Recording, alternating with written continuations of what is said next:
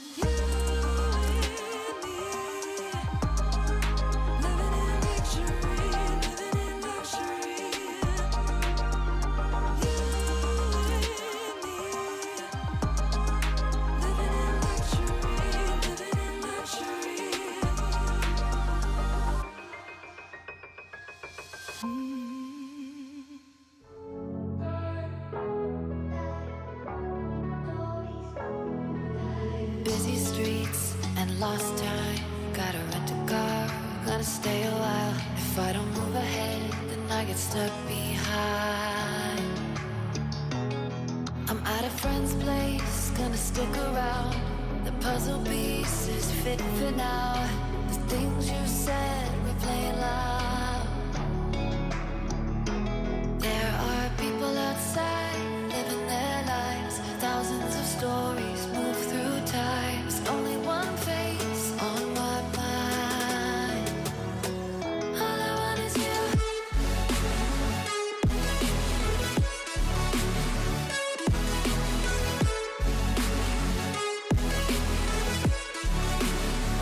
All I want is you.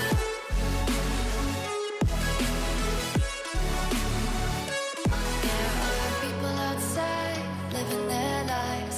Thousands of stories move through time. There's only one face on my mind.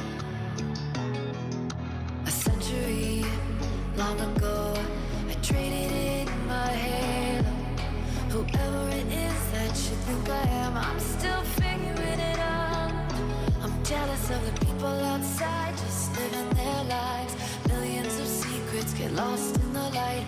Tell me how to reach you, show me a sign. All I want is you.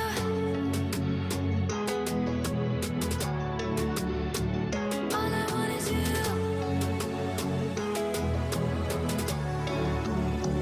All I want is you.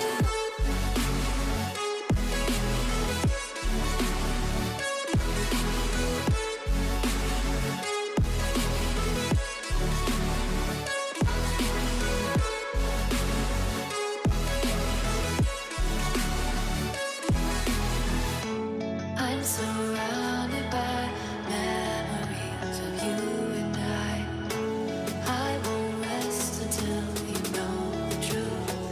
All I want is you. I'm surrounded by memories of you and I. Tell me how to reach you, show me a sign. I'm surrounded by memories of you and I. Tell me how to reach you, throw me a line.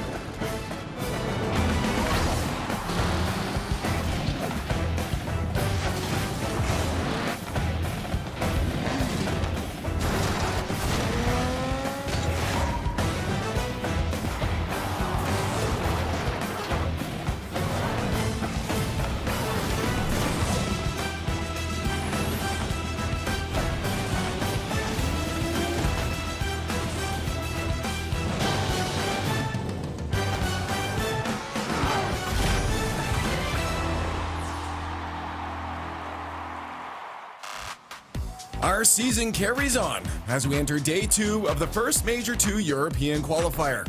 Europe often surprises, but this weekend they've decided to keep things simple.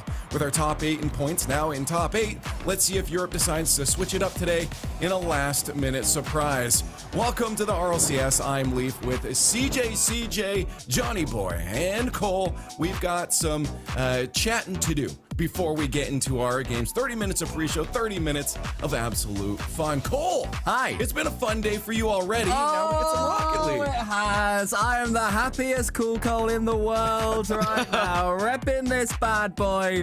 Any other town fans out there happy? Fans of football, please. What are we talking about? Rocket League? Never heard of it. Yes, I told you I would wear blue for you, and I've done that. This is for you today. So pleased and grateful. Thank you, Lee. Johnny, are you having as great a day as Cole is? I don't think that's possible at the moment. I don't know if anyone's having as great a day as Cole is worldwide at the moment. I've never seen him this happy. I've never heard him this happy. It's not pleasant, is it? People don't I don't like like it. it. I want sad. Yeah. I want grim. Just feel like when I'm happy. CJ's only input. Yep. Yeah. I mean, Yeah. usually Cole wants to be here, but now he wants to be anywhere else but working right now. This guy says, "Get me away from the screen. I need to celebrate." What? I like this tension already. This is good. CJ, though, you are a busy man right now with OCE as well. How many clones have you built so far? 6. Probably need a couple more, but we're just having fun. How good is Rocket League? I could do this 24 hours a day, 7 days a week for the rest of my life. It's just good fun.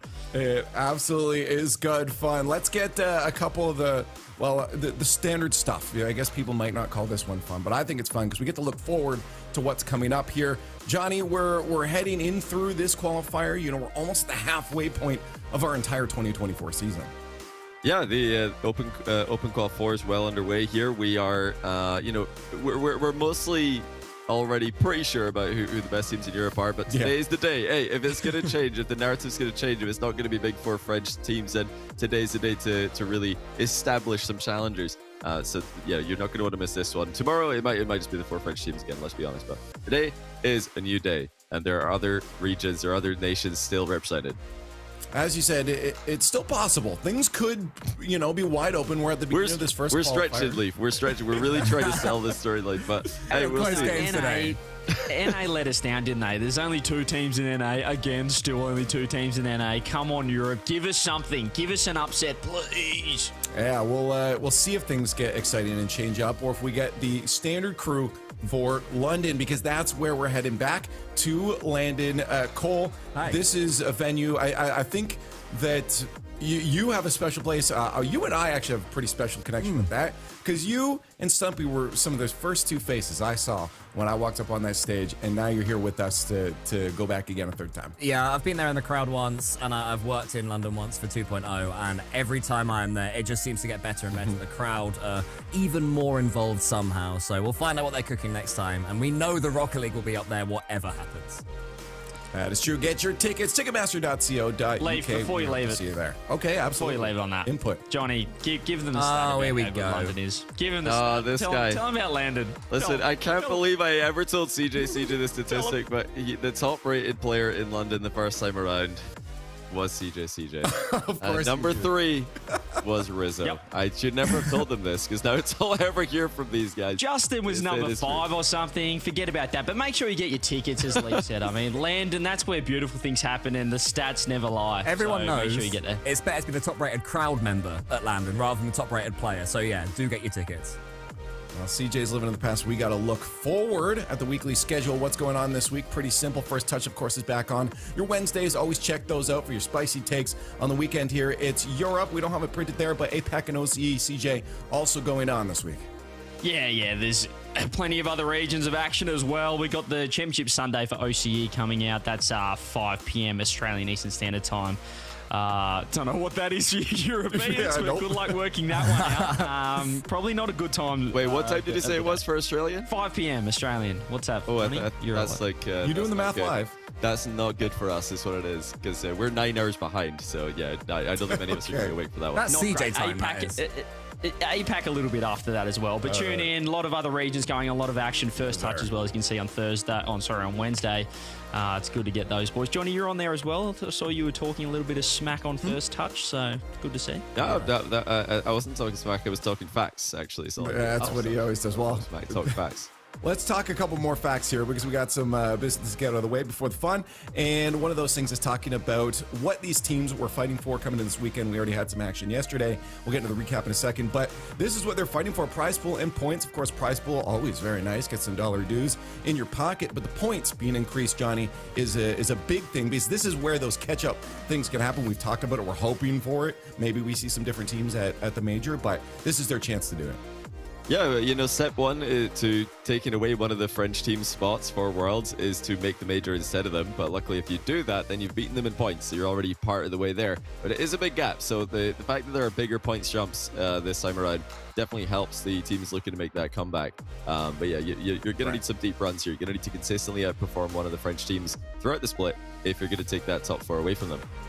That is very true. That is, he's doing what he said he'd do and spit some facts here. That is very true. Yesterday, day one, we had a Swiss format. You can see a lot of matches were played here. We're not possibly going to recap all of them. So what we want to do is talk about those important stories that maybe we saw throughout it. What were some of the key takeaways? Again, one of the key takeaways was it went kind of according to plan, what we'd maybe expect here at Cole, but there were a couple stories out of this. One player specifically, moving over to Resolve, was Kash, and I know you're a big fan of this guy. Yeah, Resolve bringing Kash as well as Ivan as well, but Kash is the player that I've been talking about for years, banging on about how one day he will get into that top 5, top 4 consistent team. He's got the quality to do it for sure. However, it wasn't an easy start for Resolve. They lost their first series against Team 3, and I was chatting with the CEO of Resolve, Jeff, earlier on, and he was basically saying that these are the most professional set of players they've ever had. They're working together perfectly, and they have people in the room as well. I don't know if you guys noticed, there were like 10 people behind them, videographers and such, and apparently they feed off that energy, which, CJ, I think you were a similar player in your day, right? You love the sound and the noise and the impact of your team. I mean, that's pretty cool to have an entire cheer squad behind you with an online qualifier. I don't mind that at all for Resolve, but great to see Kash. And again, it's kind of the thing in Europe, you know, you've got the top 4 solidified. It's who's going to be that next team to try and crack in there, and well, it could be Resolve. This series, I casted this one, and it was such an explosive start for Resolve. I think there were a couple of goals up, maybe even 3 in the first minute. But just as the series went on, Endpoint were coming back into it, and Resolve were looking pretty flat. This is the start of the potential reverse sweep. But in the end, yeah, they held their nerve, made it through in 5. What a start for this new roster. Yeah, didn't I mention yesterday, Cole, when I interrupted Shogun so rudely about having a crew with you and to I mocked celebrate you like it's an mercilessly. audience? You were actually dead on. You should work for Resolve, man. You should pitch you know, they hit me up, Resolve, we'll see. But right now, I'm stuck here with you guys, so we'll keep doing this. More stories. Chronic. This is a player I was looking forward to, CJ. Now with Luna Galaxy, I think it was a lovely return. Yeah, how good is it? How good is it to see a Chronic back on the main stage? Obviously, last split, bit of a holiday for him, just hanging out with the boys, not exactly on a top team, but as he said, back on Luna Galaxy right now. And I mean, Atomic, phenomenal on that team as well. But it's just great to see a Chronic back, Johnny. We know what he did on Liquid in the past, and you know, we know he's a world-class player, so it's good to see him back at the top. Oh, definitely. And, you know, on Liquid, he was always that third player that was kind of in the shadow of his teammates who were constantly stealing the spotlight from him. But now he's got a chance to really put himself back in center picture. And with the highlight reel that we showed yesterday for him, I mean, he does know how to score some phenomenal goals. So I expect more of that from him. And the fact that their first event back, they've taken down Oxygen, the main rival for this team. I mean, these are the 5 and 6 teams in Europe. These are the teams closest to the big 4 French teams. And if you're going to look to one of them to make that jump, look at the head-to-head. Luna Galaxy coming out on top. And not to take this in a I guess, negative approach, but a team that we all had high expectations for was, of course, Oxygen. Johnny, we saw just some highlights there from them, but some ups and downs, not quite maybe the heights we expect them to be at. Do we think they'll reach those heights? They got K-Corp today. It's not going to be tough. I mean, Joyo moving there is exciting. How do you feel about the squad?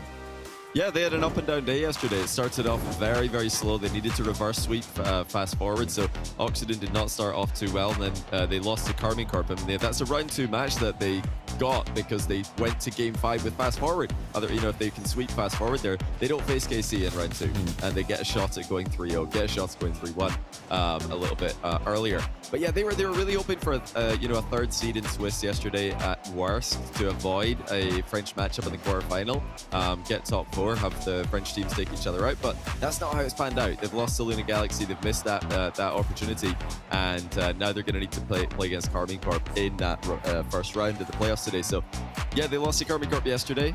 Can they beat them today? That would really, I think, prove to everybody that they are a real contender to make LAN. But it's not going to be easy. KC were back at their best yesterday, and to me, looked like they're more than ready to go for a 4th event in a row. I think for Oxygen, we're really looking for them to take a scalp, take down one of these top teams. Because at the moment, everyone's kind of putting them around that 5th. They're going to be the next best of the rest, but they need to prove that they can take down the top. And that led us into our playoff bracket, which we'll be playing out partly today and partly tomorrow, where we crown a champion. Your top 8 teams: Oxygen, K-Corp, Gentlemaids, Luna Galaxy, BDS, Resolve, Jobless, and Team Vitality. And I just want to briefly throw on the points. We'll look at this bracket again in a little bit, but I want to throw out the points just to talk about that safety net, I guess, those top 4 have.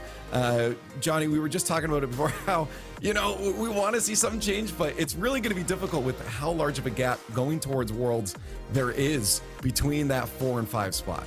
Yeah, it's demoralizing to look at the gap there, but you can't get too bogged down in that if you are trying to jump the gap, like Luna Galaxy and Oxygen are, Resolve and Jobless also in that top 8. They're not too far off 5 and 6. Yeah, if you're going to do that, step 1 is just make LAN. And then once you do make LAN, now you can start working out, okay, what kind of finish do we need in order to bridge that gap? And if you're looking to make a 16-point jump, you need to make top 8 at LAN. And suddenly that sounds a bit more feasible. You see, if you can get within 16 off 4th place, and BDS, let's say, don't make LAN, if that's the team that don't make it, now you just need to make a top 8, and that's more achievable at least than top 4 or top 2. So it is possible.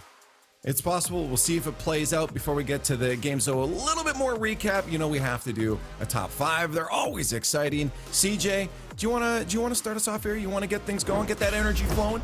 Yeah, let's kick it off. Number 5, it's the cannon. Cole's man, his boy. Here he is. Kash with a nice little redirect. Look at this, just into the top corner. Well, almost in the top corner. Unsavable. I love him sitting downfield, being that little target man, and well, he can hit those shots. Number 4 as well. We've got another absolute beauty coming in right here, and it's the matey. Drop down, 0-second equalizer if you don't mind. Look at Seiko just prowling around on that backboard. Drop it down to a touchy. Cole, what do you got, number 3? Well, we got Team BDS here, and this is a great example of why the beautiful boost overlay is so important, because keep an eye on that little indicator next to their names. Charlie's got nothing, Exotic got nothing, Charlie goes again, Exotic carries on going forward. Team BDS do not care when they're completely starved, Johnny boy. And it's a question that's been asked, is that boost indicator going to be useful? It's definitely useful for us. We can see just how starved the defense is here as well. They're really struggling. Zen takes the ball where they cannot challenge, past 1, and then he sees Mark at the near post, over the top of him. Catalysm commits. Everybody's struggling. Nobody can contest a shot.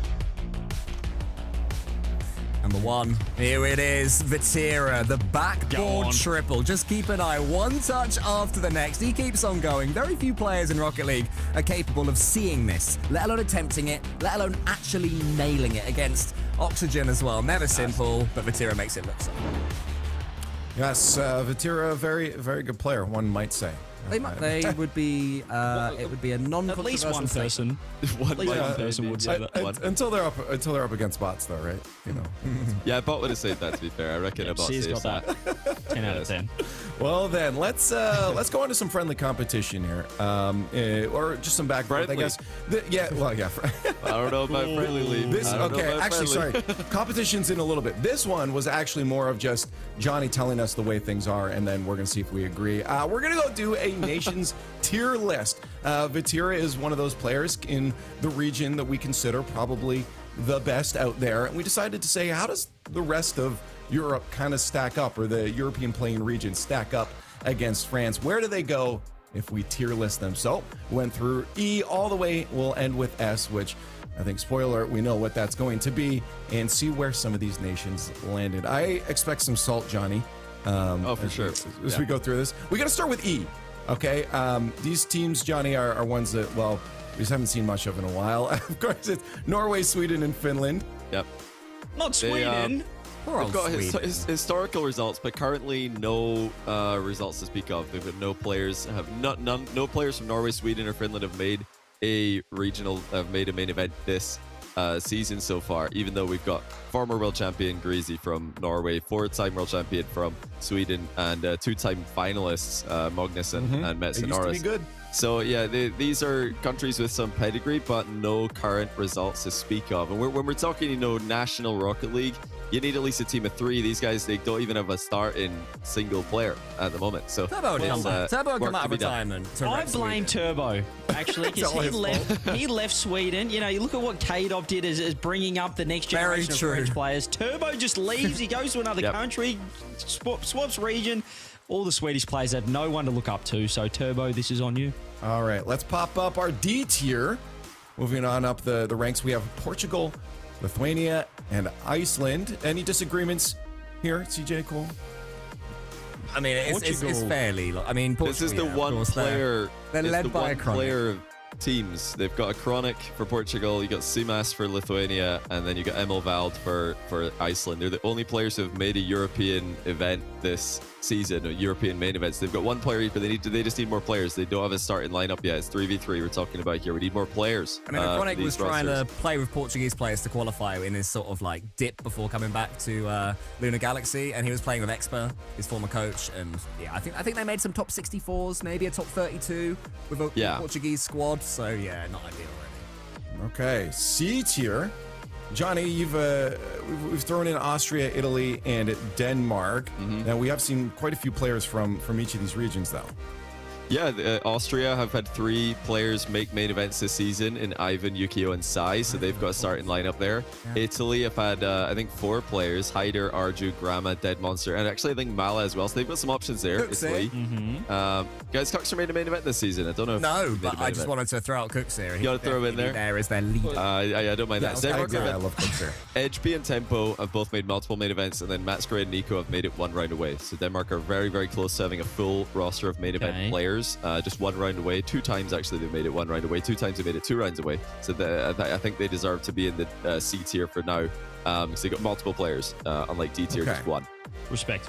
I think the next 2 are where some people may start to disagree. We even internally question one of them here, but in B, we have Spain, Netherlands, Germany, and Belgium. Spain was, CJ, one of the ones we were kind of questioning here. Is that an A? Is it a B?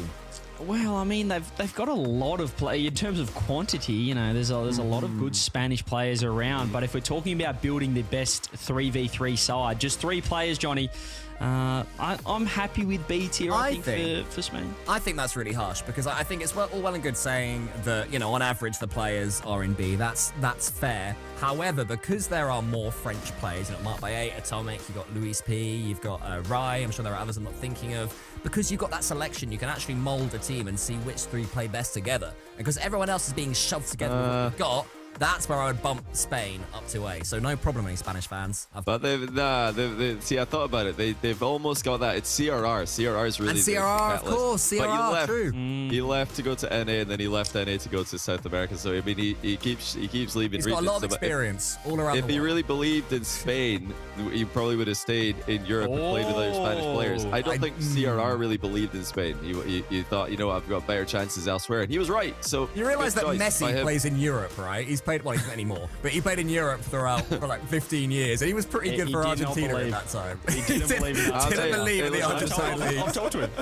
Oh, what happened with Spanish players when a full Spanish team made one? It didn't go too well, so I can't put them in A right now. Sure. All right. Okay, well, let's fine. look at A then, because I've already seen some people in chat saying Morocco on top, but we've got them in A here on top of. alongside UK. And UK has to be a shout out. Cole, I mean, we saw so many, 19 players yesterday in top 16 for UK. Yeah, I mean, I feel like the champion at the top of UK Rocket League right now is Rise. Build a team around him. Whoever plays best with him will be doing okay. Rise, Joyo in Oski, there as well. Apjack, maybe? Can we get Jack back to Apjack. Europe? It depends if Oski represents Poland or England, because I think he's dual nationality, so I'm not sure. He where is, he'd go. yeah, he could choose. Depends how passionately like- sort of Polish he is. If he wants to, go with the big boys in England, like, no, I will represent Poland. I feel like it's similar to Spain, but maybe just higher quality overall players. You could probably build a best team, depending, because you got Joyo in there as well. There's a lot of players for the UK you could sort of mishmash. But it still hasn't worked out. It's kind of like Spain, Johnny. Like in terms of an all-UK team, hasn't it didn't go too well. The one time it happened, it was Quadrant, and they didn't go too well. So, I mean, UK also probably not the best right now at making a UK team. But Morocco as well, they got 3 players. So it's NAS over there in North America having middle-of-the-road results. Rally and Itachi was having very good results in Europe. We don't need to spend much on this next one. I saw someone asking, where's France? Where do you think France is? Of course, we have S tier France. These guys are on top. The whole reason we made a this mistake. list. No, we made a mistake, Leaf, actually. I don't think France belong in the tier above UK and Morocco, actually. Now that I've thought about it, there should be a gap. We should have had this list start at F, and then UK Morocco should be at B. We should bump everybody down, have A completely empty, and then France and S by themselves. Like, I find the most fun is globally, nobody's below. It's France, a gap, and then everybody else. Every other country has its initials, you know, like GB or UK. France is spelled out France. It gets every single letter. Okay. That's how good the French are. Well, here's where the competition I talked about before. I don't think anyone can debate that France is on top. If that's one we all agree with, that's what's going to happen. 100% of people agree. But here is where things get friendly. We wanted to have some more competition outside of our predictions leaderboard, and we decided to do a little snake draft, a little fantasy league to see whoever can pick the team that will have the highest average goals per game by the end of this weekend. Feel free to throw your ratings of our teams, by the way, in chat with a number 1 through 10 or whatever. Let's look at each other's teams here. We snake drafted these and see who got what. There's 2 commentators that are not on here with us right now. We'll start with them. Let's see what Shogun got. I believe he started off with 2 classics, Rise and Joyo, and he got your boy Kash. He was so close to Rise to over Tira. UK, big mistake. Is it? So we're going for goals per game in the next 2 days. Today and tomorrow, goals per game. Whoever's team can average the most goals per game. And obviously, they're not actual teams. This is from 3 different teams. But is this a potential winning team? Yeah, what I would say is that, you know, Kash is the player that Resolve would look to. Joyo is the player that Auction would look to. Rise is one of the 3 Carmine Court players. There is an argument that that's a decent team. I guess, maybe. Okay, let's see James. Let's see what James got. Do we think this is a good team? Atao, Itachi, and Redosin? It could be. This is like hit or miss. Hit or miss. Yeah, I agreed. Hit or miss. Yeah, bit of a glue team. So middle of the road. All right. Yeah, Redosin could have the most goals per game. Do own goals count? Is my question. Oh, do own goals count is a good question. Actually. It should be minus. If so, James is out. How about my team though? I got to go first, and I just, panicked. said French Vatira, so I got Batty. A Chronic. Not a bad panic. A Chronic, though, looking good, too, and I got Oli as my third. This is Chronic I was thinking about. He was going to be my sort of wild card player if I was left with him, and you picked him up first. So I think that's Oli's not a bad pick as well for the last pick. Decent. I think I'm confident in the team. But CJ, how confident are you in your squad here? I'm going to win. I've just gone for purely on who's going to score the most goals. And I know BDS are the most offensive team you'll ever see. So I've got 2 of them. And then I've got Atomic in there, who's scoring the most goals on Lunar Galaxy. So I think that's a 10 out of 10. I'm waiting for chat to tell me as well. Have you just looked at any player that's got more than 1 I in their name? Because if it is, you've done I like the eyes. There's no I in team, but there is in my fantasy. Johnny. There's a lot of them. Hey, let's just show the winning team, please. This is the team. The most goals per game, just waiting to happen. I mean, just look at this. We can say Oski and Monkey Moon. They're all going to be farming goals. I can't wait for Exotic and Drally to feed Monkey Moon goals all day and just watch CJ's despair as Monkey Moon gets all the goals for BDS. He's a 3rd man these days. He's too old. He's washed up. The finisher. Don't worry about 3rd man finisher. Well, chat. He's going to be too deep.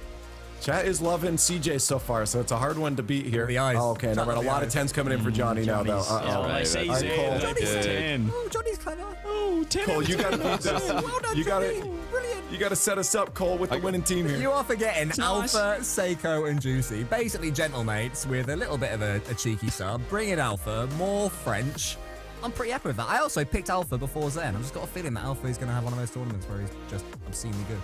I think CJ and Johnny may have the best chance here. Again, this is most goals. I feel like some people in chat are picking like the best team in a 3v3 match. This is most goals per game. Oh, no, I think they understand the Homer. I think they understand the Okay, guys. All right, well, we'll see who wins that. Right now, we can see who is currently winning our predictions leaderboard chat. Remember, you guys are getting involved whenever we do predictions. We are counting what the Oracle. In there. What? Who's that on the top then, Oracle is back. What a weekend this has been for Cool Cole. Where am I? What? You're all You're just gone. Where did I forgot go? CJ. You're on I think we have a Fortnite. second screen. Oh, where's the coin? Not even boy. alphabetical order. Just put me there with the. You know what? Me and the coin. I'll take it. That's fun. Or maybe some.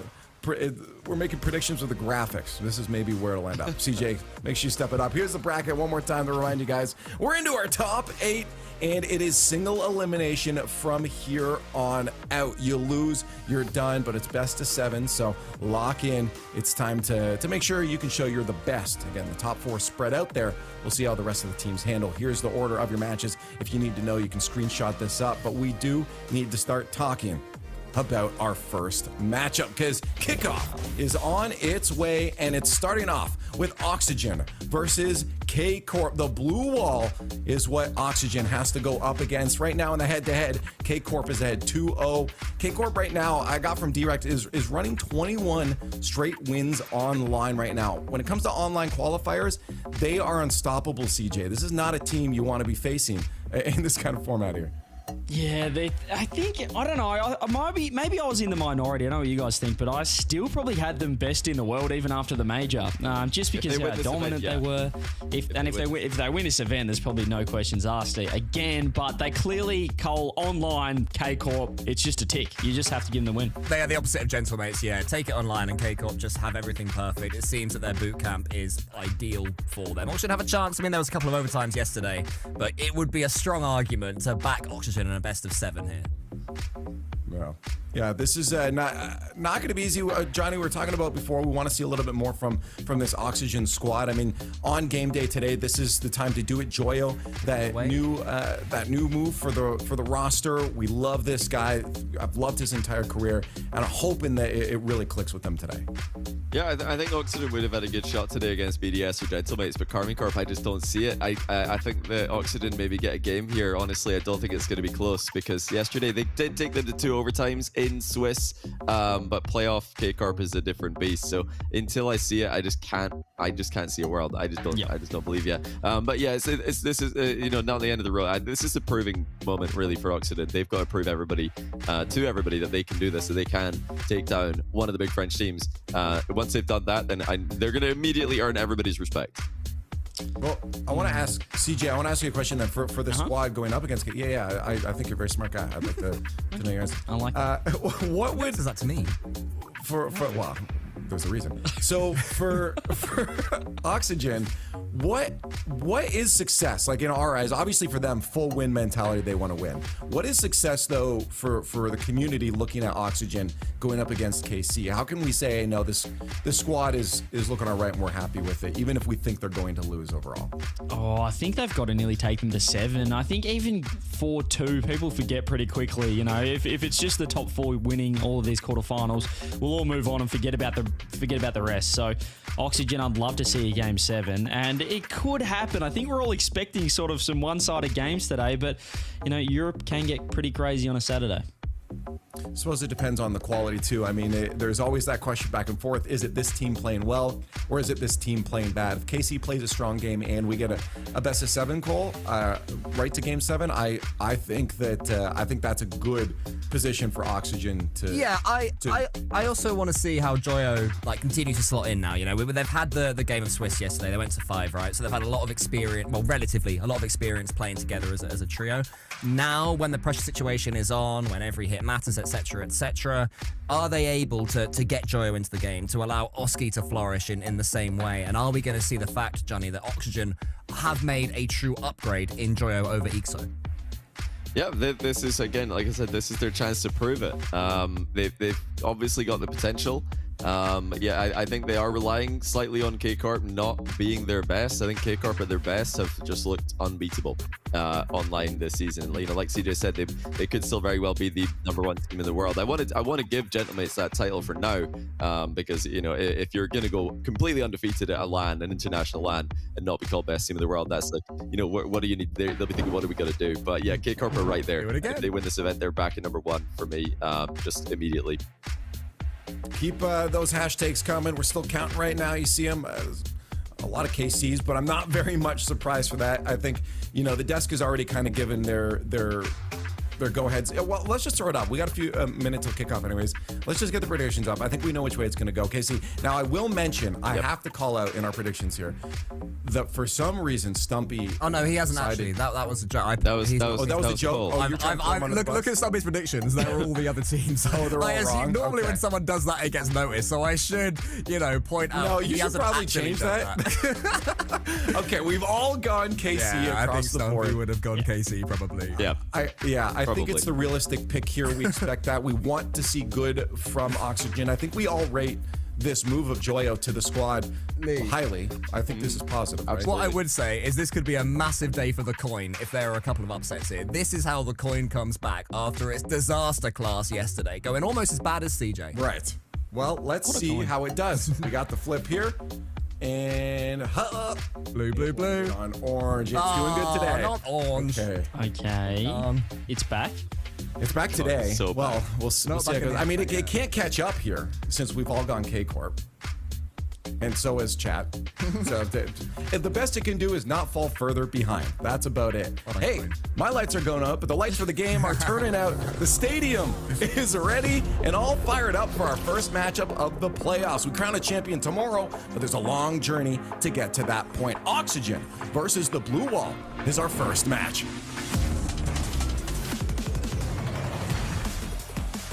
It is the run back that people have wanted to see. Joyo looks to take on his ex-teammates one more time. After yesterday, James, they beat him in the Swiss stage. But the Swiss stage didn't lead to elimination. Defeat here certainly would.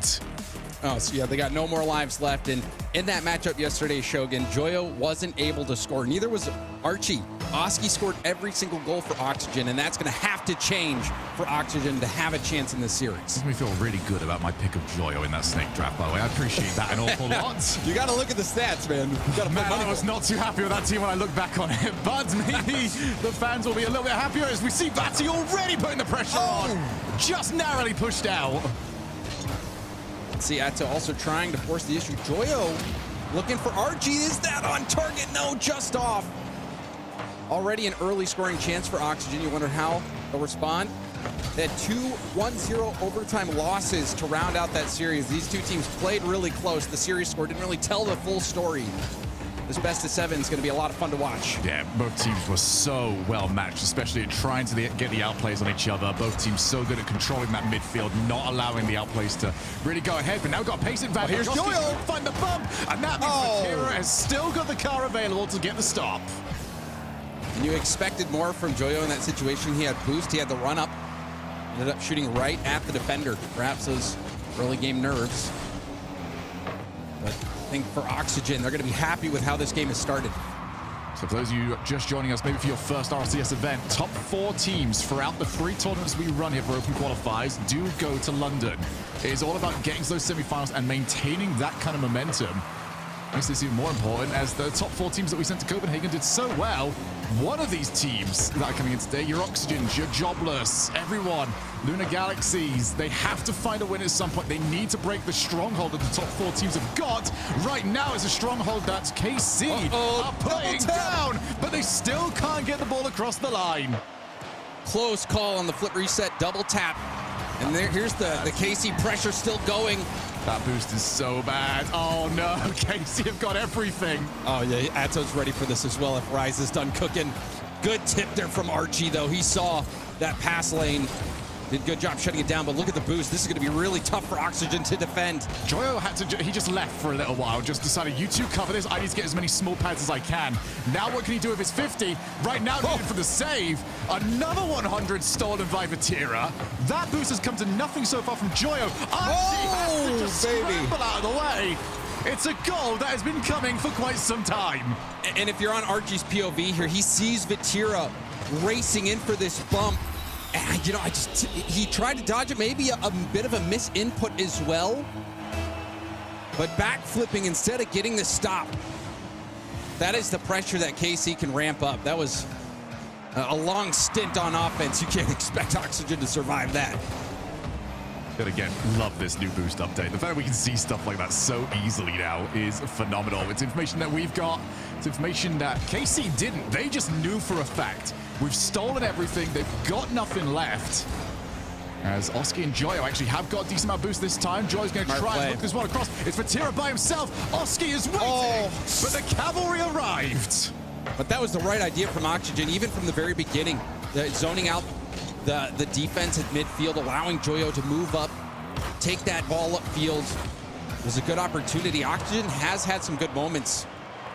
Still, though, you wonder if they're going to be able to convert low-scoring games for them, shut out the last 2 games of the last series, and we're seeing more offensive woes from them to start things out. Well, this is the reason that you need to get those boost steals away, because as we've just seen from Archie, the ability to transition from defense to offense when these players have got something to work with is incredible on the side of Oxygen.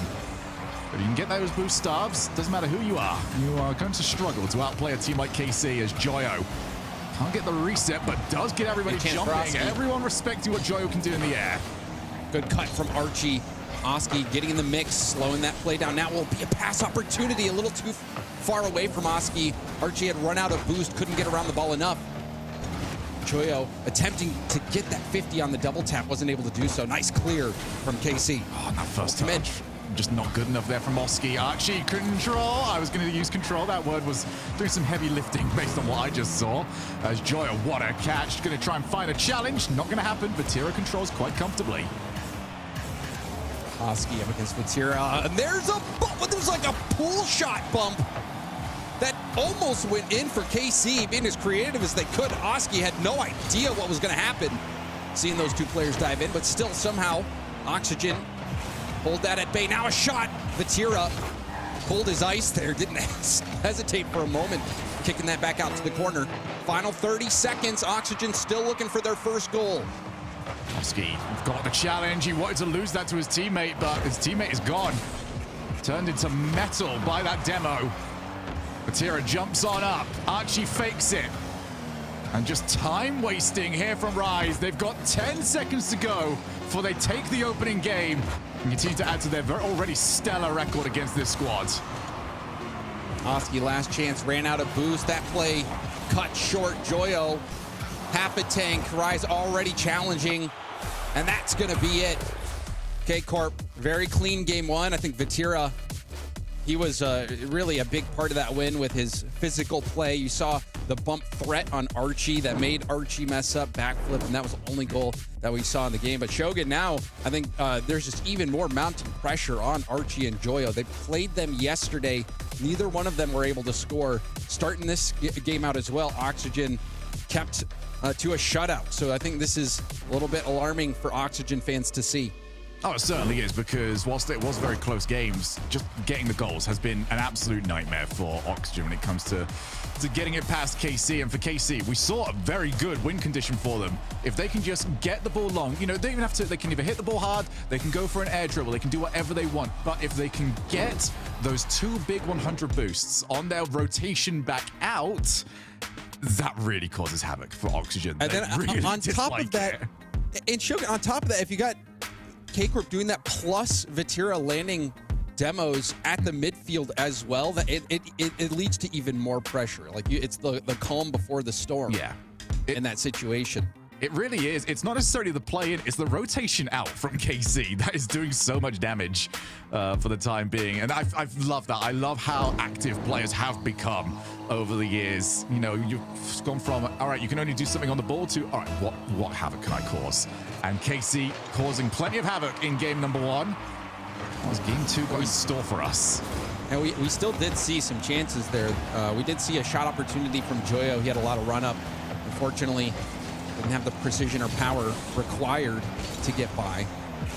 But also just looking at the big, hold on, that was a really nice stop from Archie. He will be able to get to it in time as well. Archie was in a one-on-one situation here and perfectly read the shot trajectory. Yeah, that is so brave from him as well, because you have to get it right. But the moment he saw where that spare player was from KC, he knew where the pass was going, got there first. And Archie, who has been the target of quite a bit of criticism over the past few days, comes up big when his team needs it. Huge play. Rise out of boost. It's gonna bounce down, and I mean, just like that, K-Corp get it back. Rise had no boost here, but if he had just a little bit, you know, he could have threatened the double tap. He actually lets that through. And we've been seeing more of those fake Shogun work out perfectly. Yeah, just Joyo did not know really how to handle it when that ball went above him. Maybe expecting an outplay when Rise was a little bit more direct than usual. Completely threw him off. It was happening a few times when they played yesterday, actually, where just the direct play was not the anticipated one, and it ended up doing more damage than most of what we got to see, as Joyo is going to try and turn and catch. Doesn't get the pitch that he's after, but does avoid the demo. And Joyo's got that 100. What can Oxygen do from this spot? Archie did well to get that 50, but didn't land cleanly, so wasn't able to get back to the ball. Ball poked around Oski. Oski's not able to bump Atto. Archie have a weak hit down. This is going to be possession for Vatira. Doesn't get the corner, actually fakes Oski out, leaving that corner for Atto. Archie's going to take it all the way back. Just gets the ball past Rise, and a challenge as well. But where's the follow-up here? Oxygen not having the belief in those plays. If you don't have the belief, then there's no point really doing them. Oski looking for the corner. Rise is going to read it, get some decent power. There's Vatira as well, and Archie just has to make sure he's in the right position. Here's the demos, though. They can't afford to sit on the goal line. Oxygen will be wiped out. Vatira has been the demo king for K-Corp. Infield pass perfectly to Rise. Huge save from Joyo. Infield passing lanes working out well for K-Corp. And now another ball. He actually, his second effort saved the ball. That is so unfortunate. Did everything right, and the ball just hits him one more time. Stay at one each. Rise first touch let him down. All the boost used to get the ball back into his possession. Up goes Archie across the face of goal, but Oski's on 0 boost, didn't want to commit to it. Joyo was playing for the hit. Archie's just cut again. Every time Archie just loses respect for what KC are doing, they are actually getting great results. Now, Archie has been very quick to the ball. That's the only way that Oxygen has scored in that 1v1 situation. So see if Archie can continue to have success with that. It's what Oxygen need. Archie drop down pass to Joyo. Atto low boost. I think Joyo was expecting more of a touch. Back pass to Oski. On target. It's good. Oxygen are in the lead. That is unbelievable. Look at the recovery from Joyo. He's played that from the off. He's got KC biting on the shot, and he knows, I'm just going to pop this to myself backboard, lay it over to a teammate, and get 2-1. Oxygen fighting back big time, and they fake the kickoff, much to, well, yeah, the sacrifice of their teammate. Unfortunate from Oski botched his touch there. It ended up almost working out. But Joyo was on the opposite wall with full boost. That could have been very dangerous. Oxygen not able to capitalize. Wonderful first touch. Archie gets by 2. Oski trying to move in, but there's the demo from behind. Oxygen try to keep this ball going downfield. Rise with low boost will take the shot, but Archie on the respawn there to pick it up. This is where Casey did so much good work in the last game. Keep an eye on those 100 boosts that will pop up. He's not turned up for a while, and a huge outplay from Oski. He's going to force Casey all the way back to square one. Almost, and it does look like he did land the bump to Atto as well. Great reaction time and mechanics from Oski, but he gets demoed off the field now. Oh, and Atto's first touch, not what he was wanting. He's had to get this to work. He has managed to do so. Scrappy but effective as Vatira. He's going to fake it, leaves it for his team. Archie kept the first one out. Could not do it the second time around. So clean. Vatira jumps up, so does Rise, but they approach it from an angle where you're not really quite sure who's going to go for the bump, who's going to take the shot. And it was so perfectly executed that the defense was bamboozled. Got to have a look at that at the defense's POV after that went in, and you are completely right. Actually, Vatira's car was hiding the approaching player, so it was kind of just a guessing game for the defenders as to what is really going to happen. Archie guessed somewhat correctly, but not correct enough. As they do pass across the field, nobody was ready and waiting. Atto to himself, down to Archie, who has had to play very, very deep for the last 2 minutes. But he has been able to pick those moments when to dive in. That has kept Oxygen in this game. Archie diving in there, gets the corner, but leaves Oski all alone. There'd be a counterattack chance here, though. Played into the face of the goal. Oh, that's over the top of Archie, and happy to see it roll up. Usually defenders happy with that, not happy anymore. Left for a toe. You can see Oxygen weren't expecting it, but Archie yet again just launches for it and gets a very crucial clear for his team. We might be going to a very crucial overtime. Oxygen will feel like they need it. They're going to try to get this to the ground. The ball lingering there at the corner, but it does touch. We've got another overtime between these two. In midfield, Archie. Just playing it lateral for now. Rise isn't going to bother until the ball's back on the floor. Realize that the boost was starting to run low for his counterpart. Pop. Backboard. Archie's out. Joyo is low. Oski needs to get something big. And instead, he is wiped out. So here comes Rise. Look for the floor pinch. And just a little bit off. Archie out of boost as well. Eto will boom it up. Field's going to go for another touch. It does go backwards. Good speed from Archie to get back and keep Eto on low boost. And another wonderful play from Archie. Relieves so much pressure. Now puts Oxygen on the attack. How are they going to get that big win? Oh, speaking of which, what a big win that was for Eto when it came to that challenge. Ball popped for Oski. Rise. Only out to Archie, who is ready and waiting. So, now going to try and go for the outplay himself. Reset gained. Early challenge from Joyo. Crucial. You do not want any of these 6 players' time to work. We've seen what Eto can do in Copenhagen in those solo opportunities. Nice play from Joyo to dodge that bump attempt from Eto, however. Oxygen starting to close in on KC. Ooh, very lofted touch from Joyo. He's also got a bump on Rise. Archie goes ceiling. So many layers to that play. It was always going to be very difficult to pull it off. What a challenge. Toes come up big. And a hit on Rise was very crucial. Wanted the double tap. Archie has scrambled back. Both teams not as willing anymore to launch players into that final third. It's all about midfield control. And they don't want to make that mistake. Overtime game here. Oxygen desperately need this one. See though, if K-Corp is a little more willing to take those risks, I think they feel like they have the advantage in this series. Be a little bolder.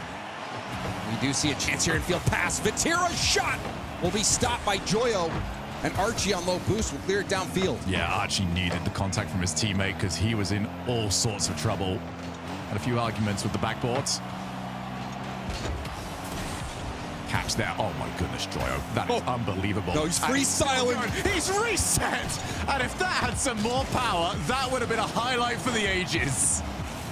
That little bit of power on that flick after starting in reverse. And now that went off the bar. Vatira got a piece of that ball, credited with the save.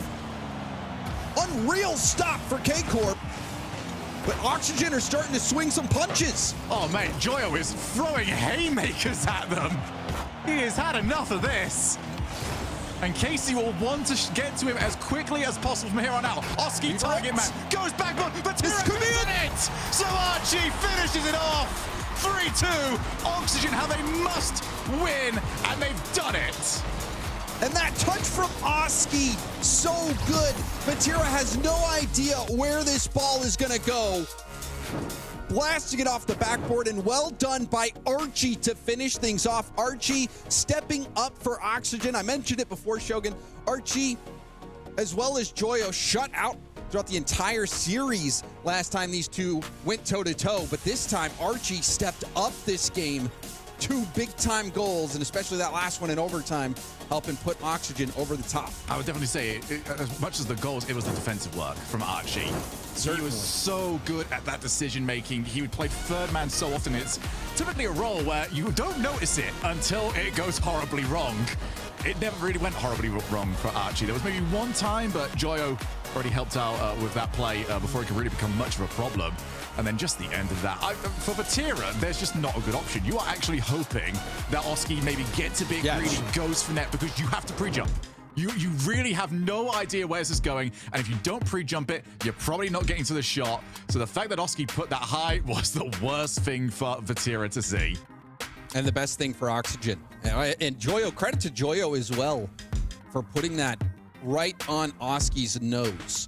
Joyo, even before that, you could tell that he's locked in, starting from reverse on his own back wall, getting a little flick by the first defender, going for the flip reset play. It looked like a freestyle montage from Joyo in that moment. So his mechanics are on point. Technically, Joyo's ability, you can't deny how talented he is, and that helped get that opportunity for Oxygen, and they finally get this game win. And that was an entertaining game to watch. Yeah, it was a very different style of game as well to the ones that they have played throughout the weekend. Been a little bit more about the midfield grind and just attacking everything that you possibly can. I think Oxygen realized it's not a game they're winning at the moment, so we need to change things up. And instead, they've kind of given up on the midfield a bit of a way. Look at this, fake challenges, not trying to win everything they can, and more often than not, actually playing up their own backboard so they can get that space for the outplays.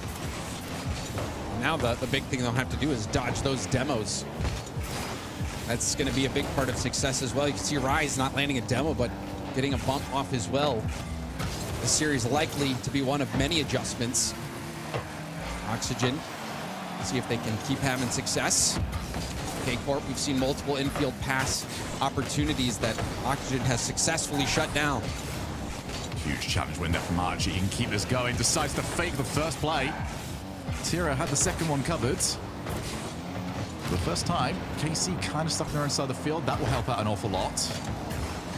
Joyo just going for the pace. He's got the recoveries. He's got underneath. Oski finishes off, but Joyo has turned into a magician. He is locked in. I mean, you see how all those perfect inputs, especially on the wave dash, the speed, getting back to the ball, winning the 50s perfectly. I mean, Joyo, he is looking sharp out there. He looks like he's back in his element. It's an element that many have wanted to see for quite some time now. New team, new lease on life, now off the backboard. Joyo gets to it. In comes Rise. I know as well, 3 of the 6 players we've got here are the reigning London Major champions. That's true. They want to add to it. As we do see the ball, oh my goodness. Oh, Rise has crushed it. Rise does not take no for an answer, and look who it is again, leading the way. Vatira landing a bump to take out that first defender. Rise 50ing it by the second. Vatira is so deadly as that first man. You just never know what he's going to do, and more often than not, he's landing the contact he goes for. Yeah, I think they're just happy not to be playing against bots that win every single 50 against them at the moment. I saw that match. That was ridiculous. And now that they are playing against mere humans, it gets a little bit easier. There's Joyo off the wall, out of boost. Archie decides to go in and out. Rise sticks around. KC know where they've had their best success. Don't want to be dropping in this position. Rise has stolen another 100. So Oski and Archie have got to make this count. Well, 2v3. Rise landed the demo. It's going to stay on the ball. Still the rebound. Dangerous. Well defended, but the boost tank's empty. Archie the only one with anything. But he'll be on the ball. Back to Oski. Oski greeting for that boost. Joyo also picking up the opposite corner. Oxygen worked their way out of that ditch. Oh, big demo as well, but Vatira, he's too fast at the moment. Joyo scrambles back, as does Archie. Vatira's not got the boost either, so now his recovery back is going to be significantly slower. This is the flip side of that play style. You can see Vatira has only just got into position. They have a tendency of just leaving your team in a bit of a bad spot. Rise crushes through yet another challenge. Vatira is low boost again. This time he does get the 100 steal. You saw him threaten with his position that he might go for the ball. And that's the danger of Vatira. Now Vatira is going to go up against Oski. This time Vatira doesn't let it bounce off the back wall. Archie looking for a bump. Vatira didn't jump, so Archie has to rotate out on 0. Oh, they're trying to fake out the shot as Rise has won yet another challenge. And that is all they needed. Drop the ball to a toe. And this is turning into a slobber knocker of a fight. But you can see Rise, like a professional boxer, ducking, dodging, weaving past all those attempts to get him off the ball. And lands another wonderful 50. He scored on the last 50. This time, able to feed Atto on the rebound. But we've seen that from K-Corp doing an excellent job on both ends of the field, dodging those bump and demo attempts, that time leading right to a goal. Rise has decided, I don't fancy the outplays anymore. I'm just going to win every single challenge, and you can't do anything about it. He's back in yet again. Just seems to shot when his teams need him most, and now he's almost got the drop down pass, but Tira jumped for it. Oh, that's a bit unfortunate. Toe would have, I think, preferred to have taken it. Instead, now he's had to play back a little bit more. Just fell on the ball. Rise couldn't really do much other than try to air roll away from it. Well, that working out in Oxygen's favor. We have less than a minute left to go. Oxygen trailing by 1. Good cut from Archie. Those midfield challenges from Archie have been crucial, and it's put Oxygen on this attack. Tira realized he had to go early. Joyo with 0 boost, still wanted to launch at him. Let's see this every single time that they get into offense. Vatira is just launching himself ahead of the rotation. I'd love if we could jump onto his camera for those particular positions, because he is lethal at the moment, and these cuts of rotation are horrible.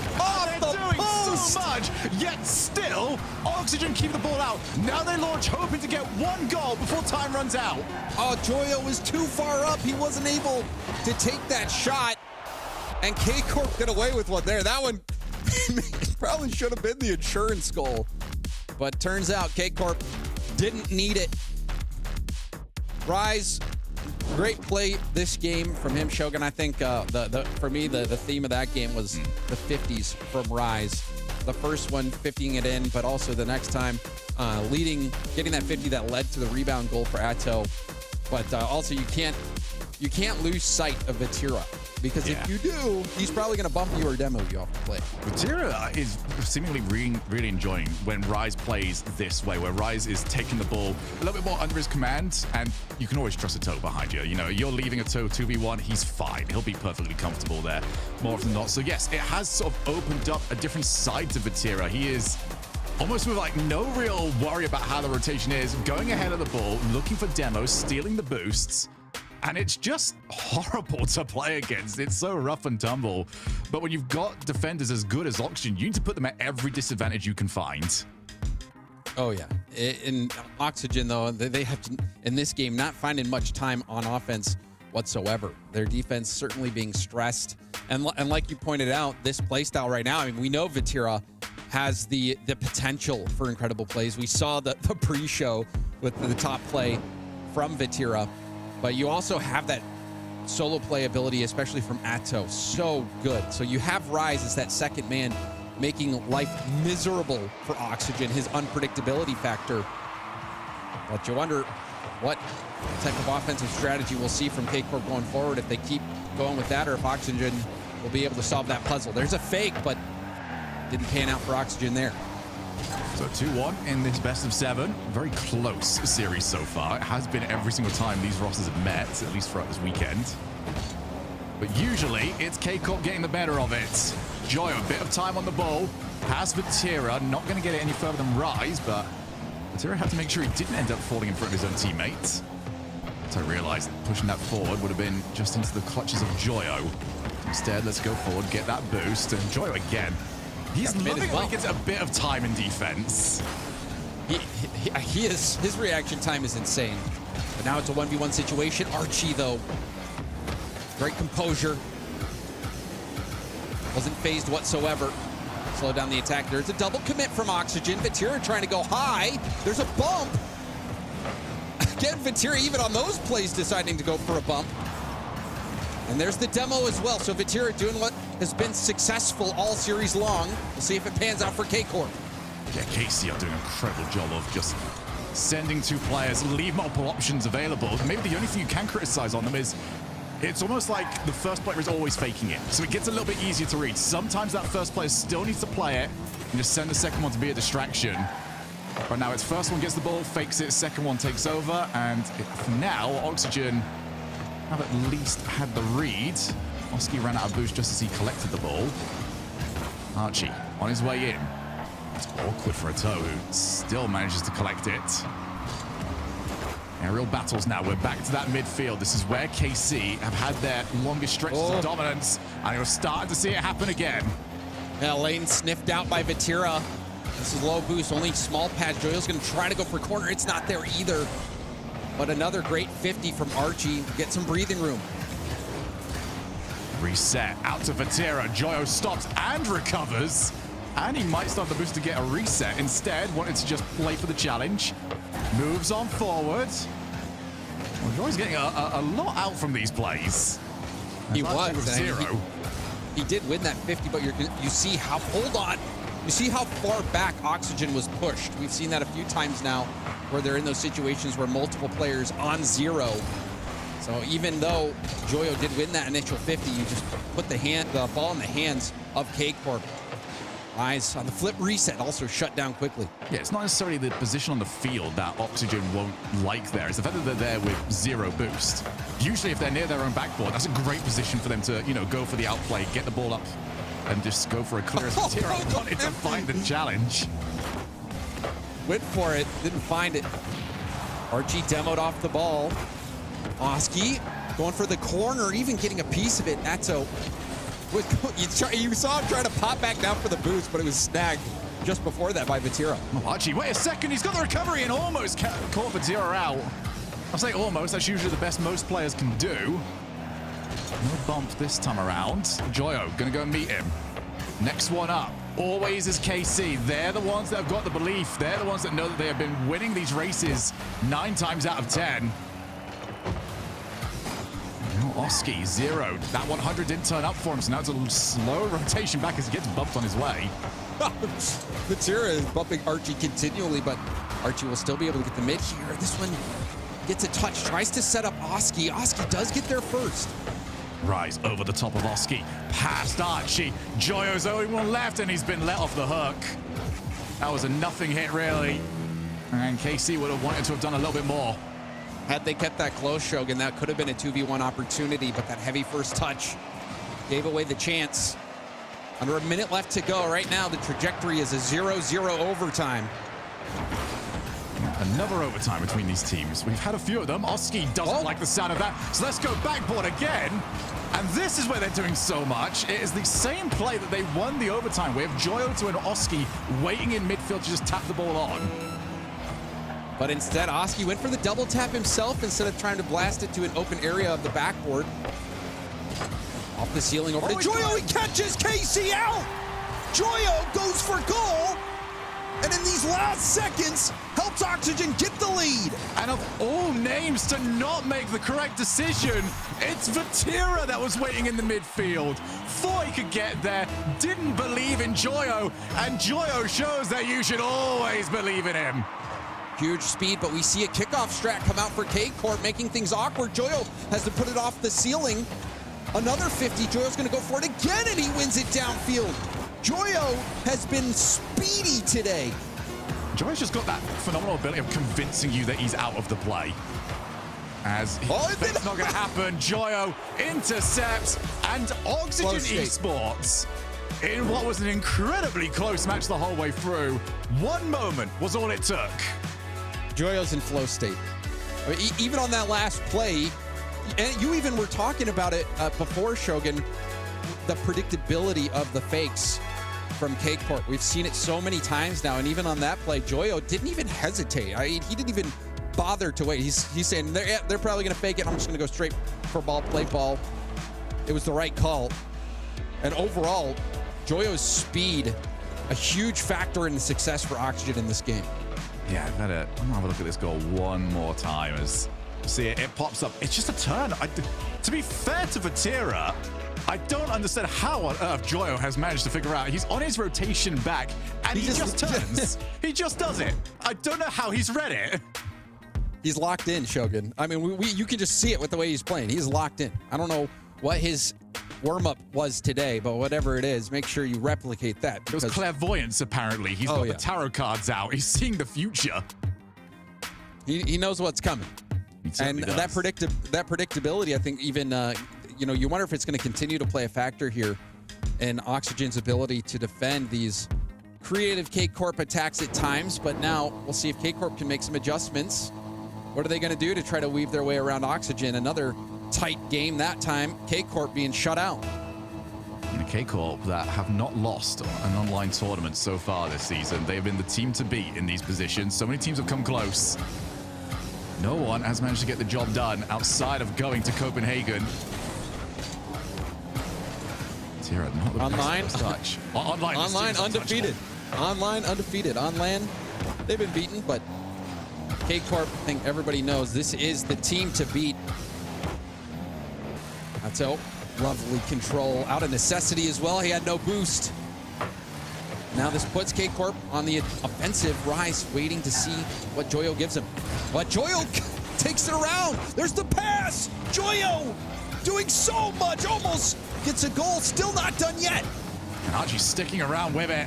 The only difficulty there for Archie is he received the pass, tried to outplay when he's dead onto the goalkeeper. So goalkeeper usually has the advantage there. Did end up showing up, but Joy, oh my goodness, he is just everywhere at the moment. He is outplaying everyone. He now takes control of the ball. Rise has dived in. Well, he's going to be still going. Back. Here goes He's still going. He's still not good enough for it. Atto, now off the backboard, gets the right read. But Joyo is a monster in the transition across fields. Talk about creating opportunities for your team.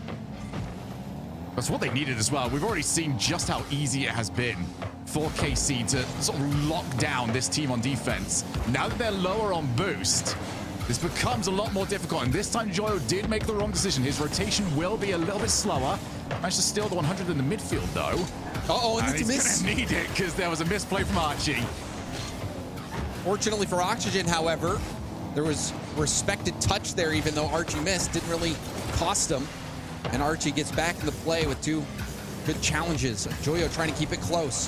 Joyo cutting around another one. There's the 50 over to Oski, but Atto again there nicely. This one will be cleared all the way to the corner. Yeah, but Archie jumping on in. Rise did not want to put it into his path. Joyo has somehow still got it underneath. He's just playing for space at the moment. Necessarily trying to create goal-scoring chances as Atto's going to look for the player. He's got him. Archie controls backboards. Tira not going to bother jumping for him. Instead, wait for the ball to come over. Up goes Joyo. Down goes the ball, but it's in a nice spot for Vatira, who doesn't play it first time, actually. And Oski's happy to now start hounding him. Oski wanted to go for the bump on Vatira, but still, Vatira sniffed it out. Clear out. This is going to be open possession here. Vatira, heavy first touch. We'll get back to a 50, but that first touch slowing things down for K-Corp. There's no launch in. There's a lot of launch challenges here from both teams. I think that's what's been separating Joyo from the pack. Joyo able to keep the ball close and continually cut around those oncoming challengers. This looks like Messi out there on the field, making defenders miss. The only question for me at the moment is what's supposed to be the next part of that? Are those plays just for space and breathing room? Or can they get someone at the end of that? Can they, trust enough to put someone ahead of the ball? Oh my God, there's so many demos. Rise has got a bit of time, but great read. Joyo's already there. Still, this is Atto up and over one. Archie out of boost, but does get the hit. Vatira, full boost. Hands it off to Rise. Rise, another heavy first touch. The first touches from K-Corp, they've been quite heavy. You need to keep those close, especially to capitalize on the low boost of the opposing team. Joyo, the musty pass, and it's good for Archie. I don't understand how he can be this silky smooth all the time, and it's the same as the Oski shot in overtime a couple of games ago. Vatira has to respect it. He has to jump, and he has to hope that Joyo's going for net. He's reading the game perfectly. Joyo not missing a beat. If you told me he could hear Casey's comms at the moment, I would believe you. Yeah. You might want to see what programs are running if you're K-Corp. Make sure that Joyo still doesn't have access to the server. I mean, Ball popped up. Oski caresses it to the far side. He's going to be able to take the 100 as well. Does do so. Archie with plenty of time to work with. Archie, sort of the unsung hero on occasion here. Another big 50. He's been the one holding the rotation. Joyo, can he read it? He's got that read. Of course he does. Throughout everything we've seen him do this series, that was the one that he's going to find easiest. I mean, this read not incredibly easy because you see he was heading towards that corner. If it hits the corner perfectly, it could roll out. Joyo had to be exact with his read, and he was. Joyo out there, his reading level, head and shoulders above anyone else. Oh, great infield, but again, Joyo has the read. Almost feels like a redundant sentence at this point. Oski launches in. It does feel like Oski's entire role here, I'm looked at the points total, he's not got a huge amount, but it's just keep the pace up. Don't slow this game down. You know, Oski's not really got much for a lot of his challenges. I say that as he crushes through that one, as the Psycho attempted, didn't work, and Joyo has got the brace. Joyo, Shogun, this is a perfect pick for your fantasy team. I'm having a great time right he's now. He's popping off. He's insane out there. Was the other player I had in this match, so it's a little bit either side for the time being, but for everyone out there that enjoys Rocket League, this has been incredible. What a series we have had, and we are still not at the end just yet. Is it one game or two? KC have got to be the ones with the answer to that. They have a timeout in hand, and they are going to take it. They have to. They have to. Right now, Joyo has their number. Joyo... Just ice him, if anything. Just leave him not playing for a little bit. He has just been so fun to watch this series. Even in the games they lost, Joyo was still looking unbelievable. Archie, rock solid as ever. Oski, also that big play in the series from him, getting that touch off the backboard. I think all of Oxygen have been stepping up, and they must have been listening to the, to First Touch, to all the armchair analysts out there saying, okay, if Oxygen can't win with this roster, these players, you might as well just chalk it up, right? Well, they are delivering. This is what the people wanted. If you are a fan of these players, this is exactly what you hoped would happen. And now they have K-Corp on the ropes, the best online team that we've seen in a minute. And K-Corp now are facing elimination with one more game loss.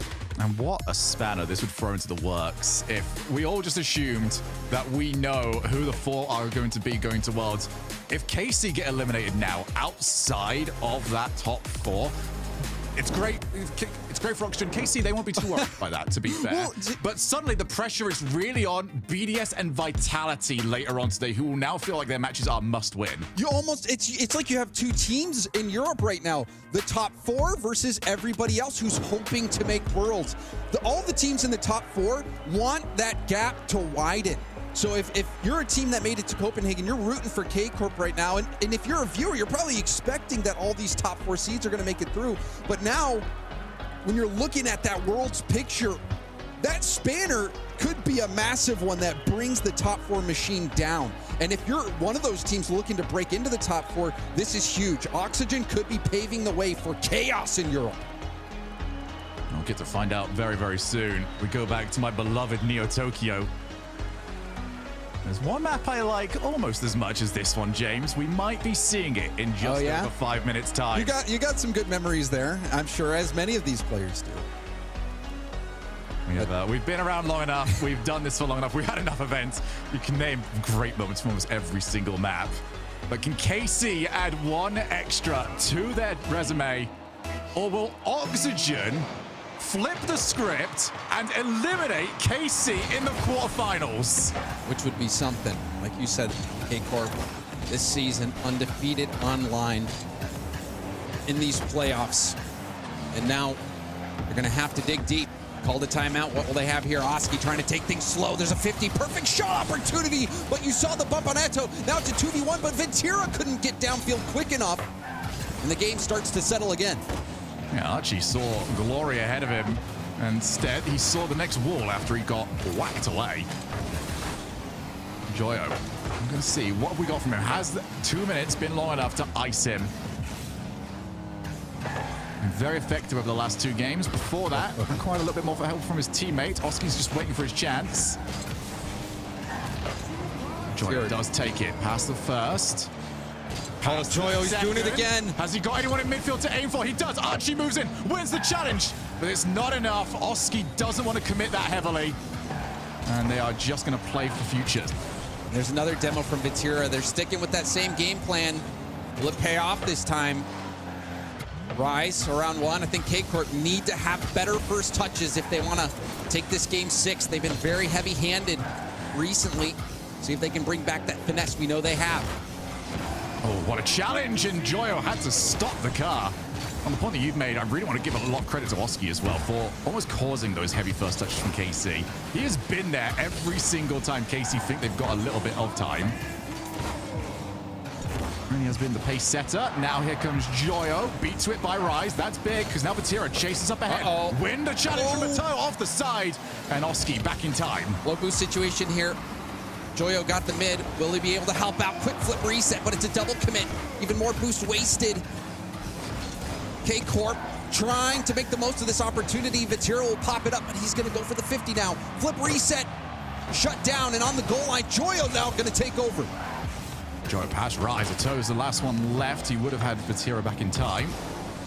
That's over. Just keep getting that ball to the hot hand. And it's just a moment that you believe over there, but to Casey's credit, they've kept him quieter. They're going for the challenges a lot earlier, and Joyo's been forced to stop his plays in the midfield. Joyo has options, passes it off to Oski. Vatira setting up Rise. Rise controls in the air. Archie, though, with the challenge from behind. Trying not to give him any space. Rise back pass to Vatira. Vatira, first touch. Gets it up and over Oski. Nice tip off the backboard. Will mess up any attack that K-Corp hope to have. Bit too heavy for Atoh, who decides to let the ball drop back down. In goes Vatira. Heavy angle. Joyo still reads it. Rise actually avoids getting hit, so now he can go looking for Oski's car. Oh, it hit into Rise! To Rise. The worst possible solution to that. 2 minutes left. No goals either side. They go for that play again. It was working out quite a bit earlier in the series that time. Hitting Rise's rear bumper. K-Corp. They're going to want that one back. But we see some life here for K-Corp, though. Chance now for Oxygen. Joyo, first touch control into a 50. Vatira racing to the ball. Going for the midfield. Oski, that tip back to the ball. Beat Atto. Vatira versus Archie. Now Joyo last back. That 50 could be dangerous, but fortunately for Oxygen, Oski there to help out. Oski now off the ceiling. Archie's gone for demos. Rise was the last one left. Well, a shot that will not trouble him, and so much so that he can actually go to the opposite side of the field. We can see he's on 0 boost. Oxygen did not have that knowledge. So Atoh, chance to put something together. You can see how early Oski's gone to him. Well, the talk we've got about the ex-Moist players, those two know each other incredibly well. Time's over on Liquid, looking to try and get improved results with new squads. Atoh off the backboard, Archie's there in time. A big bump on Oski as well. Vatira picking up the mid. That 50, beautiful from Joyo. Archie do a flip reset and a 50. You can see Vatira again landing a demo off ball. Atto low 50 around one, snagging the mid boost, but again, these challenges from Oxygen have been brilliant at slowing down the play. And they've had to, because these demos are ruining the rotation for now. As one has been required. Rise. Not the best first touch. Atoh looks for a pass. Oski's in the right position. Good rotation across the face. And now we head into the final seconds. Backboard. Joyo's had to jump. So now Archie taps it. Backboard. First one to Atoh is low. Nobody wanted to take the shot. Nobody believed. We go to overtime. And another 0-0 overtime. K-Corp could be out if Oxygen score the next goal. Oh, and it's chaotic in the midfield. Archie, that was an incredible read, but he's got a very heavy first touch. Joyo fakes it out. Oski the pass! To Archie, to the net!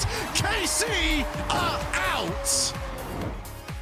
And it's a team play that ends it. Joyo the fake, the perfect tee up from Oski, and Archie slots it. Oski, he fed Archie in some big moments in this series. You'll remember the overtime game winner before, where he hits it off the backboard. This time feeds Archie on the infield pass. Oxygen, a dynamic offense led by the immaculate technical skill of Joyo. This is the Oxygen people have been waiting for, and this is the Oxygen that we have received. Well, well, well. What does this do to Europe now? We thought we had it all figured out. Oxygen just changed the questions. This was supposed to be predictable, Shogun. We just saw the Swiss work out just like everyone expected. Surely things were gonna keep chugging along, but no, man, that spanner. It is a massive one thrown right into the worst part of the machine. It is You're an certainly absolute right. sledgehammer, and the blue wall could not withstand it. Brilliant passing play at the end. Joyo will get all the plaudits, but everyone on Oxygen was playing incredible, and the question will be, have they got it in them to do it again tomorrow? They go to the top 4. Oxygen win. KC eliminated.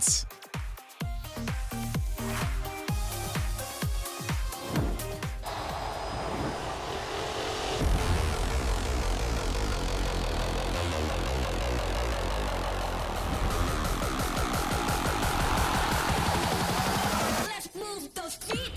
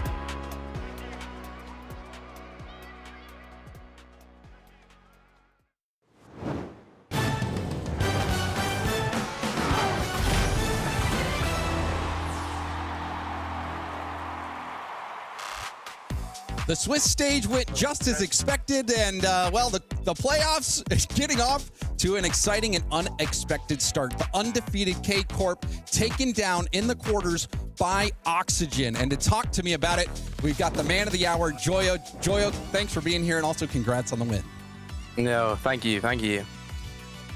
So Joyo, I have to ask, as a fan and a big fan of you and just witnessing the Rise Joyo Vatira era, everyone looks forward to these matchups with you playing your old former teammates.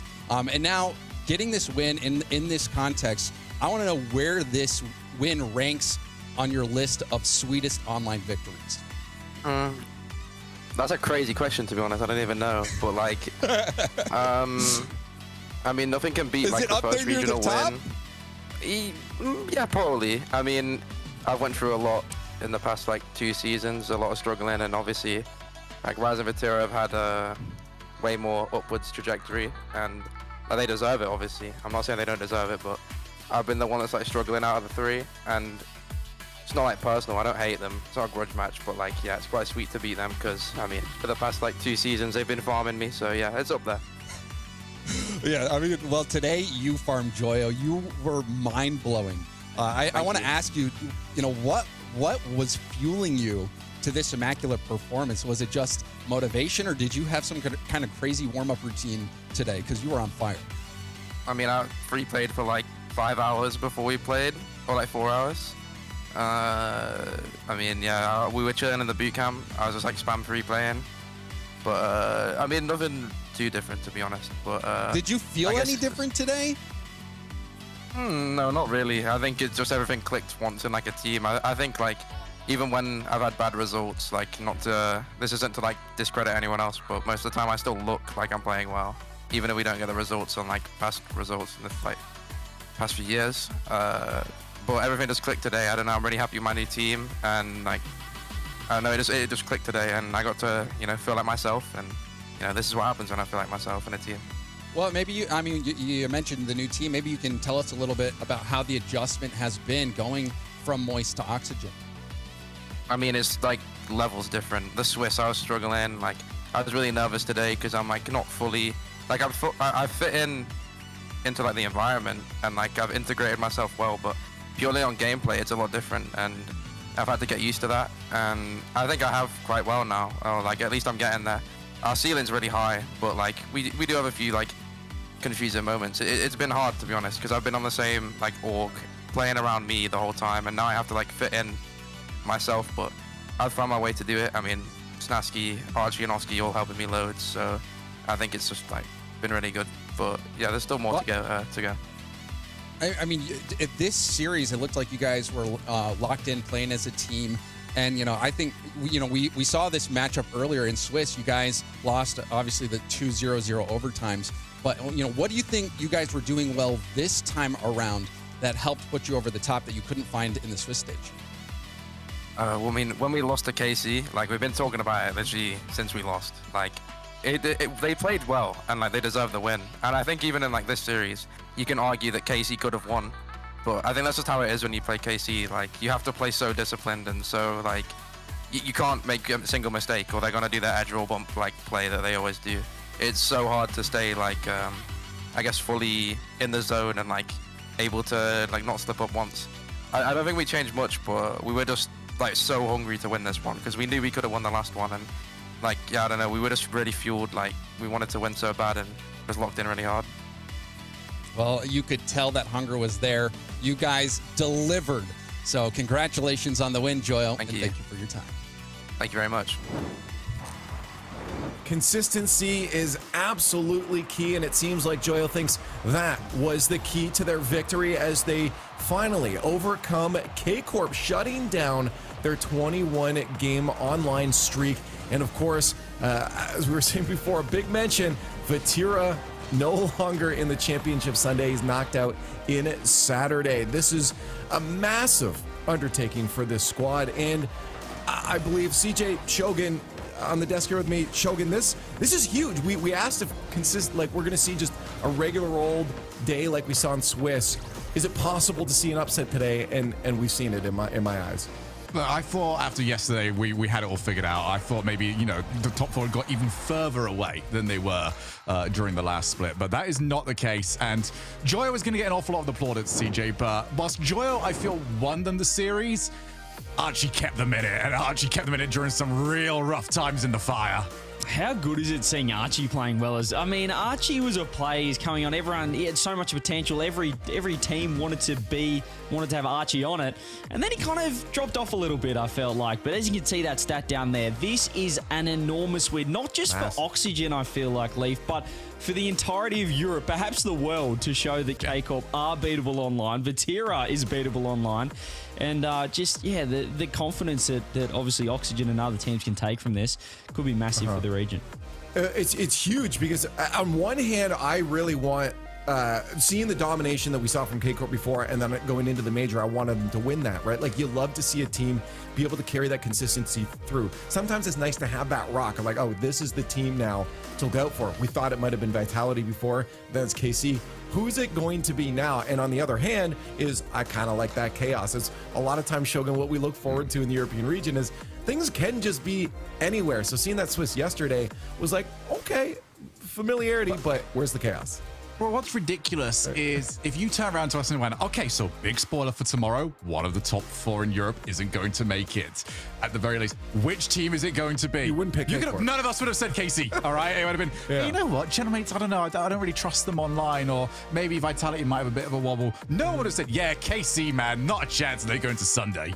I mean, the funniest part is Cole put Stumpy's predictions in. He went the upset for all of them. Maybe he should have kept them. Maybe he should have kept them because he would have been right. The coin had a chance as well if it went the other way, but no one predicted Oxygen right there. Yeah, no, it's absolute madness as we see them 4-2 over K-Corp in that best of 7 into the semi-finals. They'll have to wait a little bit here as they find out if they'll face off against Gentlemates or Luna Galaxy. I think all of these matchups are going to be good, but our next matchup, we're going to jump on down to another quarterfinal down there. It's Team BDS facing off against Resolve. CJ, we just saw a favorite get knocked out. Maybe we'll get another one here, but I think we have to say BDS coming as the favorites was Resolve looking for the upset.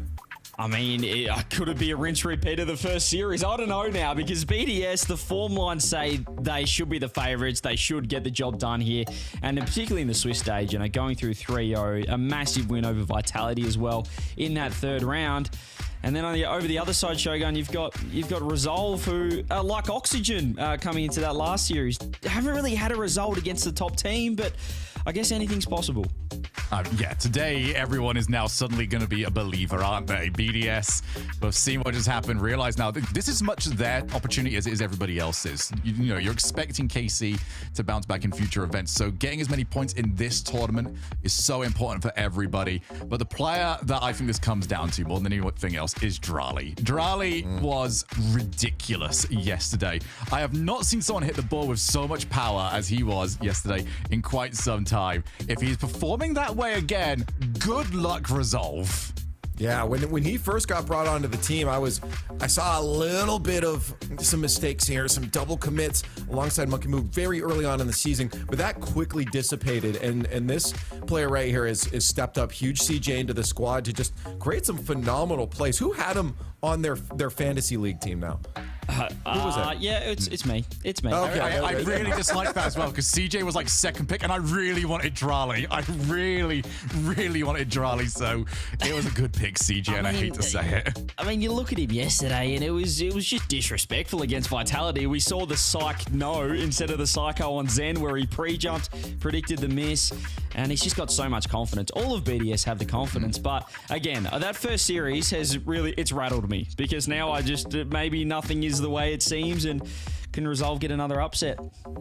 Maybe. I mean, that's a good question that we can only answer by watching it, but I would initially, Shogun, say no. I mean, we know the potential of like a player like Kash you see on screen, but that consistency has always been the question mark, and consistency, as we just heard from Joyo, is a very important thing. At this level, mistakes will be punished.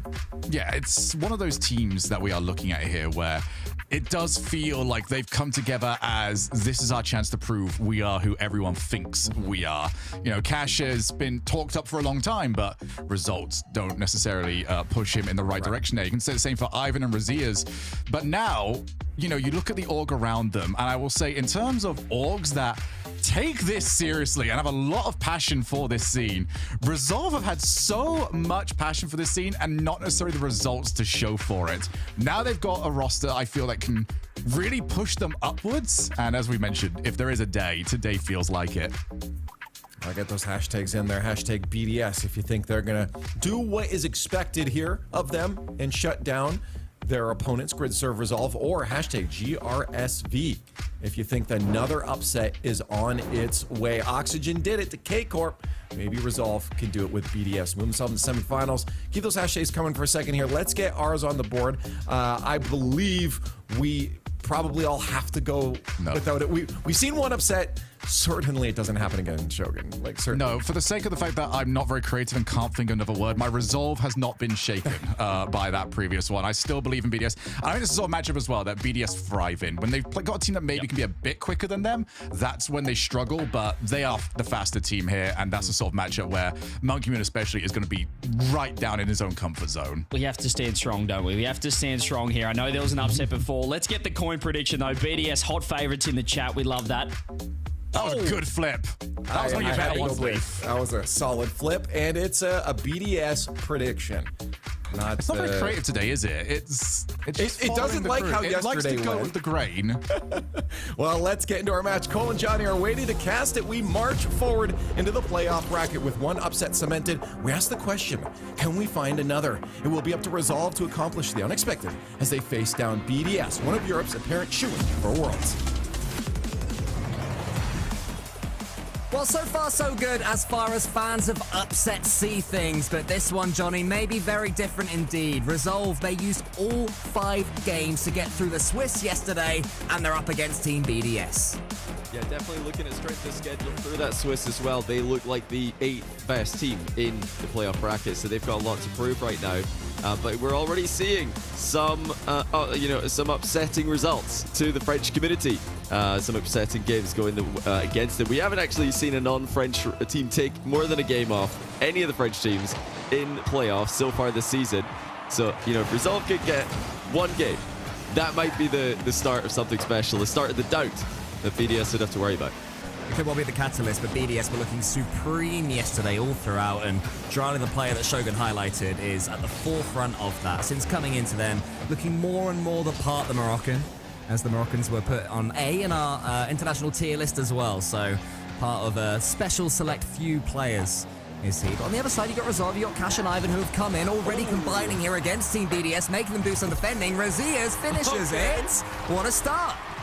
Well, that is the perfect start for Resolve. Everybody getting involved. Kash initially starting the attack, and then the immediate follow-up by Ivan. Raziers bounces in the loose ball as BDS start to panic a little bit. And this is already turning into a more interesting game than a lot of the viewers would have expected. BDS have just been rolling everybody online. They've been completely unstoppable until they play against Karmine Corp. Well, now that's changed. Can Resolve, can they defend? They've already shown that they can all get stuck in an attack with confidence. Can they defend against BDS offense later on in the game, though? Resolve, they're certainly looking like this is the team, this is the roster that the org wants to have. I was saying on the pre-show that everything seems to be working for them for a team that is building its way back up, trying to target that top 7, top 8 level here, and they have made it here into the top 8 already. So if they keep achieving playoffs, then that's what they want to at least begin with. From there, you want to keep on getting wins, keep on getting goals, and already against no way. It's looking more dangerous. Kash just saving his dodge. Nobody read that apart from right at the end, Monkey Moon. They're looking brilliant so far. Yeah, that was a ceiling challenge flip reset by Kash. Phenomenal stuff. That's very, very hard to predict. Now, Monkey Moon looking for the drop-down pass. Easily covered by Raziers. Big clear down the other side of the pitch, and that's going to be chased by Ivan. Oh, it's an outlet pass to Monkey Moon, though, who's boostless. Leaves it for Exotic. Oh, what a fake. What? It's in off the bar. Monkey Moon just leaves it for his teammate. I'm sure that Team BDS are one of the best teams without boost in the entire world right now. Monkey Moon had nothing in the tank, but still opened the door so wide for Exotic. The Resolve defense couldn't deal with it, and there you have your quick equalizer. Yeah, you can see the goalkeeper was positioning to defend against Monkeyman. Well, no goalkeeper positioning to defend against Ivan here. That is a disaster for BDS. They've played for the kickoff win here, and they haven't got it. Exotic turned up the line a bit too far, couldn't get back. He covered the cheat from Ivan, and their goal is completely cancelled out 2-1 to Resolve. Resolve continuing to show their danger and show their fangs right now to Team BDS, who have to try and dust themselves back off all over again. Monkey Moon has some clean control in the center, which will do him the world of good right now. Exotic Johnny, for me, is one of the most improved players for Team BDS. This is the man that is stepping up time after time mechanically, but even for him, it's not quite working so far. Yeah, we really wondered coming into the season how would Exotic fit in this roster, because Drali's such a fast mechanical player. Monkeyman loves to play that aggressive Rocket League, and Exotic for most of his career was known as more of a defensive player, but he's revolutionized his own gameplay, really turned himself into a extremely well-rounded player this season, and has been a large part of the success for this roster. But they're in a bit of trouble here. They're in a lot of trouble. Ivan makes it 3-1. Once again, Resolve are not afraid to get the entire team forward. It's loose defensively from Team BDS, but credit to Resolve again. Kash continuing to make a nuisance of himself. And right now, the comms, they're loud, they're proud, they're confident too. These guys completely in synergy with one another. Team BDS, I don't think you can quite say the same about them so far. Yeah, they've struggled defensively to read these misses, to read these fakes from Resolve. Oh, it's a good goal for BDS, actually. This one, a bit of a surprise. It is immediately after a kickoff, so there's a bit more volatility in the play, but oh, wow, Kash just completely misreads that.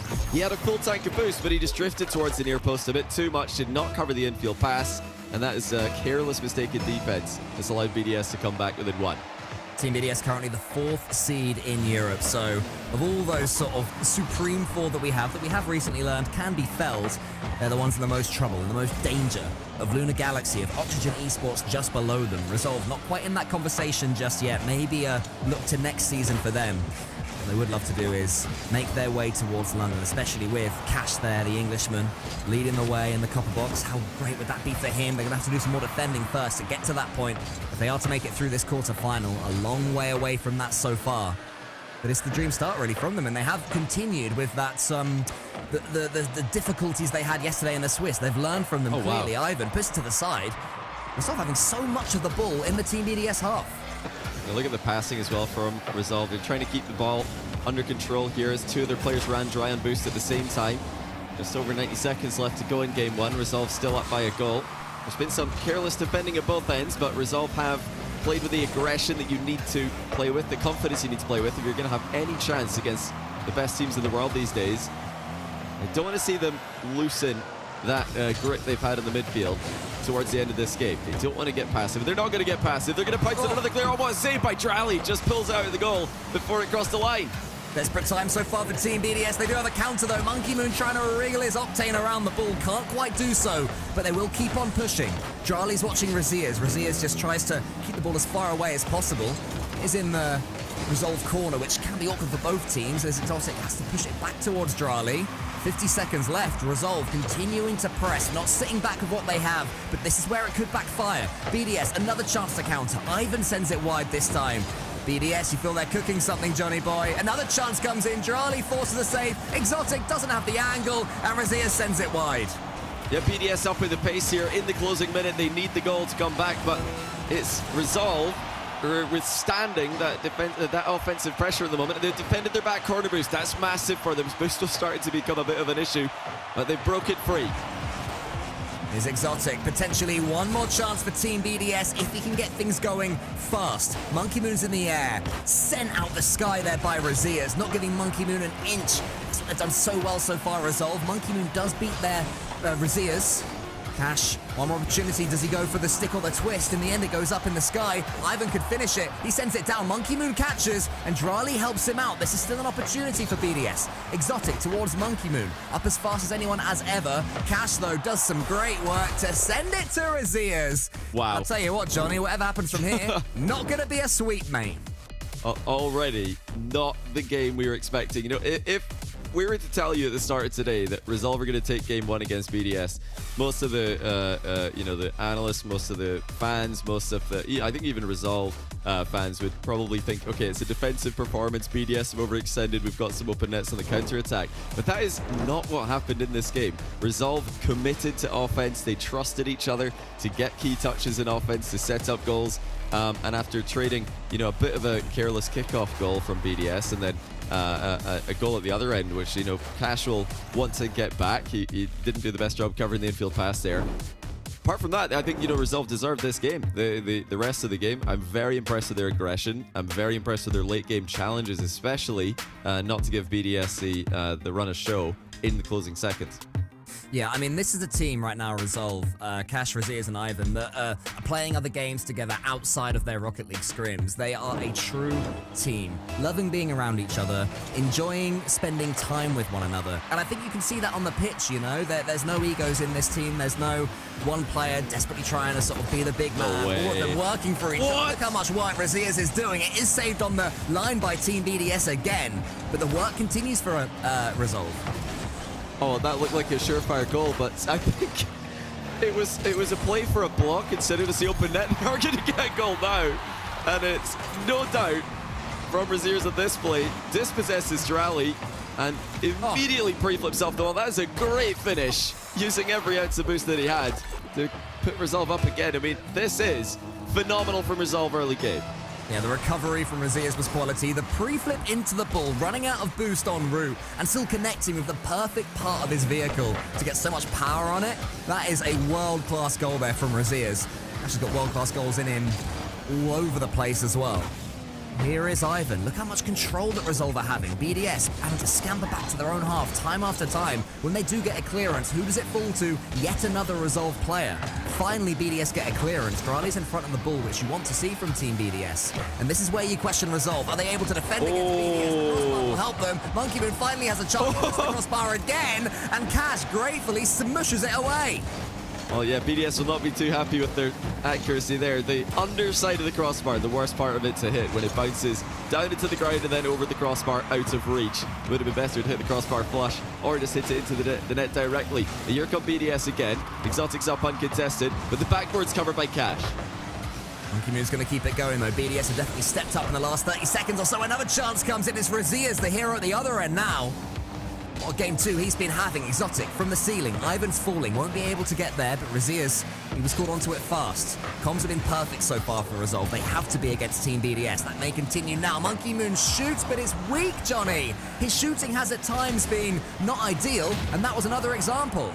Yeah, I really need Monkey Moon to step it up. He's in my goal per game fantasy team, so that's not good enough. But, Monkey Moon, he's had some issues with his shooting at the Copenhagen Major, and now not the most confident shot there. Usually, like you said, we've been seeing Monkey Moon just drill that full power towards the top corner. But that was low and slow. Not what we're used to seeing from him. Rlcs on the other hand, though, he's been making everything work down the other end. He charges down Monkey Moon, calling in Ivan. It's another wonder save from Drali on the goal line. The only player really stepping up right now for Team BDS. Can the others join him? Exotic's attempting to. Monkey Moon, he shoots again.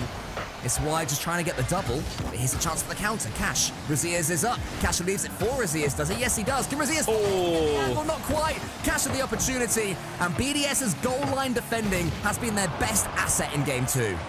Yeah, I don't know if they know too much about half of it, though. The ball's been in front of their goal line, and, sometimes it's fine to keep the ball close to your net. These are not easy positions for BDS, so they are having to scramble and just hope for the best as Resolve just try and knock their door down time and time again. That's a great cut by Ivan there. Kash running out of boost. He would have known that, of course, with the lovely boost update we've got to show exactly how much players are working with. As Exotic tries to offload to Drali. It's shut down well by Ivan. The challenge is coming through. That's an open net. Can Exotic get there? No, he can't. It's 2-0 Resolve. That is not a goal you score often against Team BDS. Just rolling it along the floor from your own half. Kash had a sense that Exotic couldn't get back in time, and his instincts were entirely correct. Resolve running rings. I said earlier on today that so far this season, none of the teams outside of the big French 4 teams have taken more than a game off the big 4 in playoffs. This would already be 2, but not if Exotic has anything to say about it. BDS are on the board. That was a bit too easy that time. Rlcs getting dunked on. Kash missing on the backboard. You know, they've played to such a high standard today, Resolve, that we want to see better than that now. We don't want to see the ball getting dumped down in front of their net uncontested. Yeah, especially these slightly shaky moments from Kash in defense. Oh, what a read. Kash, Whoa. from the kickoff. Johnny, I'm going to sit back, talk us through it. Oh, that's unreal. Look at this fake from Resolve. Ivan fakes the kickoff. Close streak comes right in behind it, and it goes straight down the middle of the net. And I mean, that has completely left BDS dumbfounded. Point blank range fake kickoff, close cheat. I mean, that is commitment. After conceding, they say, you know what, let's just go all in. Everybody keep an eye out for Johnny Boy's YouTube channel, which has a 46-minute replay of that goal incoming. But BDS, they're not going to stop and wait. They're going to get one straight back. Yeah, it's more like it for Monkey Moon. Top bins, banger after Exotic clangs the crossbar. And that's exactly what we've come to expect from Monkey Moon over the years. Confident finishing. Is he going to be back at his best? That would be a nightmare for Resolve to deal with. So they've not been running away with this. We got 3-2 in game 1. Now 3-2 in game 2 as well. Similar kind of timeline remaining if they're going to hold on to that lead until the end of the game. Resolve have been winning the bulk of the kickoffs, though. They've scored a couple of kickoff goals throughout this entire series so far in a couple of games. Here is Drali. Kickoff long gone now. He fakes underneath Ivan. Raziers can pull it away. Send that one forward. Keeps it for himself. Kash is just chasing down Monkey Moon. Can he get him? No. Monkey Moon wriggles away. Tees up Drali. BDS beginning to football like their old selves. In front of the Resolve goal. Monkey Moon! Skews it high. How? I don't believe it. Just we've complimented his shooting moments ago. That was super open. That had to have been a completely free net. Now, Monkey Moon didn't want to jump too high and go over the top of the ball, but you've got to put that in. It's like he knows that he's in your fantasy league, Johnny. It's like, oh, Johnny's won enough. I'm not having that. I'll get assists all day long. Whenever am I finishing? There is still 40 seconds left, though. BDS have to shake that one off. Monkey Moon, a player that, you know, does have the odd collapse in him, has to shake that off. There's been a couple of moments. Kash, another player who's had one or two defensively. Monkey Moon charges him down. Kash can prod that one forwards in the air towards Ivan, but instead it's just Monkey Moon. BDS, they're backflipping, they're bumping each other. A little bit messy, a little bit scrappy. Their peak for this game has long since gone away, but they do still have time to make it work. Ivan doing more work, Johnny, with no boost there. Yeah, phenomenal from Ivan. Didn't have boost to go for an outplay, so he just wastes time with the low 50. Now Exotics ran dry, tries to get Monkey Moon into the play. No luck. Drally full tank though, into the air he goes. Shut down by Ivan. How about that for a challenge? Oh, he's doubled it on target! Are you kidding me, Ivan? Ivan with a piece of magic, stealing it from the air and then stealing in ahead of the hapless defense. Monkey Moon goes flying. Oh, it wasn't even Monkey. I don't even know who it was. I'm confused myself. What a goal that was. That is absolutely outrageous from Ivan. Resolve are going to take game 2. Surely a BDS timeout on the horizon because they have just lost 2 games for the first time in the playoffs this season to a non-French team. And it's Resolve, a team who scraped through in round 5 yesterday. What a performance these guys are putting on. It's brilliant as well that it's Ivan. You know, if I'm to say a player, Johnny, from Resolve, who's the mechanical mastermind that can turn an awkward 3-2 win into a comfortable 4-2 win? Am I going to say Ivan over Aziz and Kash? I'm not so sure. The fact that he's making these plays, and I can't wait to see this goal again as the timeout is coming in, the fact that he's making this plays just shows how confident they're feeling.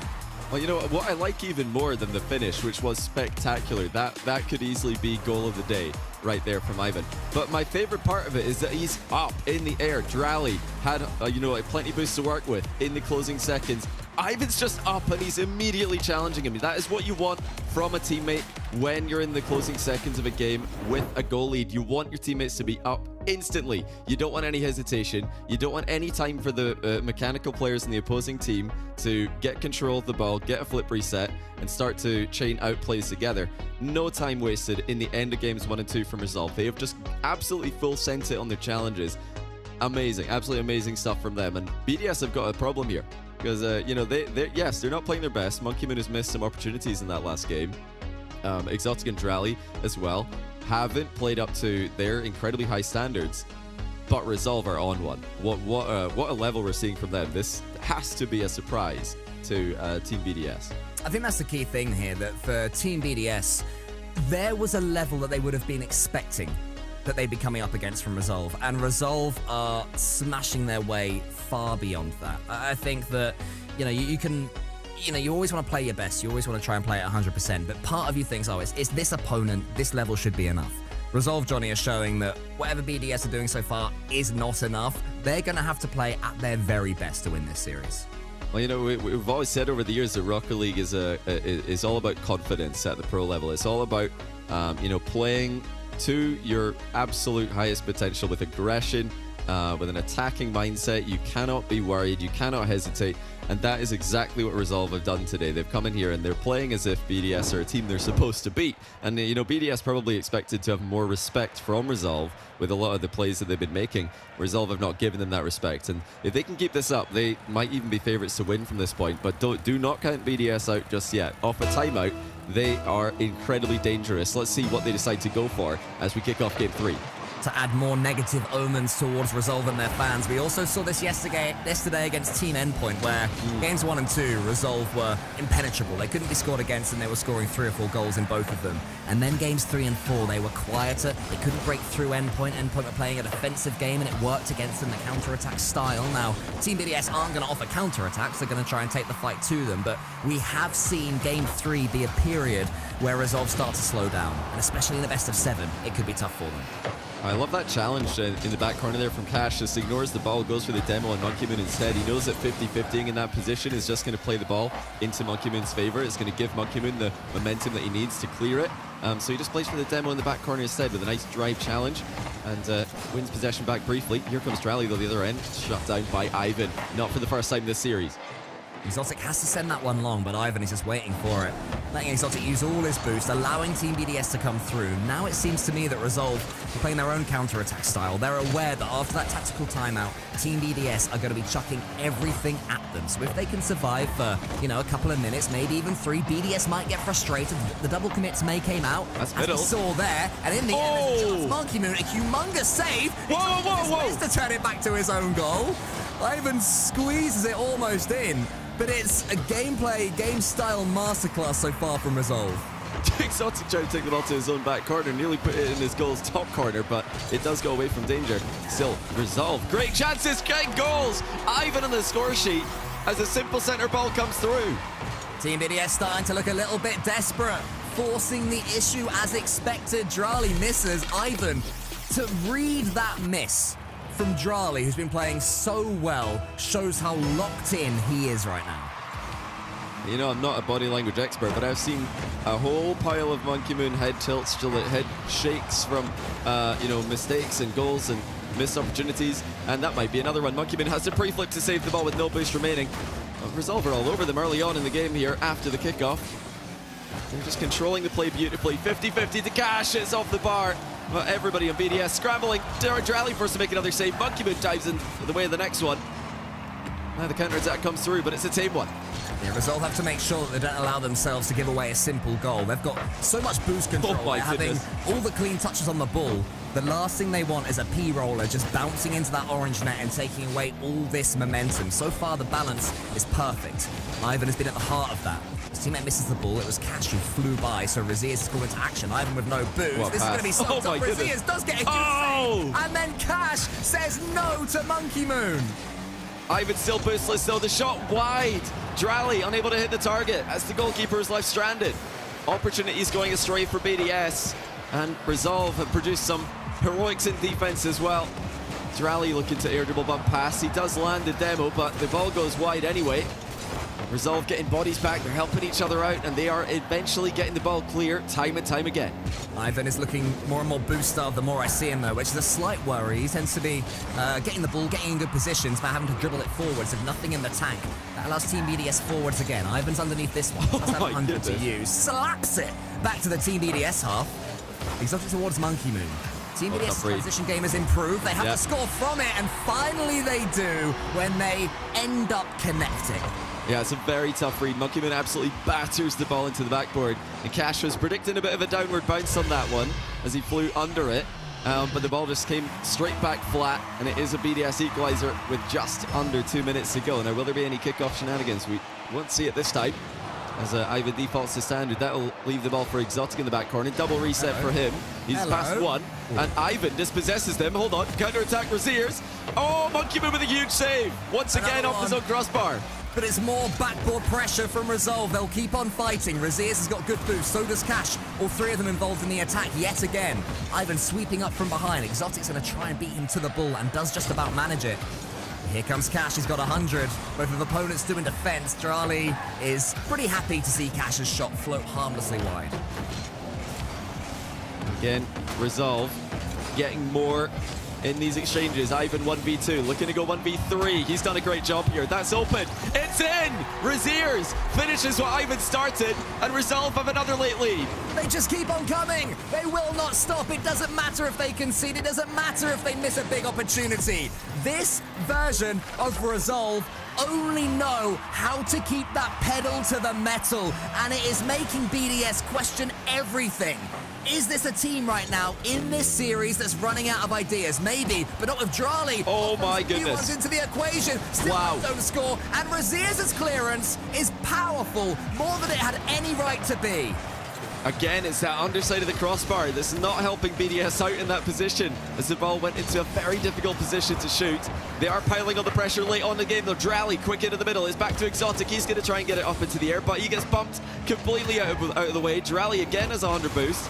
Challenge comes in immediately, and it doesn't matter that Rlcs gets outplayed. He's just giving Kash time to come in behind him and take away the ball. Rlcs is going to send this one away every second. Massive as far as Resolve are concerned. Ivan charging down Rlcs' shot bravely. Monkey Moon's the player that it falls to next, but only Kash is in his way. It's Kash up against Exotic. If Ivan can win this one, Resolve are in such a good position. Exotic has to make this happen now, but it just flops down towards Monkey Moon. Rlcs charges him down. Monkey Moon, maybe. One more big opportunity. Rlcs and Monkey Moon trying to combine. Not going to happen. Wow. Ivan sprays it wide. And Resolve, Johnny, sorry, am I getting this wrong? Is it Resolve 3-0? Am I imagining this? Just when you thought you'd seen it all, Oxygen eliminate Carmine Corp 4-2. Now Resolve setting up quad match point against BDS. This is outrageous. Baguettes are in shambles. But what a performance by Resolve. Just completely dominating BDS in this game. Honestly, creating so many opportunities. Outstriking them 16 shots to 9. And look at the BDS score are as well. the team when it comes to getting shots on target. But they were forced to make some saves. Monkey Moon did some world-class saves. 8 saves in total, but some of those were... 35 score, no goals for Monkey Moon. Actually, no, one goal for his stat team. padded, bro. Stat a little padded bit, yeah. saves. Like, Johnny, if you picked him for the save fantasy, you would be laughing right now. But yeah, I mean, like I said earlier, I'm not a body language expert. We're getting head shakes, we're getting confusion from BDS, because usually in matchups like this, they just, log into the lobby, they batter the ball around a bit, nobody can keep up with them, and they get the win. But today, Resolve have challenged the ball so well. They've allowed themselves to get outplayed just to bring their teammates in behind them with easy interceptions, easy challenges. Ivan has 50-50 the ball brilliantly this game. To keep BDS at bay and to set up the second goal, the winning goal of the game. But can they do it again? Can they do the unthinkable and sweep BDS? Resolve are up 3-0, and we're only in game 4. Well, does this continue to be the day that the rest of Europe makes its statement? Earlier on, we had Oxygen felling Carmine Corp. Perhaps this would be an even bigger upset. Resolve, wanting to break into the top 8 to make these playoffs and make these quarters, have 4 opportunities to make the semi-finals and Championship Sunday. I'm curious how many Championship Sundays these players have made. That's a question for the statistician, but they're far from here every week, Johnny. And this is where you just need to stay locked in. Resolve have put themselves in a position I'm sure not even they could have dreamed of, but now they just need to remain consistent, keep doing what they're doing. They don't want to change anything up right now. How about this surviving into the middle? There was a teammate there, but it does get saved again by BDS. But that's exactly what we're going to see by Resolve. We don't want to see them get cagey now, trying to play out the winning game. But they are going to concede early. It's Exotic in the near post, and it looked like the rotations just came in a bit too slow here from Resolve. Ivan could not stall for long enough for Kash to get back. His touch was a little bit heavy. It was well read, though, by Rlcs. And Exotic just squeezing it in at the near post, giving Team BDS a rare and precious lead in this series. But they have to keep on going. I think they've learned now that Resolve are going to give them absolutely nothing. They'll keep having to battle and scrap every single goal that they get. As Rlcs charges down Exotic. Ivan's already up. Ivan's beaten the BDS defender. All ends up. But Rlcs, yet again, the star man for Team BDS, as far as I've been concerned, gets himself in the way to keep BDS's precious lead. Here comes Ivan, though, can't quite land on that one. Kash tries to send it down, wanted to get the finest touch on the ball, but he was a few pixels off. As Resolve continue to attack, we saw Monkey Moon accidental side flip not too long ago, and that's a rare sight. Monkey Moon, one of the fastest players into the air. Not today. Oh, what a play though by Rally. Surely, Monkey Moon can't miss from here, and it is buried straight down the middle, 2-0 BDS. Monkey Moon, the open goal master, was never going to put that one wide. Look at this. It's top quality play from Rally. Also, the backflip was to get out of Monkey Moon's way as well. Yeah, Monkey Moon wasn't messing about. Just roll it. I'll take the goal. Yeah, I'm a fan of that finish. I like it. Nowhere near the posts, nowhere near the crossbar. No nonsense. 2-0. Ivan again, showing the power of the 50-50, getting a lot done with very little, and now bringing Kash into the game. And he's going to tape down air roll and see if he can get past it, as many players as he can. BDS should be winning from here. This is a very BDS game as they take an early lead and then continue to try and add to it. And it's also all about pace as well, and Team BDS, that's normally how they dominate their opponents. They have come up against Resolve, who are playing the speediest and yet still most controlled series of their lives. BDS finally find themselves winning one. A couple of goals to the good. They have to make the most of it. This is the team as well that has felt the sting of a reverse sweep against them, Team BDS, way back. I believe it was in the opening open qualifier against Carmine Corp. They were 3-0 up, ended up losing it 3-4 in the semi-finals. And now they're trying to put that boot firmly on the other foot. They have to continue with what they're doing so far. Here's Exotic. He gets the flip reset. A third goal would be lovely for Team BDS. Resolve making it difficult for them to get it, but here comes Exotic, has a chance to thread the needle, and he manages it, and BDS are looking good. Yeah, BDS are just in full swing now. This is what they do. They just attack from all angles. They deny clears. They put pressure on their opponents, and they get goals. 3-0. Resolve have to just throw caution to the wind here if they're going to have a chance of getting the sweep. Or will they try and instead plug the holes in defense and try not lose by 5, 6, or 7? They don't want to give BDS too much confidence here by allowing them a blowout win. Johnny, how much of this would you say is Team BDS stepping up, and how much Resolve feeling extra pressure now they really could win this series? Yeah, I mean, it's inevitably a bit of both. The last game against a favourite like BDS is always going to be the hard one. No matter how many chances you've got at it, getting that last game across the finish line can often be so difficult. But BDS have definitely looked a little bit cleaner in this game with their offense. They've been arriving more quickly. They've actually been there to put the ball into open nets, which is not something we could say for every game in the series. Their boost control's been better as well. I mean, just there with that defense, they were coming from the sideline to get the ball across the line, but there were two BDS players, both with comfortable boosts, which has not been the case so far this series. That Monkey Moon coming up against they're comfortable with the challenges and 50-50s, and maybe Resolve, part of them are just beginning even subconsciously to write this game off and look to game number 5, but there is still time. 80 seconds left. If Resolve can get one soon, the BDS spooks will return. Ivan gets in the way of his teammate. It still might work out, but Exotic is able to send that one sideways. And BDS will be happy that this one slowed down somewhat. I mean, even just a late goal for momentum would not be bad for Resolve. They're still pushing for the win here with a minute to go. I'm sure we'll see some kind of creativity from the kickoff if they can get a goal in this situation. BDS are not giving them a shot on target, far less a goal, as Ivan has to take the ball to his own back wall to try and get it past Monkey Moon. Still time for Resolve, but it is rapidly running out. Yeah, only 45 seconds left. Team BDS, they'd love a fourth just to grab that extra swathe of confidence. Monkey Moon and Kash fake each other out. It allows Rlcs to get a redirect towards goal. Nice little play there from Rlcs, but I think, yeah, they're starting to play as if it's one maybe fairly over. Clean rotations, the order of the day at this point. Rlcs, though, would love to get a flip reset off the backboard, and he does. It's sublime. It's 4.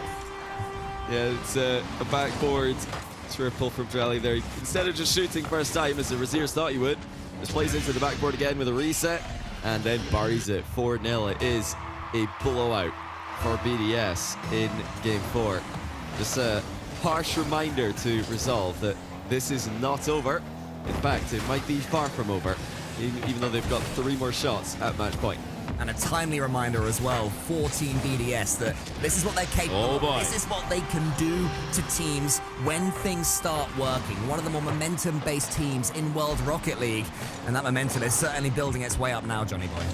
Yeah, I wonder if there's a case for calling a timeout here. I know it's only one game, but BDS have just scored 5. They are going to roll this momentum straight into the next game, I fear, if we go, into Game 5 with no timeout called for Resolve. I would be very afraid that we'll see BDS take a two-goal lead in the first minute and just, pick up where they left off in this game. Whether or not they want to change their strategy, I don't think they should. I think Resolve have played a good winning strategy, a good aggressive strategy this entire series. But you've got to calm down BDS here. You've got to try and cool that off, because when they get into that mode, they just look impossible to play. So Johnny Boy predicts that Coach Tadpole will be calling in the tactical I don't think he will, actually. You don't think they will? You reckon they should, but not do? I think there's a case for doing it in that situation, because we'll see. If BDS just roar away to a 2-goal lead in the next game, maybe hindsight's 2020, but we'll see. I don't think Resolve will be tilted. I'm not worried about it. I don't think it's a timeout for them. It's more a timeout for BDS, if you do call it here, but they have not done so. They're saving it for later, and we'll see how that plays out. Yeah, what I would say as well is that the final opportunity to take the tactical timeout, if it came to it ahead of Game 7, isn't a terrible time to take it, to have that in the bank. There's always the stats of tactical timeouts being pretty magic, really, the difference they have. I guess it is a bit of a tilter if you just had a great game. You're desperate to get into the next one, and then you got to spend an extra minute chatting. That's Resolve. You can see. Ask yourself, Cole. What do you think BDS want to do after winning 5-0 there? Do you think they want to get right into Game 5, or do you think they want to sit around for an extra minute and then have Game 5? I think BDS probably want to get straight into the game, and that's what we're going to do. Is Game 5, and let's see if BDS can just keep rolling with that 5-0 momentum. A big game in their back pockets. Team BDS looking more like the terrifying prospect we know they can be. But Resolve, they've been stepping up this entire series. They've also been starting games well as well. So they will back themselves to step their own pace back up and not be overawed by this Team BDS offense. As Rlcs goes into the center, Kash is to his side. That combination wasn't really there in the last game. I don't think any combination for Resolve was there at all. Ivan's still the key as far as I'm concerned for Resolve. Yeah, I'm liking Ivan's simple play. You might need that when you've got players like this on the bench. Kash with a ridiculous read. Try and read this under BDS POV. Rlcs is up for it, and Kash just says, nah, this one's mine. Don't even worry about it. Blistering pace, backboard double. I don't know if I've mentioned it, Johnny. I'm a bit of a fan of that player. It is that ability to just slam in goals from any angle. It was a nothingy bit of play. It was looking like we were going to enter some ping pong, a relatively slow start to the game, and then suddenly Kash demands the ball, slams it home. Charlie's doing the same. The world's slowest musty, but it'll do. Yeah, what a play by Rlcs. Got a little bit of help on this one as Rlcs slowed down, and Exotic bumps Kash out the way, so the follow-up challenge never came through there for Resolve. And, that brief hesitation there from Rlcs might have been the problem. Just, waiting just a touch before diving in. That's not something we've seen a lot from Resolve in this series. Usually their initial challenge is immediate, and I'd like to see it be immediate the next time around. So early doors, both teams peaking. Resolve have stepped up. BDS have stayed at their elevated state. He's going to have enough to take the series. Exotic, he sends it forward. Kash, though, is already there. Sends it to Rlcs, who's been in and out of the series so far, mechanically. Moves up to the backboard. Charlie sends it away, so there's good pressure for a little while for Resolve, but once Team BDS do get the ball away, it does look pretty dangerous for them, especially with Charlie sweeping Kash away in the defensive corner. Exotic's coming in. It all came from the demo. It all came from the clearance. And that, ladies and gentlemen, is why you need to have some player at the back post for quick center balls. Look at that from Exotic. Sticking around in the box. Not leaving autopilot to go back to midfield. And Rlcs centering at the speed of light. Has a teammate waiting for him at the end of it. And now this is starting to get more worrying for Resolve. Can they answer back? Not yet. Rlcs crossbar pinch save. Rlcs is going to have to suddenly find himself unexpectedly do some key defending after that pinch. I don't think he was quite anticipating that would be needed at this early stage. The same pressure continues. Ivan still low on boost. Kash gets an all-important double to buy a few seconds for his team. Charlie's able to keep the attack going for Team BDS. Ivan just slaps it backwards as much as he can. Monkey Moon's coming in. Ivan has to charge him down again. More good defending from him. Upping the save counter. So far, the only player for Resolve with any shots is Kash with 3. We'll say that counts as a shot. They wanted a shot, they'll score an own goal. Why not? Well, that's definitely a 1v3 by Rlcs. Flip reset, mind game, and then the forced own goal as well. But that fake was really not as much of a fake by Drally as much as it was the defender just faking themselves out. Drally had no boost, he had no way of getting back to the ball. But from the defender's POV, they're so scared of Drally air dribbling back into it that they went way too high on the challenge. Well, you predicted a 2-goal lead for Team BDS if there was no timeout after the last game. They've got there in the end, Johnny. They had to take the long way round after Kash's wonder goal, but BDS continuing to squeeze the life out of Resolve on current play. Exotic shoots it down at the angle. Kash read it. Monkey Moon keeps it going up against Rlcs. Where does the 50-50 go? It's towards the side, and barring this pinch smashing its way in, which it could have done, it should be a few seconds for Resolve to breathe. Razier's trying for a ceiling challenge here with low boost, able to get it out to Ivan. Let's see what he can cook up here with the ceiling double. No flip reset on the play, and Razier's was a bit too close to follow up on it. I mean, yeah, the confidence is clearly there now for BDS. If it wasn't already after game 4, Drally has been zooming around the pitch. Monkey Moon is looking a lot more locked in, and yeah, those mistakes and those head shakes that were a big part of games 1, 2, and 3. Not really something to worry about for BDS anymore, it would seem. Exotic slams it down towards Drally. It could be 4. It should have been 4. Monkey Moon tries to make it so.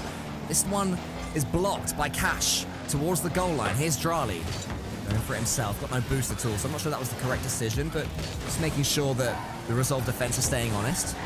Rlcs takes it back round the corner. I'm not really seeing too many goal-scoring opportunities. The only goal they've scored this game, Johnny, has been from an absolute wonder goal, a solo play. You know, it might not seem like a lot, but, you know, that's just slight hesitation that I saw from Razier's on the first goal BDS scored this game. That worries me. Drally just puts in another free play double. I mean, this guy is just in the zone right now, and they are still completely rolling Resolve in games 4 and 5. Drally too fast there for Ivan, and the double tap's automatic. This is... I mean, to say again, it's got to be a timeout, surely, Cole. Yeah, I think after this one, if your goal difference after the last 2 games is currently -8, you know, it may improve.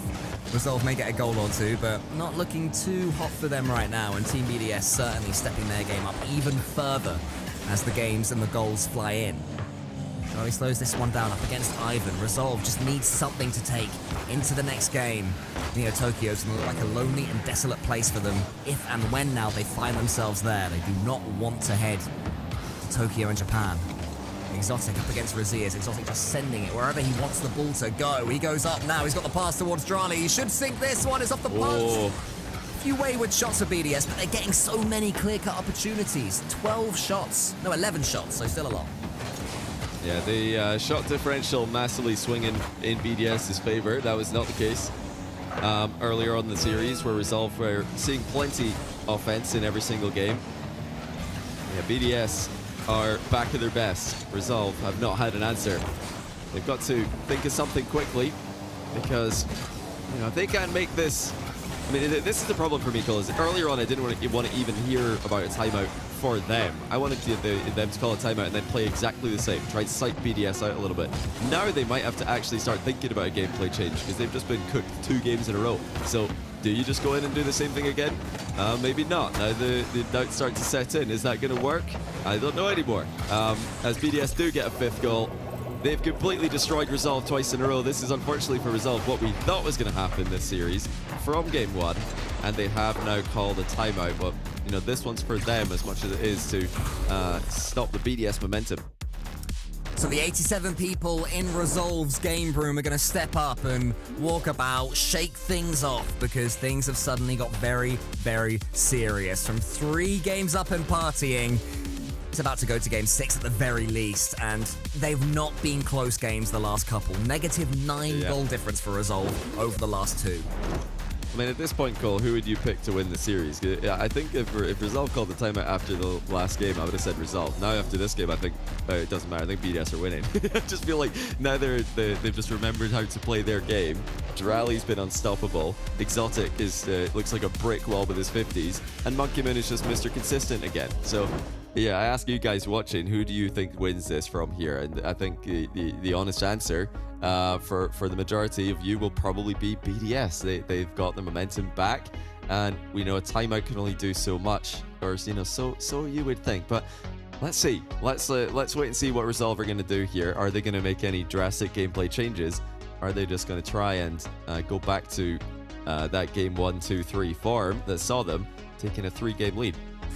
The smart money is on Team BDS. They are certainly more than capable in a vacuum of taking 2 games against GridServe Resolve. But what I would say, Johnny, is that this is the exact same style of match that we did see yesterday against Endpoint. Now, Endpoint are a lesser team than Team BDS, but the fact that the matches are so similar stylistically, Resolve going a million miles per hour, getting themselves within 1 game of winning the series, it going all the way to the decider, and then Resolve stepping back up and having that energy, having that trust and faith and belief in each other to be able to step up when it matters. So I'm not thinking that Resolve are going to keep on sinking and BDS are going to keep on growing.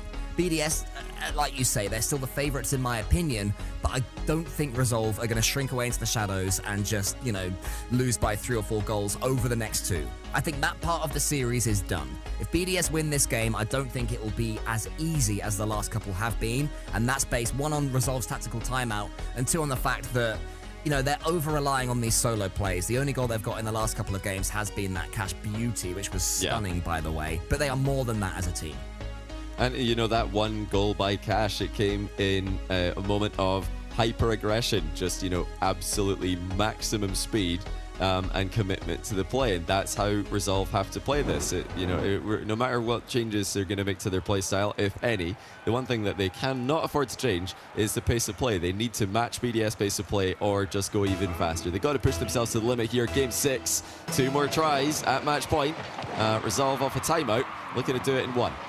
I think we're going to find out pretty quick if Resolve are changing their play style or if they're going to try and out-BDS Team BDS. But when you concede after 7 seconds, all that belief you've been talking yourself into may just start to dissipate. Yeah, Ivan tried to grab back corner boost there, turned before reaching it, and that gave him absolutely no way to get back to goal. Kash didn't play for a safe 50-50 there, as he, went more for a win than a control touch. Control touch in that position may have been beneficial to get Ivan back into the play.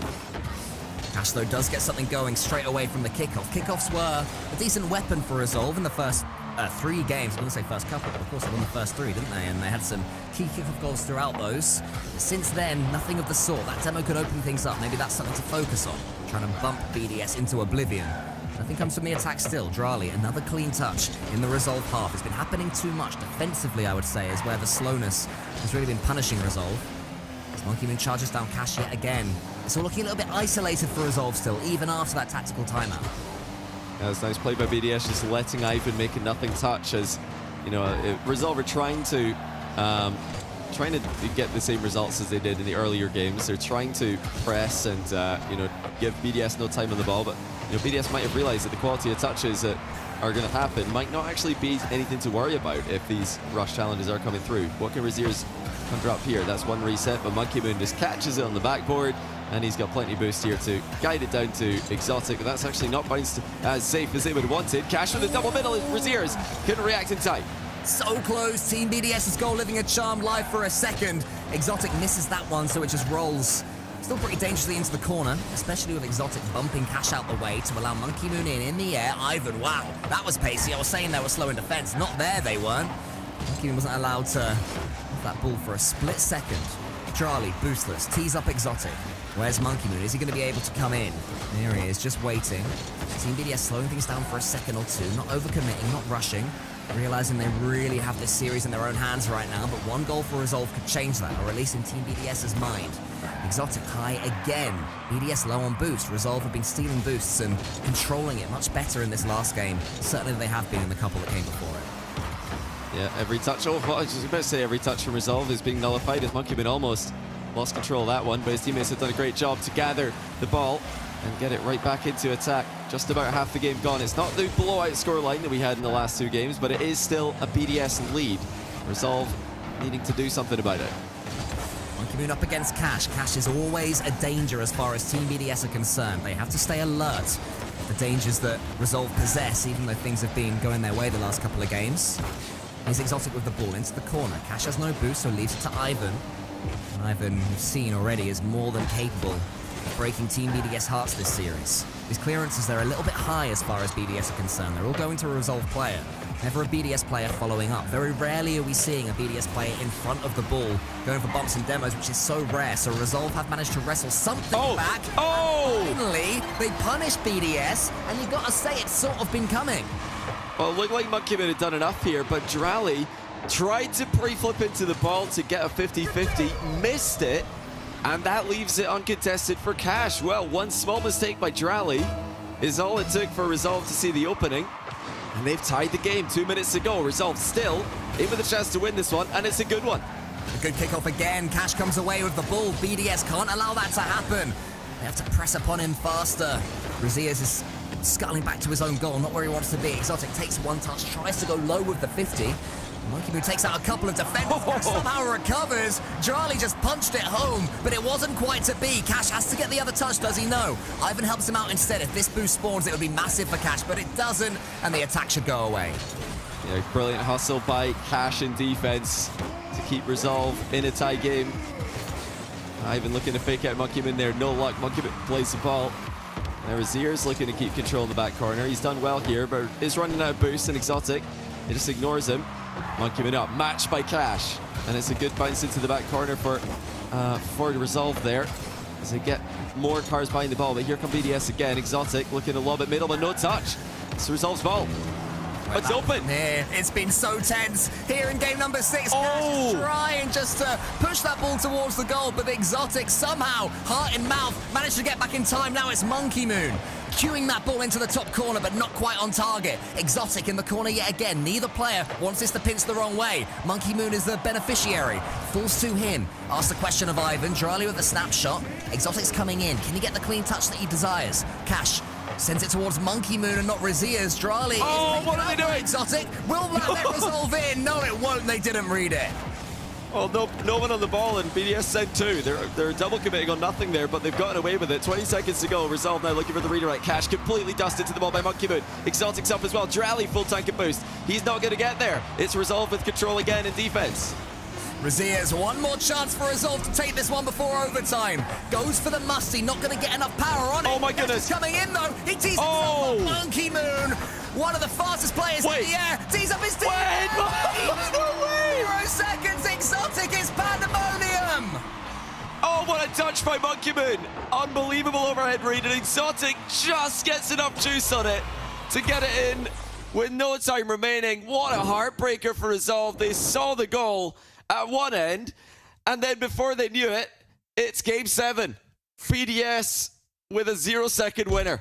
Let me ask you something, Johnny. I was saying that, you know, if BDS win this one after the tactical timeout, it's not going to be another 3-4 goal blowout. My question for you is, what hurts more for Resolve? Losing it 5-0 and thinking, okay, reset, it's game 7, or losing game 6 like that at 0 seconds? Oh, that by far. Yeah, that is the worst possible feeling they could experience, because they went from thinking they can win this with a 0-second goal to losing with a 0-second goal. I mean, it really was a phenomenal defensive touch by Monkey Moon, not just to get the save, but to deflect the ball into the middle for Exotic to chase down. I mean, well played to Exotic to get enough of a hit on that one to completely catch Resolve third man out of position, but the overhead read by Monkey Moon was critical. If he missed that, I think Kash would have hit the rebound, and it would have been game over, Resolve advancing to the semi-finals. I mean, for me, that is potentially the play of the day from Monkey Moon right there. To turn defense into attack at 0 seconds. And he 100% intended that. Once he knew he had the save, this all happened in the blink of an eye, he would have been thinking, if I bounce this far enough, there's going to be half a chance for someone to come in. And so it proved to be. It's a unique touch there from Monkey Moon. And it has taken his team all the way to Champions Field. And we were talking about grid serve Resolve feeling the pressure earlier. They'll certainly be feeling it now. But Team BDS have yet another Championship Sunday in their sights. Yeah, you've just got to hope that the new team can keep it together here and show the performance and the entertainment that they've shown us all series long. They've been brilliant today, but unfortunately, BDS are still BDS. They are still able of producing runs of play that will blow any team out of the water. And those 2 games in 4 and 5 brought it back. And then the Iceman Monkey Moon in game 6 has put Resolve on the brink. And so far, so good for Resolve. They have not conceded early, which is a change up from the last 3 games. And they want more than this. Kash is back. in the car he started the series with. Went to the Fennec initially, or went to the Fennec in the middle, but now we're back in, is that the Mustang? I think it is, yeah. Here. I think it is a Mustang. Octane hitbox, which doesn't look like one, but that's the part that always gets me overthinking it. I mean, if it works for Kash, then it certainly works for Kash. He's in a bit of trouble here, though. Exotic staring down the barrel of that goal, but couldn't quite figure out a way to get it past the Resolve defenders. As Kash charges down Monkey Moon, the first goal here, oh so important. If Resolve can steal it, suddenly the pressure just swings back towards Team BDS, but if not, it may well be that. Oh, it's a huge save! And Monkey Moon keeps it away! How does this keep happening? Now the counter-attack Exotic up against Ivan. Exotic, can he squeeze this one through towards Monkey Moon? No, he can't. Resolve, they will be kicking themselves they didn't take the lead there. Smart play there by Raziers, but it didn't pan out too well for them now. Ivan's got to make sure here not to center the ball. He does so, but it's still going to be a shot on target covered by Raziers. Good job there to have the backboard coverage. Now Ivan's not able to match Drally here in the air. Drally reset, ceiling double, backboard. Kash there, again to get the clear. Beautiful first touch though from Exotic. Tees himself up, gives himself the opportunity to conjure up something. Here he is, wants the floor pinch and gets it. It's going to be a bouncy boy. It's going to be typical Raziers. The last line of defense gets the save, but BDS continue the squeeze. Yeah, dangerous times here for Resolve. They need a hard clear. They need to get some kind of 50-50 or dribble to get the ball at defense. Or how about a passing play? Kash on the end of Raziers' drop down. Now Demo's one. Exotic, not a lot of boost to get a big clear on this one.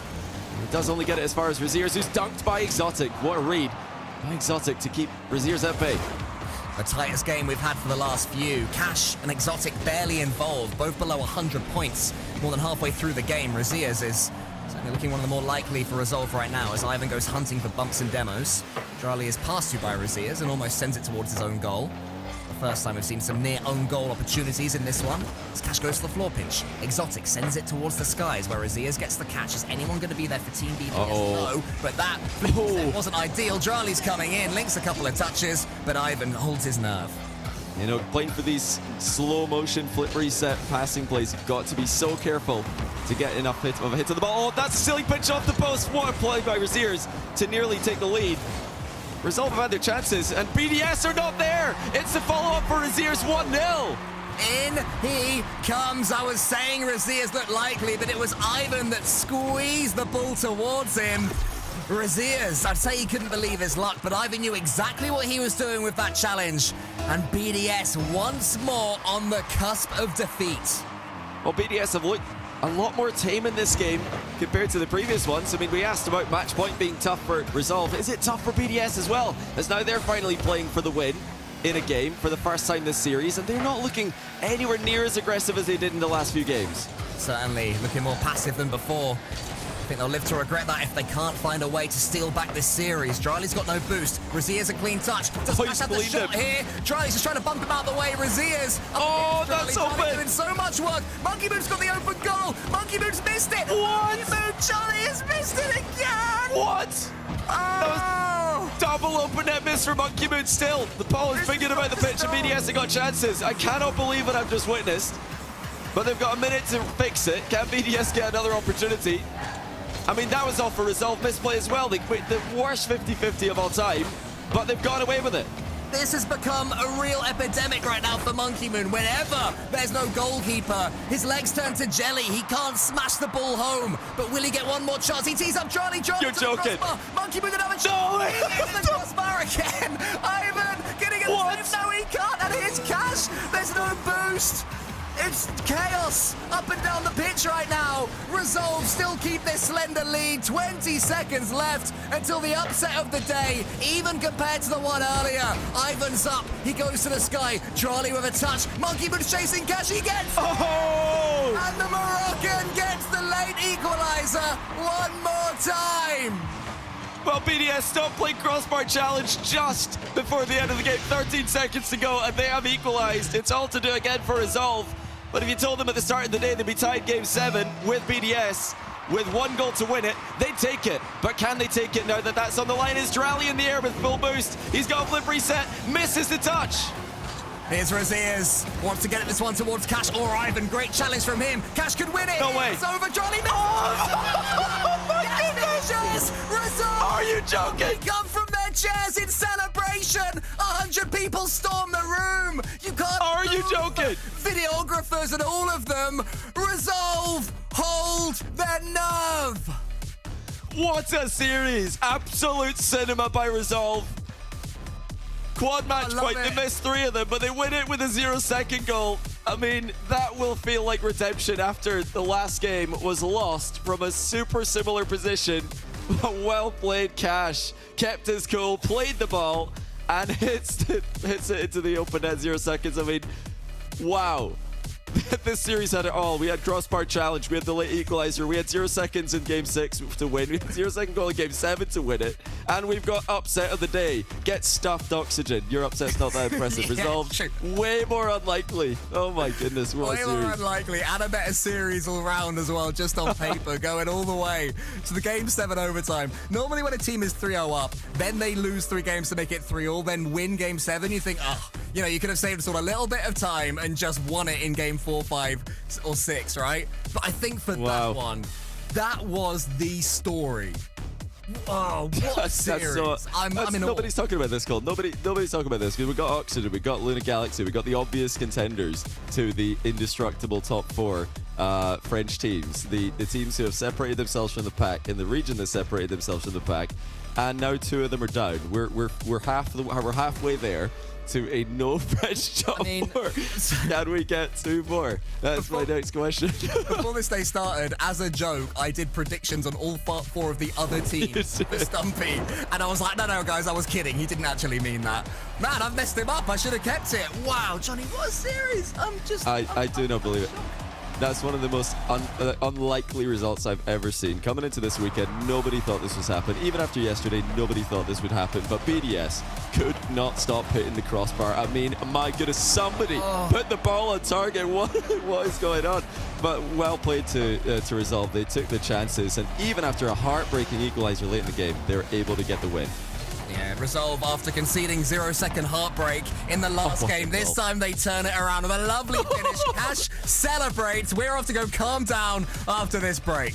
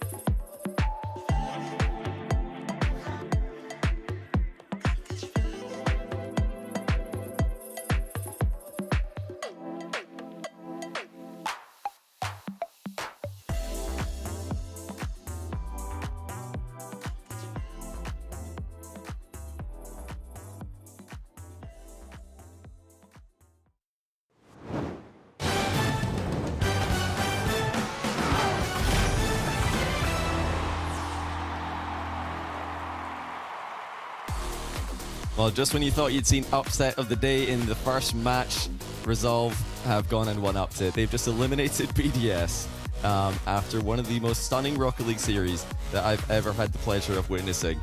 Resolve in 7, not just in 7, with a 0-second goal. It's Johnny here with Kash. You just put BDS through a ring of fire, young man. Did you have any idea coming into today that you'd be eliminating them with a 0-second goal in Game 7? Probably not a 0-second goal. I knew I was going to eliminate them because I'm confident in myself, but you know, we'll take it anywhere to win.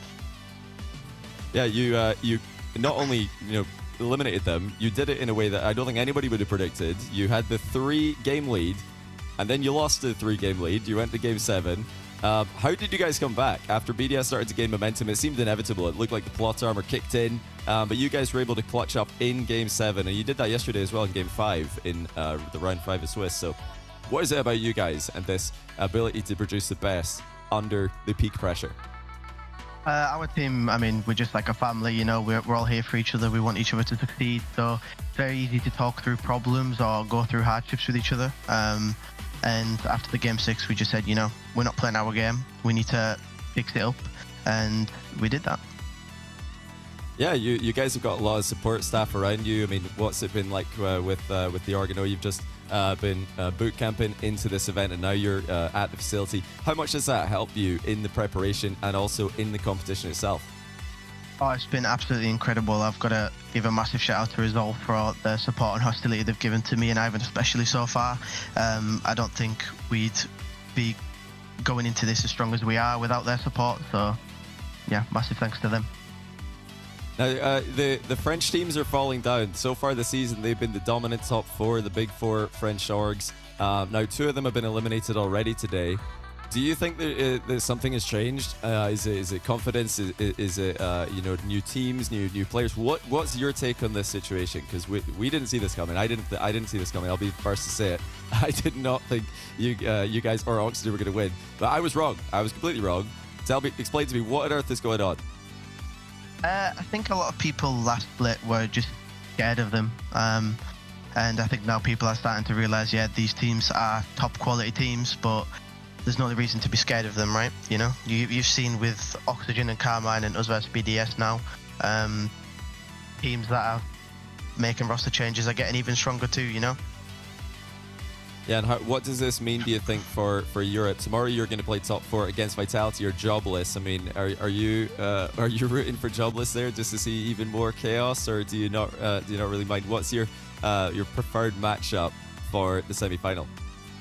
I don't have a preferred matchup, to be honest. I'd love to get revenge on Ixo and do an interview after the last interview he did when he beat me. But the chances of that happening, they're pretty damn low, so I'll take whoever. Oh, you don't think they've got a chance? Is that you taking Vitality comfortably? Yeah, I'll take a Vitality comfortably, yeah. We'll have to wait and see. You know, Ixo probably doesn't care that you've said that.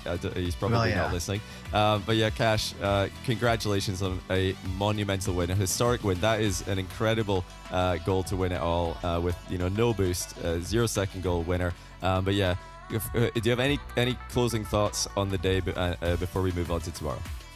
I just want to say thank you to everybody that supports us and roots for us, and keep doubting me, because these moments prove that people say I'm a choker or people say I'm washed, and these are the moments that I prove you wrong. So yeah, thanks everyone for the support.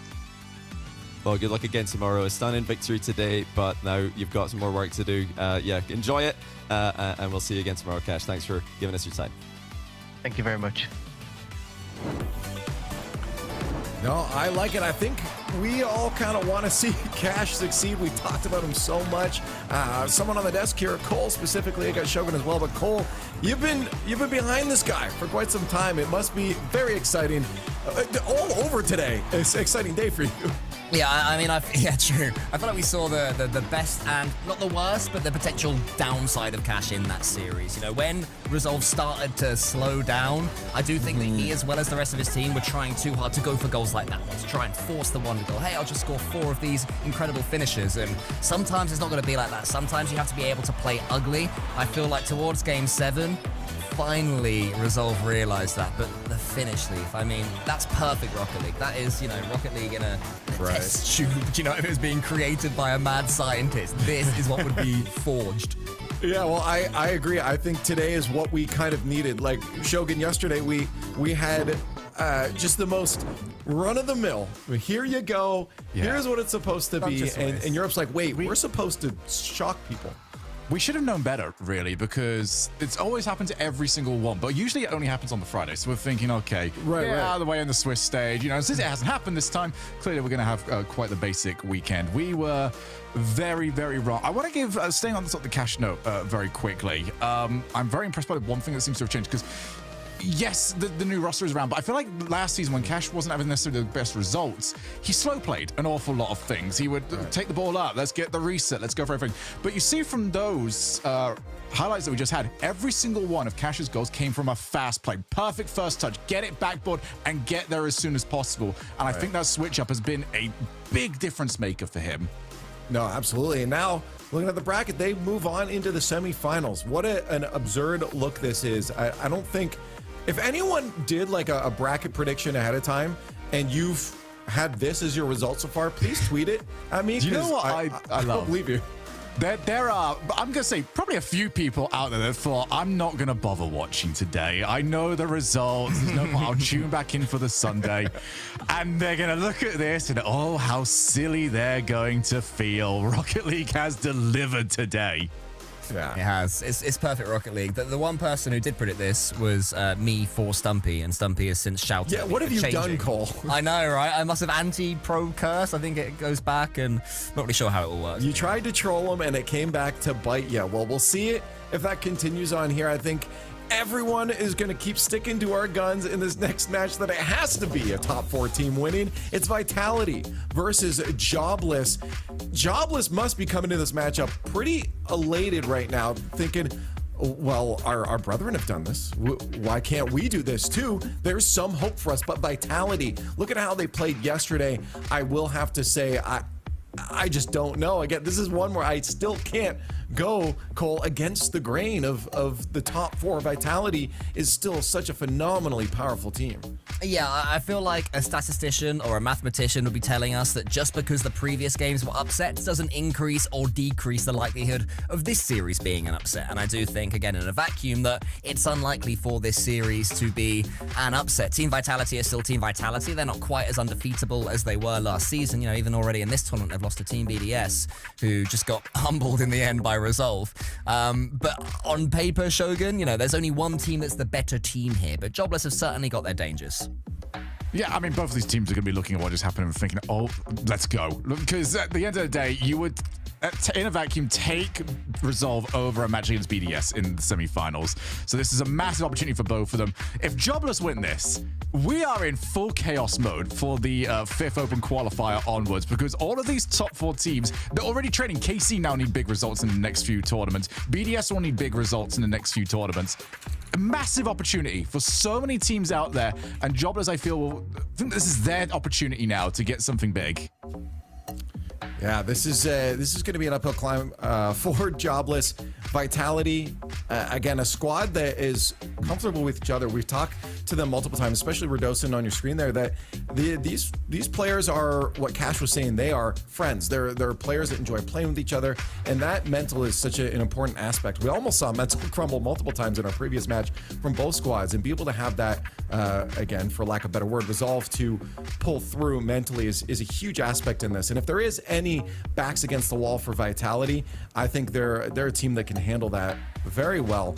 They've seen the peak of success, and now they've seen not the same heights, but they're still here, and they're still a strong squad. So if Jobless can even, start to crack away at this monumental team, I still think Vitality is a team that can hold on, and those cracks won't crumble the building. So Cole, I think this is a squad that you definitely have to side with.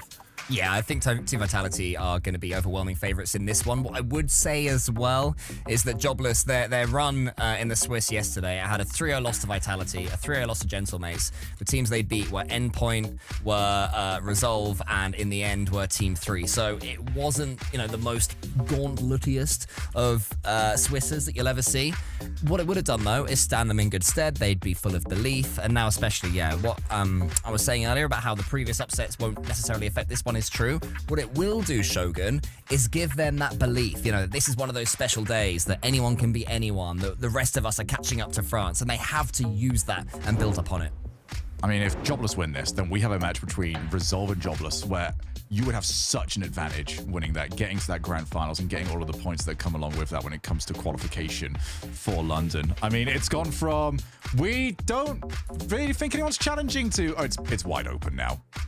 I'll continue those hashtags in chat right now. Hashtag VIT for Vitality. Hashtag JOB for Jobless. If you think maybe EU is going to continue the chaos, I believe, we all believe, this is where it's going to end. Throw them up there. Orange across the board. You have to go. I don't even think anyone tried to do a cheeky one on this. No one's changed anything. We're Vitality. No one's having it. Just can't. Not even Kash. Even Kash was like, yeah, it's going to be a win Vitality. It's going to be comfortable. So we'll see if even the coin agrees. The question is, been going with the favorites. Coin's been doing good today. Yeah. Well, not like no, it has by agreeing with us. By agreeing with us. But we're bad today. Oh, they're gonna. They think the upset. The coin is rattled from the previous results. The coin. No coin. No. It said shook. there's no relevance. We agreed this. We established this. Chat, we'll see if we can finally get one together in this. Vitality need to wash themselves with 2 of their top 4 brethren eliminated from our top 8 playoff bracket. We might be able to ask that, is Vitality next on the menu for a hungry and jobless squad? We're going to find out now in this best of 7. It's been undeniable that the rulers of the European region have been French, but what we've seen, CJ, is revolution so far. Will we continue to see it here in Jobless versus Vitality? I mean, what on earth is happening? What is happening right now in Europe, James? We joked about it in the Swiss stage. There were more English players than French players in the top 16, and we said, yeah, that'll all change come Championship Sunday. Well, currently, there are 3 English players through to Championship Sunday and no French players. Goodness me. It's been quite the tea party, is what you're telling me. Absolutely. I don't know who to predict anymore. Jobless coming to this one. I mean, heavy underdogs. They got swept yesterday by this team, by Vitality. But, I mean, if they've been watching the other games, do you get more nervous if you're Vitality seeing your French brethren falter? I don't know if they'll be more nervous, but if anything, Jobless is more confident. They've seen that everybody is vulnerable and are going to have that additional support mentally to perhaps help them get another upset. But we heard from Kash that he doesn't think there's a darn chance. Will that be true or not? Jobless right now putting on the pressure. Rezi is going to try to take this up off the ceiling. Got his flip back down to it. Will stay behind it for a challenge. It's back down to the corner, and Alpha will take this out.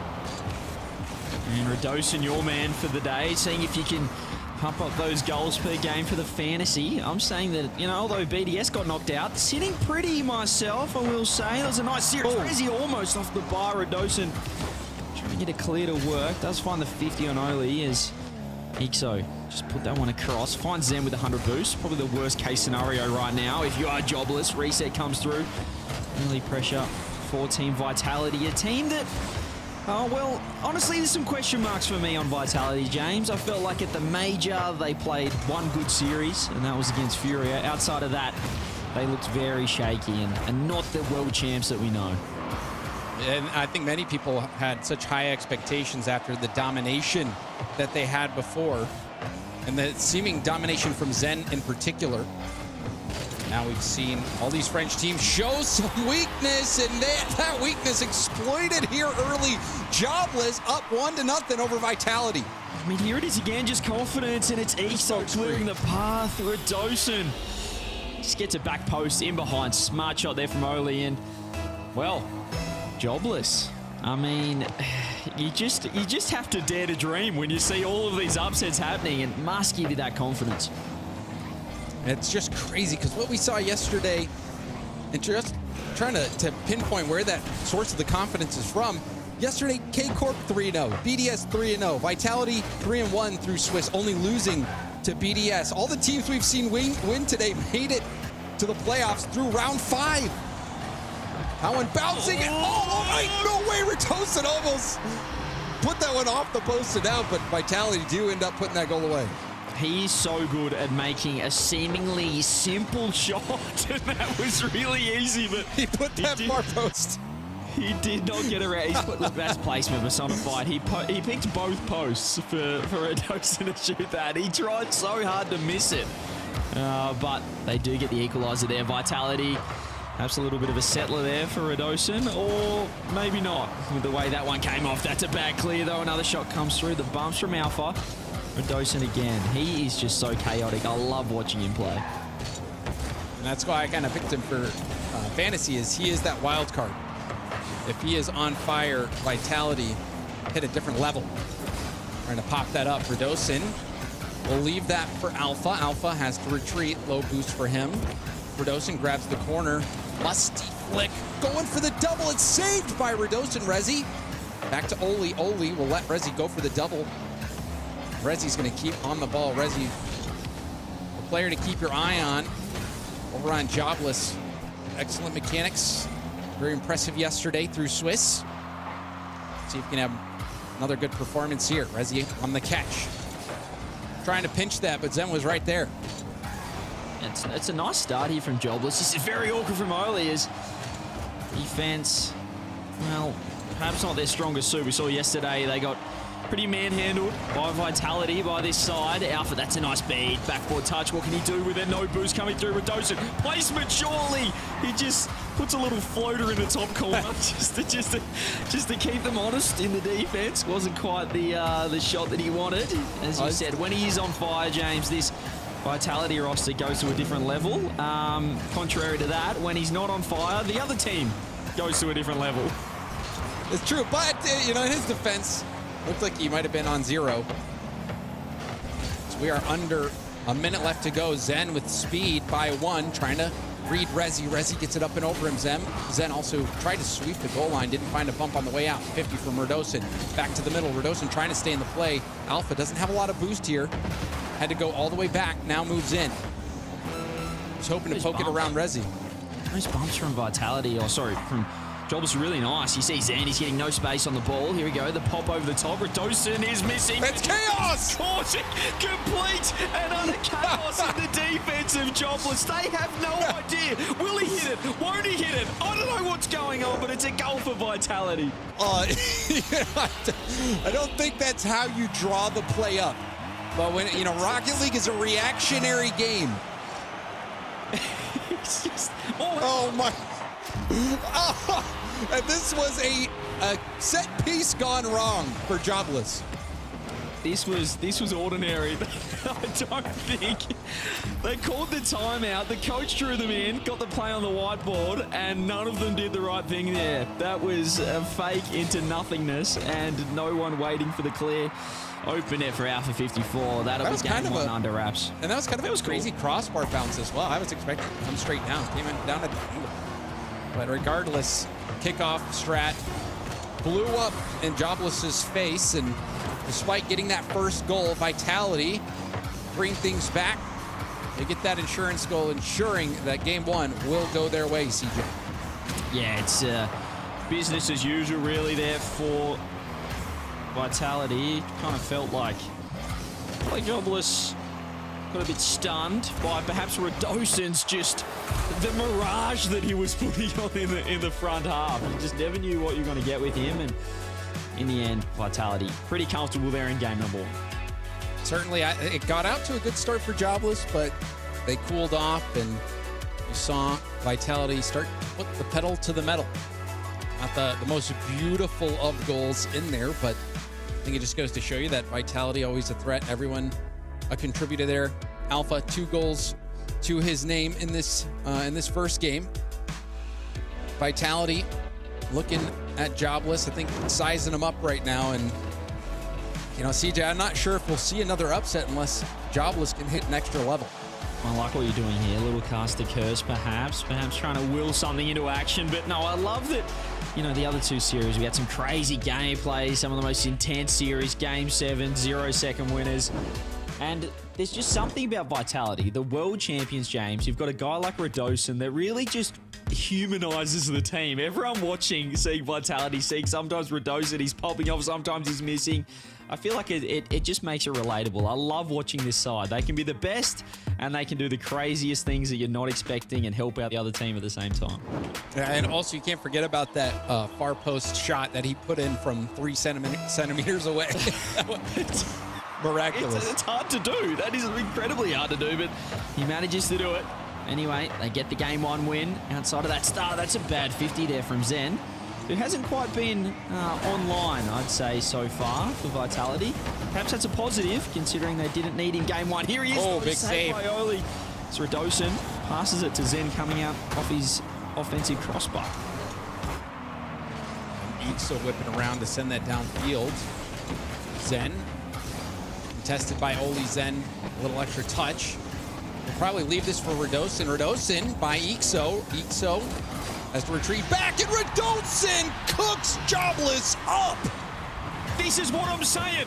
This is what I'm saying. He can just do things like this and absolutely clip on kids. Radosin ceiling, baits to win, delays the flick, slots that one home off the ceiling. 1 goal up for Vitality. It could be the best player in the world. I love him. Oh my goodness. I mean, he had, in the finesse on that play, he actually got an extra touch coming off the ceiling, but still was able to get underneath that ball to get the scoop and elevation on the shot. Radosin, an inspired series so far, but it still is early. We're only in game 2. And first minute comes and goes. Radosin, phenomenal shot to start things out. Infield now to Zen. Zen, first touch up in the air, goes for the bump, but somehow Ixo dodged it. Radosin goes for the net. All low boost now for Vitality. Counterattack is on. Oli going for the low 50, and Radosin saves it off an oncoming attacker. Radosin doing work on both ends of the field. This is job security Radosin. We're witnessing before our eyes right now. Peak form Radosin has arrived, ladies and gents. This is what we love to see. Jobless right now. Well, maybe he's read the team name of the other side and said, that's not going to be me. Popping off Vitality in peak form. Crazy start to this one. Radosin's going to be diving in, wins that 50, and will be able to get to the mid boost, taking it away from Ixo, but Ixo muscles Radosin off the ball. Zen fakes the corner double, caught it, and almost made magic happen, working on the wraparound. Radosin through the corner, has Zen in support. Zen bails out, and you can see the miscommunication. Zen and Alpha both going for the corner, but it still works out. Vitality are smothering Jobless. And once again, perfect placement from who else but Radosin. Alpha with the pass, and look at this. I mean, it wouldn't matter how many defenders are in net. That bottom left corner is always going to be open. 2-0 for Vitality, and Jobless don't have an answer for Radosin, who certainly does have a job. Perhaps inspired by his opponent's names. I'm thinking that. Radosin, though, full employment is in his future if he keeps this up. Ixo will give up the ball, giving Radosin plenty of runway. Radosin, though, hits it right to Oli. Zen gets back in time to keep it out. And now Zen couldn't get back there. Double demo for Rezi. It's insane. It's like, what is the least optimal play? And he's going, I'm just going to hit it straight into him. And it's again, he catches it right now. Look at the bumps coming through, though. Jobless get one back. It was a counter-attack play. A double air dribble bump attempt. Helped out underneath, as you can see by Ixo. Does find that last man. Handy goal here for Jobless. Yeah, that is what you want to do, is get those high percentage shots. Good awareness by Ixo as well, reading that play, recognizing the opportunity. Jobless trimmed the lead to just 1, and now we see Radosin whip another shot. Is it on target? No, it's not. Zen tried to get a difficult angle backboard read on low boost, couldn't do it. Vitality, though, still in the driver's seat. And Alpha! Oh, baby! The basketball dribble off the ceiling. I feel like this is the Alpha 54 special, but he's just done it so smooth. And how about the power off the ground as well? Dribbles that one home. 2-goal lead returns here for Vitality. Oh man, that was so clean. Getting back up to the ceiling quickly, reading the bounce off the floor. We've seen Radosin and Alpha really step up, and you had mentioned earlier in the series, CJ, and I'm not sure if you're talking about Zen coming online this season or this qualifier, but we have expected so much from Zen, and you wonder if those expectations starting to weigh on him a bit. Yeah, I mean, he's at the moment, this is the perfect Vitality, not having to rely on him. It felt like at times, you know, looking back to that Copenhagen Major, it was a bit of a 1v3 for Vitality, particularly in offense. You know, when Radosin's not firing, Alpha 54 wasn't seeing that peak form that we saw from him last season, particularly in the spring split. But when they're all on, James, I mean, they are a well-oiled machine. They don't have to rely on Zen's individual prowess. And right now, it's coming to fruition. We've seen standout plays from Radosin and Alpha. Radosin with a 50 and snagging his own corner, moves upfield. Zen will take control. Radosin landing, bumps on Rezi, also bumping Rezi into Oli. Very physical play from Radosin, didn't pan out, but still was a good look for Vitality, who now want to break out. Zen contested by Rezi. Oli up, has Rezi on the backboard. Rezi tried to pass that back out to the middle. Ixo still had a look on the ball, but Alpha will boom it downfield. Oli pops it up to Rezi. Rezi, he commits and will be low on boost. Chance now for Vitality. Where has Radosin come from there off the sidewall? And he's getting very physical, as you said, going for those double bumps. I'm just picturing Radosin when he is going for those bumps. He's listening to some upbeat, up-tempo music, and he's just bobbing his head, chasing demos around the pitch. But this has been Vitality's game one, and it's Vitality's game number two as well. 2-0 lead now, and really just, they're in cruise control right now. It feels like cruise control, CJ. The exact same scoreline from the previous game, 3-1. Vitality not really breaking a sweat. I mean, and compared to the previous two series that we saw today, which were so competitive, so tight, this one completely different. Vitality, despite giving up that first goal in game one, just went to work, and a lot of that, I think, is credit to Radosin, who's been, for me, the catalyst for this Vitality offense so far. And as you would imagine, James, when you are 2-0 down in a best of 7 and you have the option for a timeout, what do? That's right, you don't call the timeout. No timeout here for Jobless. They are happy with how things are going. Well, we'll see. I mean, some teams just prefer to get back into the action. So you can understand that. Maybe they're just doing the unexpected. You know, what would Vitality think we do here? Probably call a timeout. Let's not do that. You know, they're a bit of mental warfare. Try not to be predictable. And you know, is the predictability the issue for Jobless, especially offensively, CJ? Is Radosin's unpredictability also the problem for Jobless defensively? I think you might be onto something. It's a bit of a catch-22 going on with Jobless. They're a bit stun-locked as to what to do here. Do they be predictable? Do they be unpredictable? Who knows? But all we do know, no timeout called. And this is a massive game, as we know how hard it is to reverse sweep in a best of 7. So it's game number 3. It'll be huge for Jobless. They need to find some offense. The pressure just hasn't been there. You look how easy Vitality are able to just sort of walk this ball. Oh. Hang on a minute. Wow. Open net. First goal on the board for Ixo. Couldn't believe that first shot actually was kept out. See Alpha literally on 0. Ixo to be there also on 0 boost. Reading that bounce. Close call there. So Jobless again will score first. They have not managed to score more than a goal a game so far as a team. See if Vitality answers back. Now Radosin going for a ground double. That one denied. Zen can't get the 50. Poked off to the side. Rezi tons of boost here. 50 from Radosin. Back to the middle. Zen 50 to Radosin. Radosin goes low. Rebound to the middle. Alpha couldn't land the bump, and now it's going to be going down on the other end. Oli, the low boost flick, caught by Zen. And what's the play here you know, if you're jobless. I feel like previously they got that 1-goal lead, they parked the bus, they conceded 3. Right now they need to keep the pressure on. I'm just wondering about this midfield game right here. These are the challenges I'm looking for, and again, you just see Resi backing off. They're letting that ball get down in this ball half. I just don't think that's the right option, because you got Redosin looking for demos, you got Zen looking for demos. They're just giving up the ball so easily in that midfield. Oh, but that's a big demo on Zen, who had the boost to take that up for a solo play, shut down. 50 is good from Redosin. Back to the middle, Zen doesn't want to commit. Oli up and over 1. Oli stays in the play. 50 in the corner, Oli still not giving up. Resi and Ixo both jump. We'll see how Vitality handles this. Couldn't make the most out of that double commit. Zen will pop it up. Looking for Alpha. Hard 50. Who's stolen from Redosin, who does land a bump on the third man, but Resi off the ceiling will prevent the counter. Yeah, this is much better here from Jobless. You can see they're just looking to keep this ball in the orange half. There were a couple of double commits, but you'd rather be double committing offensively, and at least it shows your intent that you're looking to go forward. I'm not sure about Ixo going for a pre-jump pass play. However, when you're up a goal, this is a bad mistake. He does get the 100 back in the corner and can control it, but it's all about making these smart decisions. You don't want to bite off more than you can chew, especially when you've got that 1-goal lead. Redosin will pop this up.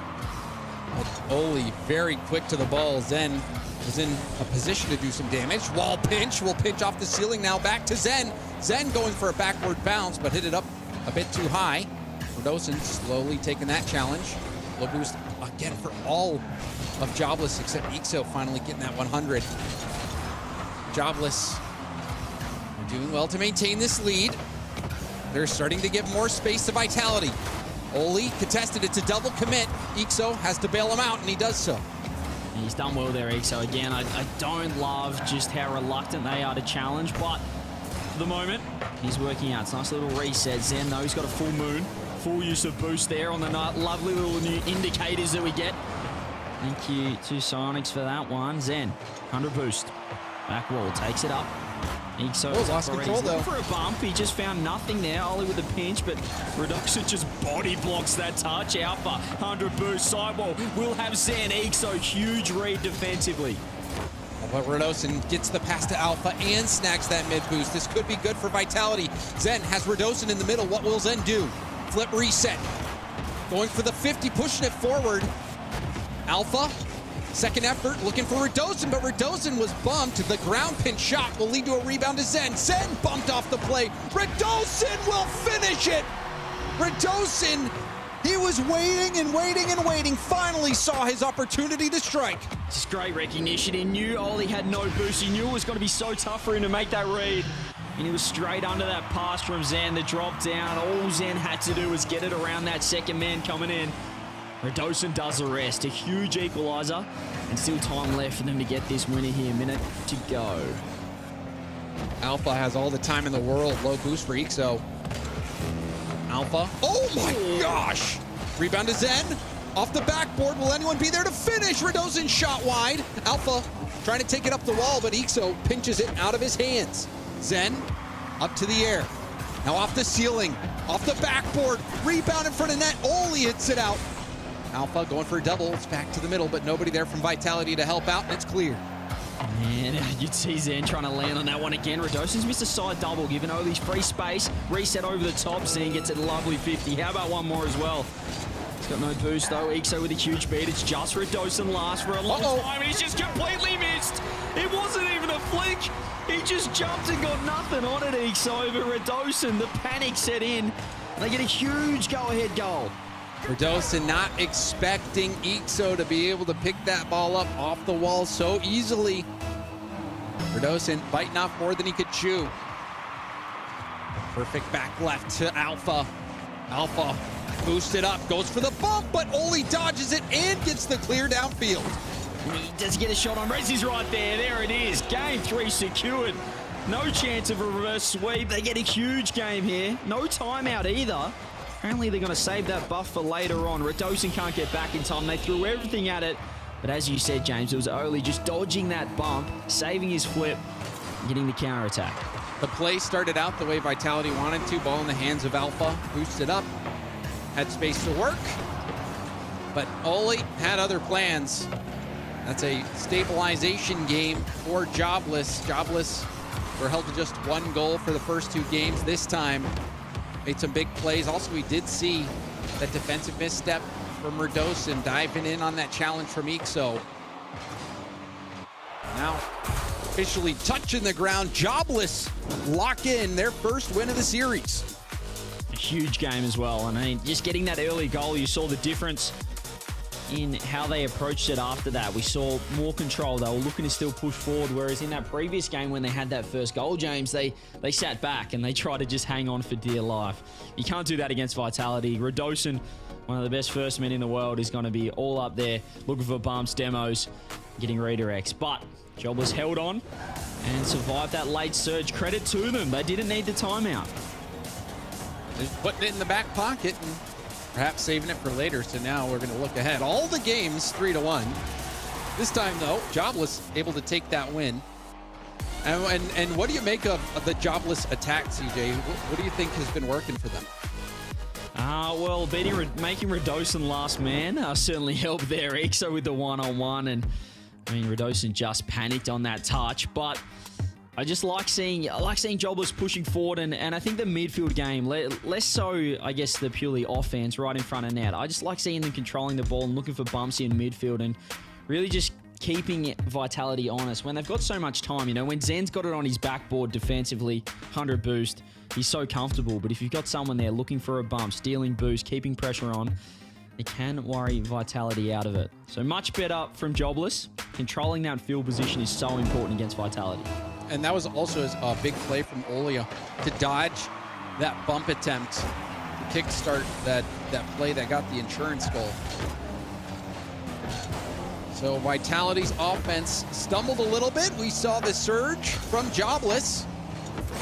And now Jobless going to try to level the series right now, trailing by 1 game. And there's a rebound, fortunately, for Vitality. Zen there to clear it off the line. And now we see Oli, 50.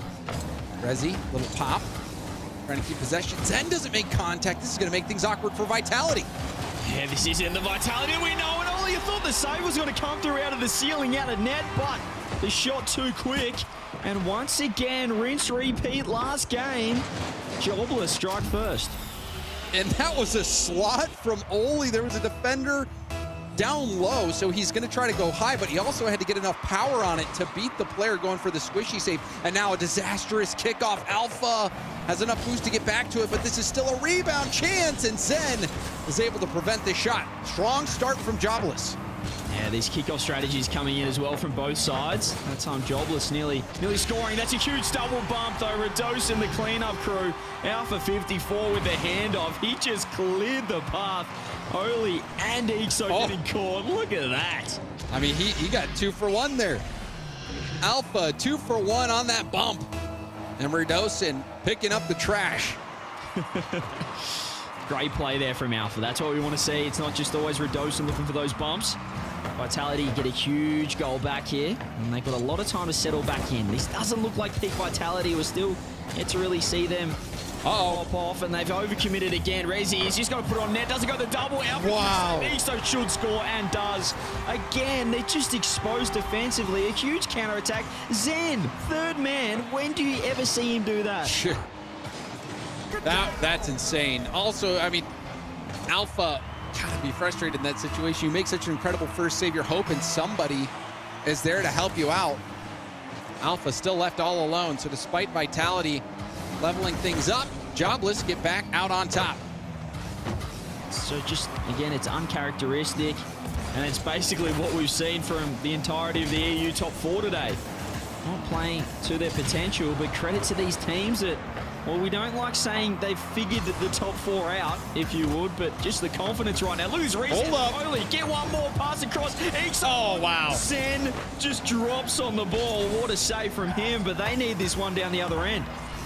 Immense pressure for Jobless, but there's the demo as well. 50. Oli's backwards, gets bumped off the ball, and now Alpha will tip it out to the side, just trying to waste some time so his teammates can get boost. Rezi pushing it towards net. Rlcs helps out. Oli with a rocket, but Alpha there once more to stop it. A huge shot coming through. Again, Vitality hanging on. They are down the goal, though. They need something. Zen just cleared out of the way. Ollie's going low. He's got 0 boost. He's got no moon. Nothing at all. Ixo comes in. Resi. He's got a full moon to work with. Takes it up. Can't quite get the touch. It's Ollie now. Last man. Looking for the pinch. And he's probably pinched himself further than the ball. I'll keep you posted as to whether he's going to get any bruising from that one. Alpha 54 looks for the pass back. Just finds Resi. Terrible touch. Radosin bails his teammate out. Alpha maybe trying to pass that back to Radosin, but you saw how close Resi was to the play, expecting such a tactic. Late flip reset from Zen, beats 1, got the mid boost, but not before Oli hit it back down to Vitality's corner. Alpha steps in, but Resi there to keep it in Vitality's corner. Boom from Zen, get some breathing room. The boost also spawned on him, so he's going to stay in the play. I mean, this is just what is happening. And when you think Vitality's in control, again, this is like every series we've seen today. The top team, the favourite, starting so strong. That's a great shot from Alpha, even better save from Ixo. He's backwards. 45 now. They need to start cooking something up. Zen, 100 boost, throws it, gets a beautiful another touch, but Rezi's right there in time. Shot on Radosin. Well, I'm not sure if it was a shot. He's blasted it wide. Vitality trying to find one. They're starting to get desperate, James. You saw Oli reading that desperation from Radosin, recognizing that he wanted to go for the bump, but Radosin will get the pass middle and the boost. Boomed out to Alpha. Alpha will turn, looks for Zen. Zen on the sidewall, catches it off the ceiling, going for a bump, had to bail out. Rebound out to Alpha, who takes it up off the ceiling again, but a huge 50 wins it forward for Jobless. Radosin just trying to be annoying. Zen cheating up so close, second man. You can see Vitality just pressing up so high. Look at that third man right now. It's under the ball. Zen, 100 boost. What can he do? Drop down, no touch. Another early challenge here from Jobless. They're just giving them no time to set up anything in offense. That's a bad misstep. Zen right there in front of net, but he's missed. He's usually just a homing missile on those, but again, the clears come through for Jobless. That was the right idea, and the opportunity was there for Zen. The redirect, just not on target. Zen will leave this for Radosin to take it up the sidewall. Resi up early, flip reset, trying to delay things, getting it middle, is making things awkward, and it yields a goal for Vitality. Radosin mixing it up. There it is, finally a huge mistake. It's Oli on the sidewall. He just got completely baited again. Radosin doing nothing might be the most effective play in all of the RLCS. But to go for the flip reset and delay his 50, you see how that made the situation unreadable for Oli. So hard to read. Here he goes again. Is it another one? No, Resi. Double save. Double commit coming through for Jobless. Only lacking a little bit of boost. Huge beat out again. Oli just gets it. Alpha went. They're looking for the goal here. They want to strike now. Vitality, they can sense blood in the water, but huge clear from Oli. Do we get overtime? Is Radosin going to sit downfield? No boost. Oli, he's got 100 though. They might have given this one up. Zen got to wait. Reset over the top. Zen. Rebound to Resi. Wants in. He's working it around, trying to keep this ball up. Zen with a huge touch. Wants this be down overtime. OT. We got it. Overtime. A chance for Jobless to tie up the series. Kickoff kicks straight up the sidewall. Ixo will drop it down. Win forward, but Resi contested. It's going to come back to Resi. Resi doesn't make contact and will be floating out of the play, leaving Alpha to fill the void. Oli on the 50. Radosin also challenging. Zen bumped off the play, but Alpha there to help him out. Jobless, though, get possession back at Vitality's half. Resi trying to air dribble it around the defense, but finding no success there, and Vitality break out. Only gets the touch. Alpha has to wait back in the wings. Just get the 50 middle. Alpha's met him right there. Zen underneath as well. Vitality having to work hard in defense. Free touch coming through. They've missed the bump. Radosin with a 50. They need to get one more on this. Ixo flying early. Right now, so much pressure on every single touch. Alpha flying it across. Radosin waiting back post. Zen able to control this one. Gets a reset. Ixo up. Been beaten to that. Where's Alpha underneath? Only able to handle this, and Vitality back right off. Radosin hanging around Oli. Also by another. Great work from Radosin. Zen double off the sidewall. Hoping to work the corner. Alpha moves in. Radosin waiting to see where he goes. It's a big whiff. Crazy touches all around from Jobless as they try to wrangle the ball. Zen bumps Resi to the backboard. Now Oli will hit it up for Ixo. Ixo catches it on the dribble. and gets it through Radosin. Now in the Vitality corner, Alpha trying to clear things out. Yeah, it looks nervy from Jobless, but they're making the right touches when they need to. Radosin to get a double commit here for Jobless. Zen's up. He's looking for a close one. Oh! And a follow-up! Zen calls game in OT! Zen! He stands up and makes the play. Backflip into the ball, reads the bounce off the post, stays with the ball, stays with the play, and gets the game for Vitality. Excellent card control. You saw that late backflip. I mean, he almost scored off that. Reset into the backflip, follow up off the post as well. The only man that read it. And just when you're thinking, James, Zen hasn't really been himself this series. He just does that. Pulls out a shot. Big play. Clutches up in overtime. And we do finally get the timeout from Jobless. Huge swing game, huge swing moment. Everyone from Vitality contributing with a goal in that game, but perhaps the one that resonates the most with everyone out there was that last goal from Zen. Wow. Incredible play. Yeah, that in a big moment. Jobless could have tied up the series, but now Vitality put themselves on match point and forced that timeout out of Jobless. That's probably goal of the day right there. That is ridiculous. Just the speed on the reset and then having the car control, as you said, to instantly go for the backflip shot. And he's gone, hang on a minute. That's not top corner. Oh, I need to let me clean it up. Yeah, let me just get the vacuum out and just clean that bad boy up. And just the speed coming through from Zen. A huge game, huge win there. They were down a goal until very late in the piece. Jobless probably thinking, James, they could have tied that series up.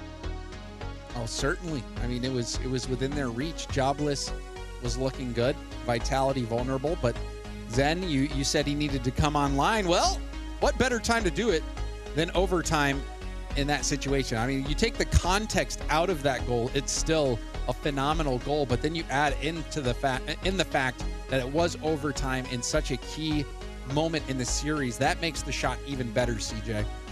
And what I love seeing from Vitality, which I'm sure they'll be talking about in this timeout, is just when they're at their best. We saw it in the World Champs. We saw it in through the Spring Major, Spring Split last season, was when they have that three-man offense. They're flicking the ball around. They're looking unstoppable, and they're trusting each other. I think at times, they have lost that trust, particularly, throughout the first split. You saw it at the Major as well. But when they can trust each other in that offense, James, they're all pushing forward. There's no missing links. There's no missing chain in the offense. They can take it to anyone. There's a reason why they're the world champs, why they were the best team in the world. And they can still get back there, but it comes with that trust. Right. We know they're capable of it. Just a matter of them playing up to their ability. Vitality doing so in the last game. Alpha, low boost, staying in the play. Rezi, try to 50 Zen. Does get it up to Oli. Oli, though, losing control a bit. Alpha will have that mid boost. Radosin still in the corner. This could be a good opportunity for Vitality. Yeah, much better start from Vitality and a much better placement. But Radosin finds it wide in. I'll have that crossbar down, saved again. Rezi spawns with the 100 boost. Alpha keeping the pressure on. Much better start here for Vitality. But haven't scored just yet. Jobless hanging in there. More demos coming through. Alpha's clearing the way. Oli's gone. Removed from the map. Radosin, 0 boost. But just keeping that ball in. Forcing the touch to go away. We are seeing a bit of a gap in this touch. There it is. Zen. Top bin save. Vitality. Usually they're not backing off like that. So there's still these moments where it's not the Vitality that we know and love, or we have come to know and love. And Jobless can capitalize on it. Well, the fact that Jobless was able to win that race to the corner, a big part of stopping that last assault. But we see Vitality kick it back into high gear once more. Zen, sidewall double, fakes it for Alpha, and it gets by. Radosin tries to move in. Nobody expecting Alpha not to make contact. On Oli has to low boost clear, does grab the mid, will stay in. Now going for a bump as Ixo also bumped off the play. Rezi to Oli. Oli shot! It hits off the post and is pinched out. Zen just bounced the ball out of net off the post somehow as more pressure coming through. Rezi still has boost. This is great spot still for Jobless. Everyone with 100 boost. rotating through their net, looking for bumps. Perfect scenario. Where's the shot? Where is the shot? Who's coming through? Resi so late. Just giving up a chance right there. Excellent opportunities for Jobless. They were not able to capitalize on, especially that save from Zen, which I'm sure we'd love to see another look of, or have another look at, rather. Zen keeping Vitality in it, low 50. Oli's backwards in reverse. Takes it back down for a challenge. Alpha goes for goal!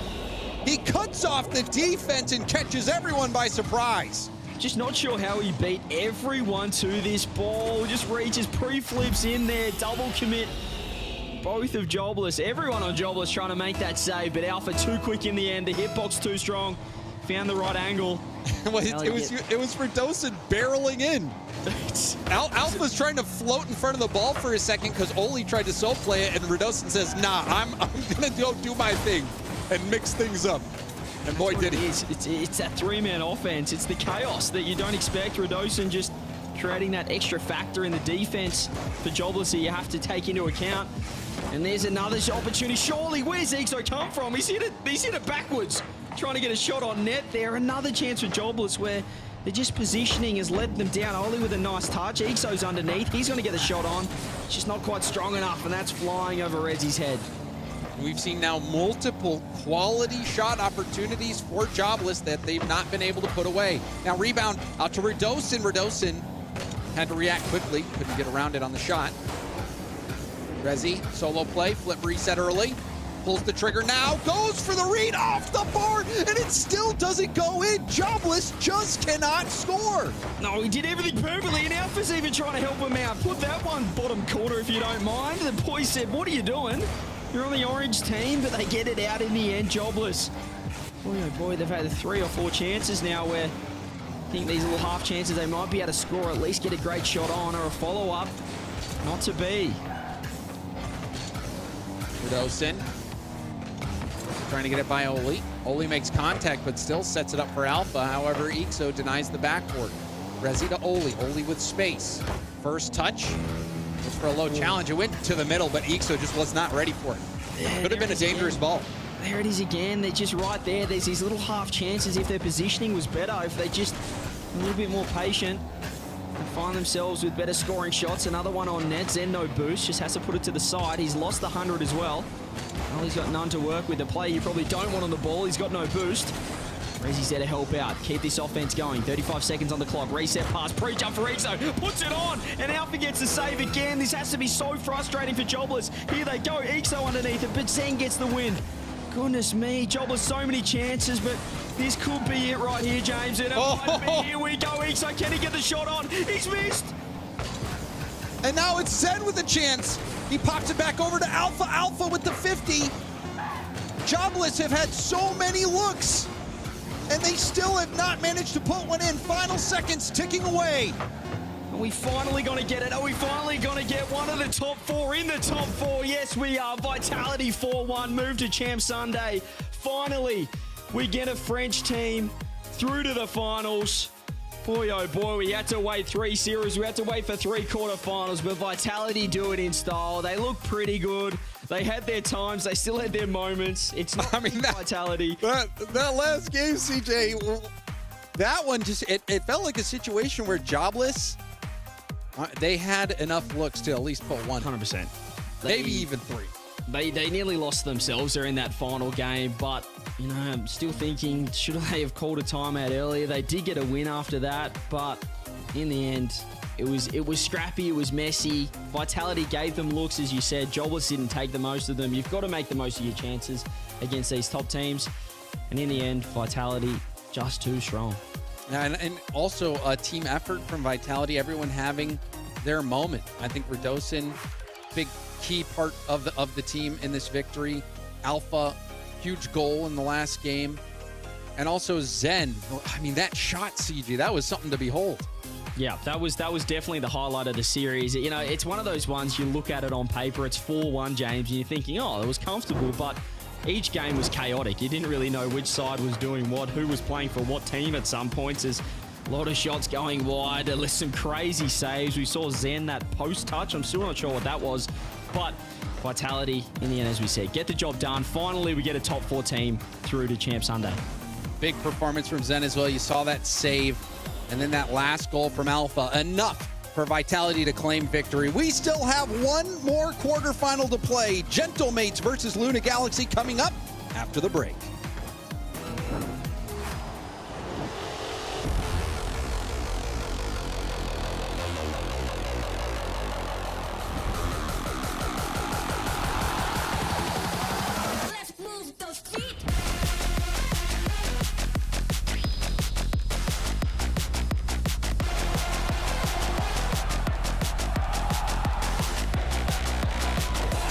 Majority of the attack. It's been BDS on defense. Having to make saves like that help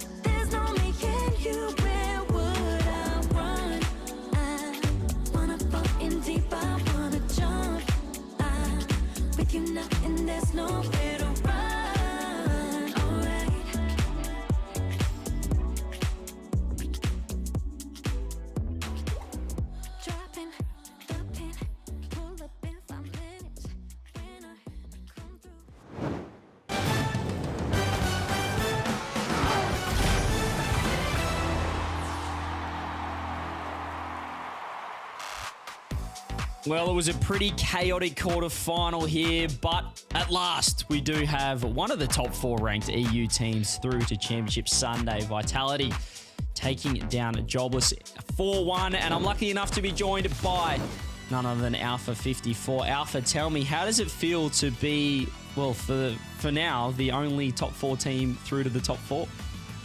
Well, of course it feels good because there have been like a lot of upsets I saw. BDS lost and KC as well. I mean, KC, like Oxygen is like really, really good.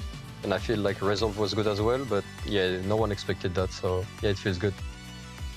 When you see those other top teams drop down, lose those quarterfinals, does it make you guys more nervous or put more pressure on the team? Are you starting to think, what's going on, or? No, not really. No, we don't really focus on anything other than ourselves. So no, we don't really care. I mean, of course, it's supposed to be an easier bracket, but it doesn't matter. If they beat BDS, then they are better than BDS at the time. So, and if they beat KC, that means that Oxygen is better than KC at the time. So yeah, we don't really care. So when you look at your own region, we were talking about it on the pre-show. Europe top 4, it's pretty locked in. Like your guys, the rankings, the points, the top 4 are pretty clear. Do you feel that when you're scrimming in your region? Do you feel like there's a clear top 4, or there's some more teams that can, or it's closer than I guess we give it credit for? I mean, scrims are really like not like really meaningful. Like there are like scrims where we can just lose like 7-0, then the scrim after we'll win 7-0 against the same team. So I mean, I feel like the top 4 is still KC, us, BDS and Mate, but sometimes upsets happen. So maybe we're not the top 4 anymore. And what's, I guess, let's dive into a little bit the mindset of you guys, right? You've won the World Championship. If I won the World Championship, Alpha, I'll be thinking, how good's this? I'm out of here. I've reached the pinnacle, the peak of Rocket League. How do you guys sort of reset? Because, the first split, you got to the major, or perhaps wasn't the performance you want. You're probably not performing at the level you were last season. What have you guys, I guess, talked about to get back to that motivation and the level that you were playing at last season? Well, I mean, I don't think that we got worse. I think that people got better, which means that we appear to be worse, but I don't think it's the case. But yeah, of course, we are still as motivated as before. It feels like we haven't won anything at the time, because we haven't won anything in this split and in this whole season. So yeah, we just reset from 0, and now we just go on and try to win regionals, major, and hopefully worlds. And with obviously BDS and K-Corp not in Champ Sunday, do you guys see this as an extra opportunity to, catch up in points and get ahead of those other top teams? Well, of course, as I said, we can get ahead, and the fact that it's like we play Resolve, I think, tomorrow. So, we don't really think that they are like an easy matchup compared to BDS, because if they beat BDS, that means that at the time they are playing better than BDS. So we don't really care about that, but yeah, if we could get like a bit more points, it would be good.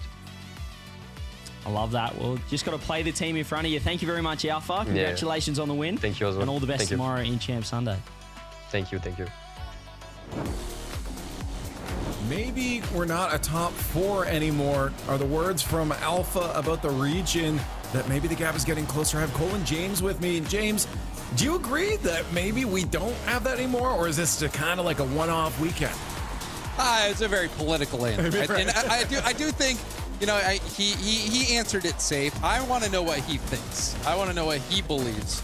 And I think he did say, he still thinks the top 4 are those teams. How big he thinks the gap is would be my question. Because I think Europe, we know they have the depth. We know they have the ability. They have these upsets. But in the past, I mean, even through the Swiss results just showed how good the top 4 can be. But, I mean, it's a whole new split. And these teams are fighting for those world championship spots and those major slots. And we talked about it even coming in. It's basically the top 4 in points are pitted against those next 4 up. And so far, it's been a good battle. It's been a wonderful battle, Cole. I like when upsets happen. I question whether this will be a consistent feature of the European region. No, I feel like the French top four are going to come back rip-roaring. But, that's a conversation for another day, for 2 weeks' time, in fact. For now, we can just enjoy the fact that we have had a chaos day. We've got some brand new teams in the semi-finals. Team Vitality are still there, looking scary as ever. And now there's one more match to come, Leaf. Yeah, no, it was funny. Another thing from Alpha's mouth there, what he said was, it feels like we haven't won anything because we haven't won anything. And that is very true. But this looks like a bracket, just if, from my outside opinion here, Cole, does this look like the bracket that might be the chance for them to get back to winning one? Yeah, so far so good. They'll certainly back themselves to make it into the grand finals, although we've learned from Team BDS that Resolve are by no means a pushover, especially when they're in their sort of peaks of the series. They seem pretty peaky. I think they'll be quietly overjoyed with how this weekend has gone so far, points-wise, and also, as you say, the fact that it really is an opportunity. Well, our last matchup is here for the day. Day 2 will end off, of course, with Gentlemates facing off against Luna Galaxy. Gentlemates, of course, coming in as our last major winner. They've shut everyone down against everyone's expectations, but Luna Galaxy coming in with a lot of hope behind them as well. The squad of Tox, Atomic, and Achronic have been impressing people, James. Certainly, and we've been anticipating the return of Achronic to RLCS. He wasn't really playing on any serious rosters before, was taking some time off. Came in with Luna Galaxy. The first series that we saw with him back on the mainstream in the Swiss stage, they played against Uncle Billy, if you remember that, and actually dropped a game. So we were wondering, what do you make of this Luna Galaxy team? But they ended up finishing out strong, even taking down Oxygen in round 4 to qualify for the playoffs. So we know that they have the ability, but Gentlemates, that they are the major champions that are standing in their way. This is going to be a huge result for Gentlemates looking ahead to the major as well. Luna Galaxy, Gentlemates, I mean, this might be the series that propels them to London. I feel like Coach Everslax's biggest issue for Gentlemates is being able to translate the way they play online, translate the way they play online to, the way they play offline to playing online, because they are two completely different things, and historically Gentlemates have not been as strong on this occasion, starting off the last split so strongly, making the grand finals, and after that, not doing much, and then suddenly bouncing back. And their opponent today, Luna Galaxy, Leaf, this is the one that I had my eye on before the day started as the potential upset. I'm not sure why, but I just believe in Achronic so much. Well, I'm behind you, just not even specifically because of the Achronic thing. I'm also back in Achronic because he's on my fantasy team for goals right now. But just in general, I mean, for Gentlemates, obviously we've seen them win a qualifier way back at the very beginning, and since then weren't able to, but they did then win a major. So online, the question was, can they pull through? Are they going to be able to do this? Yeah. I think they're going to have a much more solid foundation now, Cole, but that is still a question mark that's there. Well, I was going to mention as well, I've noticed people in chat that are spotting that they are playing on Liquid chairs. I believe they are playing at the Team Liquid HQ, which I think is in the Netherlands. So they're all together. They're taking this thing incredibly seriously, Luna Galaxy, which you love to see, which should make it more difficult for Gentlemates. And I like the way this team play Rocket League as well. I like their composition. You got Tox at the top, just going for all sorts of bumps and demos. Fearless. He is always happy to play in front of the ball, and that's allowing so much space, James, for Achronic. And when he gets it, we know what he's capable of. Oh yeah, Achronic, and especially on this team, you have already a fantastic goal scorer in Atomic. Achronic brings that extra threat to where you know he's got the ability to make things happen in a solo play, but can also make those rebound opportunities for his teammates to score as well, which I think a lot of the great players do. And I think Juicy has also been doing that incredibly well. That's why Itachi is always up. When you look at the stats, Itachi up there in scoring because of those individual plays from Juicy that lead to the rebounds. And Itachi, one of the best finishers as well. We saw a great play yesterday from Itachi and Juicy. Juicy lobbed a ball up mid, and Itachi through contact, through traffic, still able to finesse shot it down. Those guys are such a dynamic duo on the offense. And then Seiko, you also have to be worried about him. Yeah, he's always dangerous, especially offline. Can he play as well now here? Now they're on the the old boot camp? I think so. I feel like Seiko has been slowly bubbling his way back to the world champion 2022 player that we saw back in his Team BDS days, and he's about back at that peak. I'd say even now he's not quite as scary as he was despite winning the last one. It's definitely a sort of 33% composition between the three players. I would love to see him elevate beyond individually. Well, chat, you're getting your hashtags out there. While we tally those up, let's get ours on the board here. I think we mentioned this, Cole, potentially being our upset. The question is, did you actually take an upset here? No, I'm not brave enough. not cool enough. Not hard enough. Instead, I just went with Gentlemates. I still think they're going to win. But, you know, Lunar Galaxy, they pose some serious threats. And today seems to be the day for it, James. Oh yeah, and but both of my eyes are going to be on Atomic. I think he is that key player for me. He was so good offensively, such a big threat on the scoring. You know, if he's not having a good day, I think it's going to be really tough for Luna Galaxy. All right, let's get this little guy flipping. See where it goes. That was a good flip, actually, too. And I think a good pick as well for the coin. It needs the help right now. It's not been doing well across this week. Well, I think like we have talked about before, a coin doing well is getting half of the picks right. Not all. That's true. If it's doing too well, that's not good for a coin. That means there's some weight distribution issues with it. That's for sure. Hey, not too much. There's a little bit of faith, it looks like, on the side of Luna Galaxy. Well, let's find out exactly what happens with this. With Shogun and Johnny, our final spot in the semifinals is waiting, and one of these two teams can take it. Will Luna Galaxy continue the trend of shutting down the top four, or will Gentlemates defend alongside Vitality? Let's find out in one more best of 7.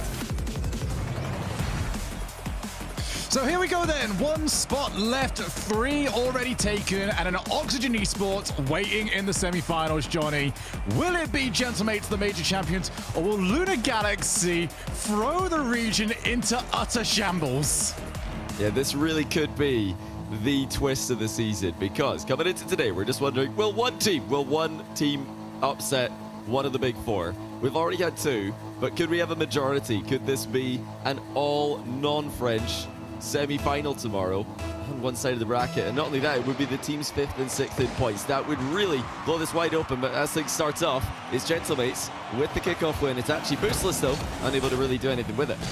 It was always going to be on the day that we decided to do a nation's tier list, wasn't it? They were waiting for these sort of situations. See whether or not Gentlemates can get France back where they feel like they should be. Vitality have already course corrected the ship. The Chronic clears long. Atomic will follow. We're going to try our hardest not to get that mixed up at any point today. If we do, sorry, it's always going to be difficult. Yeah, we just need, NA Atomic to hop the pond, join the Atomic and Chronic roster, just to really confuse everybody. Oh, no. It's like trying to cast the 1v1 between Revsy and Rezi. That was still the worst time I've had in my life. As Tox trying to make life very difficult now for the upcoming attacking player. A Chronic against Seiko, who just waits, but that ball now is over the top of Juicy. So it is an opportunity here for Luna Galaxy just to give chase, and they've got some breathing room, they've got some demos, not much else. The low 50-50, a great defensive tool when you do not have any momentum or any boost to play with. Chronic used it wisely moments ago. Pretty end-to-end stuff so far. Look for Gentlemates to try to use some of their tricks from the major. You know, it's actually probably the most prominent of the lot when it comes to losing 50s towards his teammates, which, you know, might sound counterintuitive, losing 50-50s, but it's kind of the same as, you know, losing the kickoff towards the back corner when your teammate's grabbing boost, and he just does that for midfield play like it's nobody's business. Oh, that's a heavy hit there from defending player. Do not want to be hitting the ceiling there, as now Tox wiped out position. Seiko's going to go on the follow. Seiko, who has maybe been like the definition of what our current narrative around Gentlemates has been. Get him online, he struggles a little bit more. Get him on live events, though. He is unbelievable. They would like live event Seiko to be taken to the field this time around, as Tox will turn, and Itachi had to be even to it. I really do wonder if it is, Seiko struggling online or just everybody else struggling on LAN, because Seiko looked like he was, just the composure personified on stage, no pressure at all. When he did play on LAN recently, even after winning, he just seemed pretty nonchalant about the whole situation. As we approach halftime game 1, Luna Galaxy are holding their own in the midfield. Still, not too many clear-cut chances for either team. So Gentlebaits now look to hit on the counter. Atomic says no, none of that. Get the ball back in your half. Some big dive-ins as well from the third man of both teams. Now they got a cut cross. Just felt the presence of one of the attacking players trying to sneak in behind them. Seiko looking for the backboard. Trying to get to there first. Itachi looking for the drop down. Juicy, you know what was waiting for it. The clear is long, but Chronic doesn't have any boost and therefore can't do too much with it. But Gentlemen don't know that, and they've kind of allowed some gaps here. Lunar Galaxy happy to take control of it. Chronic's still on nothing, still hasn't rotated back, and this is why, because they've almost caused the chaos needed for a goal. That's good speed by Juicy to get the ball out of defense and into attack in one booming touch. Itachi now coming into the plate. His pitch goes nowhere except towards a Chronic though. Not too many passes being linked up between the two teams right now. Mostly just maybe one pass and then that's a turnover towards the other team. Tox looks to be the second German to make Championship Sunday this weekend, joining Raziers, who's already crossed that mark this weekend. Chance out for him to open the scoring. He does! Top ins! Tox makes it 1-0. Yeah, it does feel like Tox has been the target man. Allow the outplays to come from Atomic and a Chronic and wait for the opportunity. Finally drops for him, and Itachi, you can glue two of those cars back to back. He still wasn't making it. Yeah, this is now a continued trend. You know, if we'd seen 3 French teams win at this point of the day, like we thought we would, and this would not really be too worrying. But after seeing BDS and Karmi Corp eliminated, and knowing that Gentlebaits did struggle online last split, now suddenly it's looking a little bit more ropey for this team. And the major champions are not dominant from the get-go like their fans hoped they would be. For me, the big thing from Gentlebaits that they have to fix is these weak touches in offense. They are dropping it to defenders on almost a half volley. The perfect position every player loves to see something come at them from. Need to just force some movement, make it difficult. Juicy's going to try exactly that. Musty over the top, and Itachi can't get there in time. The Galaxy holding on to their lead, 30 seconds left, and they've got Atomic, full boost, and the ball. Let's see what he can do. Atomic actually forcing on target here, just wide. Juicy done enough to get it into the post. 25 seconds to go. Mid-air pitch misses for Gentlebaits, but Juicy's got a play here. He's going to chip it to himself, but that's going more into the corner than into a dangerous position. And a good pre-flip there by Tox to get the ball clear. 15 seconds to go. Seiko on the ball. He's challenged, and he does get past it. It's bouncing on target. Oh, they've conceded an absolute howler. Nobody played the ball, and Seiko's miss actually just bounces in. Just try to have a look at this from the defender's POV. They just believe Seiko's got to be. Even if Seiko is playing that top corner, Atomic's positioning, he's never getting there. He has just been caught watching the play rather than reacting to it. That's why it's so important to have somebody going straight for the ball in modern Rocket League. The flip reset is often no more dangerous than a complete whiff and an accidental fake in the position. Now, will Itachi keep this up? He's looking for the grind. Tox says no, into the middle for Atomic. Itachi's still there, though, again looking for the grind, and Chronic might agree. He does, backs off as he was boostless, and game 1 will be decided in OT. And this one will hurt so much for Lunar Galaxy if they do go on to lose. Seiko trying to make that reality. Bounces down. Juicy's got to jump backwards for it. Can't do so. Itachi didn't believe in his teammate, and he made the right decision already back. Well, let's see how Lunar Galaxy are going to play this one. They did lose the lead pretty badly there, but now a chance for a Chronic. He's had the tight tangle double tap attempt there. Atomic looking to fake a flip reset middle to let Tox come in. Juicy's not interested in seeing that one play out. Tox is having a lot of success, though, in these positions. Just playing it down the line, forcing these challenges, and he's winning a lot of them. Going to be required yet again. This time, not going to have any funny business happen. Just go straight for it. Here comes Atomic. Are they going to get a bump on Itachi? Well, it wasn't far off. We have 1 minute into OT now. Chances for Lunar Galaxy. You know, it's not been the complete, drama that we've become used to seeing today, as both teams have, for the most part, kept multiple players back in position to cover counters. As Chronic drifts towards the near post here. Not going to be able to get on the end of this one. Nobody in the middle every time the ball does come into the center. It's mostly repositioning. Mostly a boost battle in the midfield. Oh, Chronic's gone straight for power. Seiko, happy to read that. It's a bit easier for him than anything else that might come his way. Up goes Tox. Chronic's not going to turn instead. Atomic calls in. Very light first touch. I think even the defenders expected that, and they did have to adjust, and they did adjust well.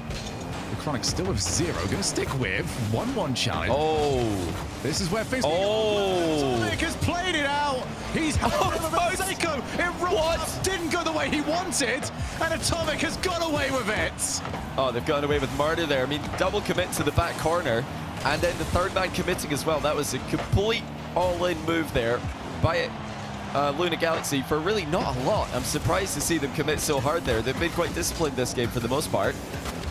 But the ball bounced very fortunately for them. Will it do so on this occasion though? Seiko with a lean back reset. This time he's not going to be given the luxury of the mind game as Luna Galaxy's defense do decide to hit part of the ball.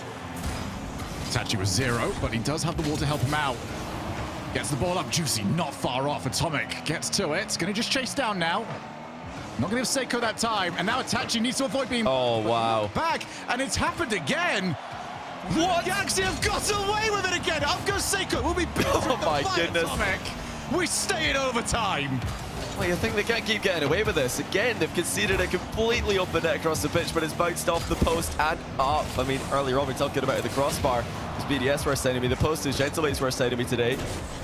And now they've got another opportunity denied by Chronic. That's a great save. He's offloaded it to Atomic, but his touch goes wayward. All up. Seiko immediately challenged. 3 minutes into this overtime. Itachi one-on-one, gets him to the corner. Tox prioritized 100 boost. Next one up high. Oh, a save. Keeps this overtime going. Itachi leaves it for a teammate, but Juicy beats the ball by Tox. No boost for Toxer. A Chronic here in defense. Gentlemate's play for the direct shot, but it's off the post. Juicy there tried to go for just the game winner. Had the option middle. Now surely they're getting a goal at the end of this attack. There's no boost at all for any Luna Galaxy player. They need to get this ball clear, and they do. Atomic somehow, between the massive cars, spots an opening. Yeah, for whatever reason, the ball just keeps bouncing nicely for them in defense. Off the backboard, Tox gets something to it, had to do so. Now he's got the pinch to get rid of the ball. That was desperately needed. Juicy waiting backboard, goes went for glory, just couldn't quite find it. Well, these redirects from Juicy are definitely testing the goalkeeping from Luna Galaxy. They've been there when they needed to be, and when they've not, the post has had them covered. 4 minutes into overtime. Luna Galaxy just surviving at the moment, but they are really struggling to win any kind of midfield control. Seiko bumping everyone out of the way, stealing the boost, locking side on with Atomic. Up goes Juicy. He wants to show everyone. This is Gentlemate's to win. Right now, it's theirs to lose. They have been well in control. And that was more like it from Juicy again. He started to come online here, look a bit more like his major winning form. Had everybody calling him MVP of the final day. That's a very risky attempt there to clear the ball from Atomic straight into Itachi, who was right in front of him. Seiko from a tight angle, more of a pass to a goalkeeper than a shot on that occasion, but now Juicy into the play. Great vision. Oh, that's so selfless, but it's again off the post. There needs to be an investigation into this post and crossbar. There is no way this is regulation. 1-1, 5 minutes in, and an expected goal percentage, I'd imagine about 8,000 for Gentlemates. Who gave Monkey Moon the controller? What is going on? There should have been a goal there for Itachi, you'd think. He had a completely uncontested shot. Juicy picked him out in the middle beautifully. Now we're 5 minutes into overtime. Luna Galaxy still on the back foot. Atomic deflects it into the corner. They're going to lose their boost here, though. This, again, another tough situation for Luna Galaxy, but they're finding the clears. They're getting the ball out occasionally, and that's keeping them in this game. The only issue they've got is they've had Tox running downfield, but they haven't been able to find him for anything, as that one was very scary. As we now go all the way back to a Chronic. First touch, enough to just ward off Seiko. First time they've really had a chance to put something together. That's dropping down for it. Oh, no. Whoa. And Itachi keeps it out, keeps us going. Oh, massive save from Itachi. Now can he go the whole way? It's off the bar, and now there is going to be a clear from Atomic. They're covered in the middle very well here. Seiko sideball double misses. Chronic again covers the center, but Juicy's all over them. He's run out of boost. Can the ball go in? Yes, it can. Juicy dunks it past the last defender. 6 minute and 20 overtime. Gentlemates with their 20th shot of the game. Take it 2-1. Just go right down the middle. Don't let it go anywhere near the woodwork. Juicy crushes through the challenge. And Gentlemates, deservedly, I feel, have won game number 1. But my goodness, Johnny, did Lunar Galaxy and, well, themselves make them work for it? Yeah, that was a bit of a struggle. It was more of a struggle than I thought it would be. Seeing some of the opportunities. I mean, if we had paused the moment, I'd say, yeah, that's a goal. That's a goal as well. That has to be a goal. At least 3 or 4 times this game I thought, yep, that's the winning goal for Gentlemates. And it wasn't. The post to the rescue multiple times. Gentlemates didn't shoot the ball perfectly either. They do have themselves to blame in part for that game taking as long as it did. What does worry me is that Lunar Galaxy did start this match off very, very well. And then once they made a couple of mistakes, and they didn't seem to recover from that for a good 7 minutes or so. Lunar Galaxy need to just settle themselves back down and get back to what they were doing in the opening 2-3 minutes, because they did look good there. And more than anything else, I feel like they need to find some efficiency in these transitions from defense to offense. They've got the ball into the midfield. Outside of that, nothing else going their way. Yeah, towards the tail end of the game, the chances were few and far between. They were mostly Gentlemates opportunities. If you look at both teams' chances, it was 3 or 4 for Gentlemates for every 1 good look that Lunar Galaxy's getting, and that's not a good trade. They need to be trading opportunities. They need to be creating more towards the late game, and I think it all stems from a lack of control. They were finding clears to survive, but they weren't controlling the possession. They were conceding possession with all of their touches, well, the majority of their touches at least. That just gave Gentlemates so many more opportunities to score, which they eventually did. Oh, what a challenge. All right, well, Gentlemates are having none of this anymore. Just going to annihilate every challenge and take the chances afterwards. Oh, dear. Well, Toxis tried to go for the back wall here, but he just misread the timing. He tried to clip that as he's driving up the back wall. Hit the ball right as it bounces on the wall, but there was just no time. The ball was coming at him too quick. He couldn't transition to the wall in time, and that is a good bump by Tox, who was briefly at the play. But Seiko's beaten into the post. What is going on? I mean, this is just the worst day of shooting France has ever had in Rocket League history. We have gone back to prehistoric times when it comes to accuracy. Somewhere, K-Dot is rolling his eyes. This is not what he taught the region. Oh, dearie me. Well, I mean, no doubt Seiko's trying to pinch that one in. He's thinking, right, if I just flip at the last second here, the ball can only go one way. But, of course, that's not the case. If you hit it too early, you're just getting a clean hit into the post. There's no post pinch on target. Well, it's a match and a series at the moment that feels like Gentlemates should be running away from it. Instead, it's still close. Plenty of time now for Lunar Galaxy to make inroads, to get themselves back into it, and to get momentum going their way, but nobody attacking that ball at all. It's a lack of confidence on the follow-ups. No such issues on the opposite side of the ball. We're not scoring every shot, but we're taking enough of them. Great setup by Seiko there. 1v2 play with a little bit of ceiling involved, and Juicy can't miss from that range. I maybe shouldn't say that because, with the day we've had, anything could happen, but he didn't miss. He put the ball into the net. And Gentlemates are, they're still the team creating all the chances. Pinch pass middle. It's actually gone the other way, though. Atomic all over that one. Yeah, this is very much the flow that Gentlemates want. And if they can just iron out the kinks in their offensive accuracy, they're going to be dominating this series. Seiko with Juicy to aim for, decides to tell Juicy go fetch, and Juicy doing so, gets the dunk. Next one to it is the defense of Atomic. Fox again waiting in midfield. It's the first time they've actually found him, and it's not the best result for them. Seiko just controls. Got a bit of territory, but simple enough here for Gentlemates. Tanchi stealing recovery. I say that actually. Gentlemates are not dealing with this all that well. Well, they've given that one up off the backboards. Yeah, fantastic pass by Tox after the chaos in the back corner for Gentlemates. He wasted no time centering it. And Atomic was up straight away. 1 goal on the board for Lunar Galaxy. They need to ride this wave of momentum now because they have really been lacking. Delayed kickoff from Juicy and immediately goes to Seiko, but then back into Lunar Galaxy control. Seiko's done well there though with the back pass to win back possession for Gentlemates, with possession that they've had plenty of. in the tail end of the last game and the start of this one. Low boost for Acronic. They'll still get rid of it. Itachi, sidewall, double, gonna leave it. Not quite like the angle that he was proposed with. Early challenge again. Acronic loves to launch in with zero boost. Not overly worried about how much longer it might take for him to recover afterwards. Now back to double. Not far off. Well, you know, Tox in that position, he's so close that I think he just has to play the miss there. He has to read his teammate missing, or really there's no way you can react to what's happening in front of him. If you are going to be that close, you're only scoring if your teammate does miss. I think, you know, waiting there to see what happens. Give himself no chance. Now tough overhead read for Tox. He does make it, but it's into the middle for Seiko.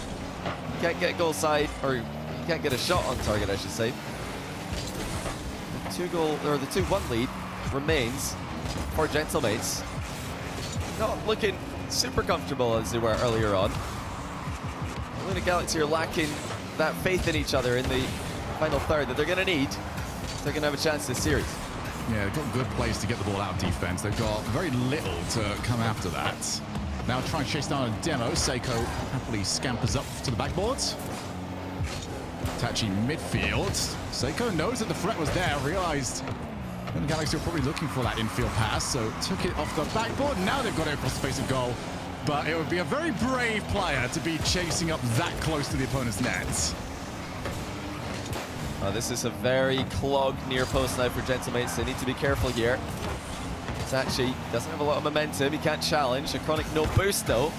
Can't play the ball before Itachi closes the gap. Now a minute to go. In the Galaxy looking for a demo on the goalie. It didn't land. Tox now stuck in the goal as an attacking player. Recovering very slowly. That's really going to hamper their attack here. It's not going to allow them to keep this going too much longer. Again, looking for the demo on the goalkeeper while the center ball is still happening. And Galaxy have not been far off, but still not close enough to get these bumps and demos. Something that might finally get them a chance to score. Lucas evened up at 2 each. 30 seconds left now. Chronic not there in time. Seiko can recover that. There's Juicy there just in time. Who's going to land near it? Seiko doesn't find the 100. Itachi is up next. He was unchallenged. 20 seconds left. Luna Galaxy need possession of the ball. That's just going to drop straight into position of a defender who does not actually want to attack it. Oh my goodness. Every single player has whiffed the ball. Oh, that was your chance there, Luna Galaxy. Tox had an uncontested touch. Atomic had an uncontested touch, and they both completely missed. I think, you know, they'll obviously want to have that one back, but they're not going to get it back. It's 2-0 Gentlemates, and Luna Galaxy need a hard restart mentally. I mean, maybe just hard restart on everything, because that was not what you want to see from them towards the end of the game. Double whiff on a ball that's barely moving, when there's no pressure from Gentlemates, so you need to do better than that. I was watching some of that last few minutes from the POV of Luna Galaxy, just sitting on their player cams. The way it comes across to me is just too much respect for Gentlemates. They are playing everything as if Gentlemates are just gods of Rocket League and everything is going to go perfectly for them every single time. They're positioning like they're always going to be faster, that they're always going to win the 50-50. And it's just Luna Galaxy holding off and almost playing reactive rather than proactive and getting themselves stuck into some of these plays. I'll tell you what, somebody get Tox a cable extension, because that looks more like a skipping rope than a headset cable. He's got it dangling in front of him. Surely you got to think that's got to be pulling him a little bit forward, like not too much. You know, they don't want to give him any valid copium here.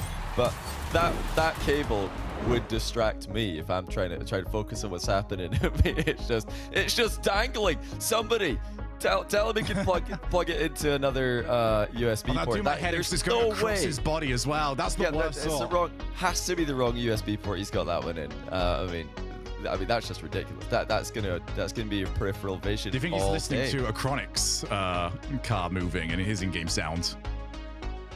I don't know why he's doing this thing. But, well, I mean, the PCs are probably up in front of them there, but I mean, that is. Could you guys play with that cable just dangling there in front of you? See, Acronics, he's fine. He doesn't have a cable dangling. No, production, please stop putting this on. You are sending him up on a different camera. Any other camera but this one. There are 5 up. There we go. There's one of the other 5. What's Atomic's situation at the far end? Has he got a skipping rope cable in front of him? Is he like a dangly boy and just talks in the middle? My, that thing has got some movement. It's all over the place. I mean, come on. What are we doing here? I'm mesmerized. I really am. Okay, well, let's get ourselves back into the series, shall we? Lunar Galaxy, down by 2, need some answers. Can they find them, or are we heading back to some form of normalcy with France taking this series? And Morocco as well, Shogun, with Itachi. But yeah, gentlemates from France. The Juicy is going to immediately score. They are off to a great start with a very nice kickoff, actually. Juicy, they're cutting it past one, then flicking it past another. That's some great low boost ground play from Juicy after the gentlemates' possession right off the kickoff. For as wobbly as this series has been on occasion, Juicy has been a steadying hand. Now talk from the side. Lunar Galaxy right back to where they found themselves towards the end of the last game. Timeout buff, at least not starting off all too well. Was the wall. Juicy again, goes straight for net. Just calling into question the defenders. The wall, trying to avoid being demoed, but at the moment, big wins coming in from gentlemates. Now Atomic with chance. Goes for the ceiling, out for the top of Seiko. 2 players committed. It was Juicy that came out on top. Yeah, like I said, Juicy is playing with that confidence that he had at the Copenhagen Major. He's playing with the, the aggression, and he's been scoring goals for this gentlemates team that have been very important goals today. They have been pretty hard to come by at times. Can Seiko do the same? Yes, he can. As Atomic and Tox just flop around, just floundering in defense here. Tox had boost and maybe got called off of there by Atomic. They might have both called each other off there, looking at how that one panned out. And this time Seiko does bury it, 2-0. Lunar Galaxy are having zero fun with plays off that backboard. Unfortunately, it's also one of the easiest plays to pull off for gentlemates. We'll keep going back to it. Itachi for now wants to try and bump the goalkeeper. Tox gets a double stop. This has just fundamentally not been the day Lunar Galaxy were envisaging. Trying it now to the wall. Gets a couple of outplays. Goes all the way out, and it's hit the crossbar. And there is a little bit of comeuppance from game number 1. Yeah, Lunar Galaxy needs something here. They just need to attack and, trust their mechanical ability. We all know that, Atomic is one of the most consistent players in the open era. And Chronic, we all know what he could do looking at last season with Team Liquid. Tox as well, a very consistent player over the years, always there, the gatekeeper, almost, of the EU bubble scene. But no one's back to stop Juicy's open net on with the flip reset play. But I mean, what is going on here for Lunar Galaxy? Tox and Chronic again, they're just in the exact same place, doing not much. It's getting pretty dire at this point. Seen one near reverse sweep today. Resolve were able to put that one down just as it got very, very scary. The way things are going at the moment, Lunar Galaxy need answers very soon. I cannot see that reverse sweep happening. Tox can't win the challenge, just onto the side. All good bouts from everybody. Tox at least just parries the ball on, but where's the follow-up? Juicy is the first one to it. And this has been the sort of series where Juicy has thrived. Seiko looking for sideboard double, but that first touch not happening for him. Yeah, I think when he did hit the first touch a little bit behind him, he just played it into the corner instead of trying to go for the impossible shot on target, which would have most likely been too slow anyway to cause Lunar Galaxy problems. That being said, I mean, if there was just no one at home and it bounced in at 2 miles an hour, at this point I wouldn't be too surprised. They've not had really anything for gentlemates in this third game as gentlemates start to run up the score. 2 minutes to go. Lunar Galaxy still pretty toothless with their transitional play. They're trying to get the pass over to a Chronic. There wasn't enough power on it. Tachi will need to get there a little bit quicker. He has got there in time. It's very relaxed defense so far from gentlemates. They know they've got the 3-goal lead. 2 minutes left here. Juicy 0 boost. Almost got there. But if we are going to get a game out of this one, Atomic needs to do something big with the ball, and it's not happened. The ball straight back into the other side of the field. Yeah, Titan getting away from them now. And this has been easily the flattest that they've looked. It's trending in the wrong direction for Luna Galaxy. Just, again, survival mode seems to be the only mode that they're in. And that's not a good mode to be in when you're trailing by 3. They're about to be trailing by 3 games if this keeps going the way it is. Barely more than a minute to go. Where is the flair? Where's the mechanical ability? Where's the confidence? Or this Luna Galaxy squad? Who can step up, provide them with the hope that they so desperately need? Just getting outpaced everything for now. Tox over the top of 1. I want to give full credit as well to Gentlemates. The strategy when things have got bad for Luna Galaxy has been, all right, let's just go and find demos on their goalkeeper. They have found no demos on goalkeepers for as much as they have tried. Gentlemates have been far too quick, far too nimble. Tachi pops the ball back up. He's going to try and bump the goalkeeper. He has got him, but the shot not on target.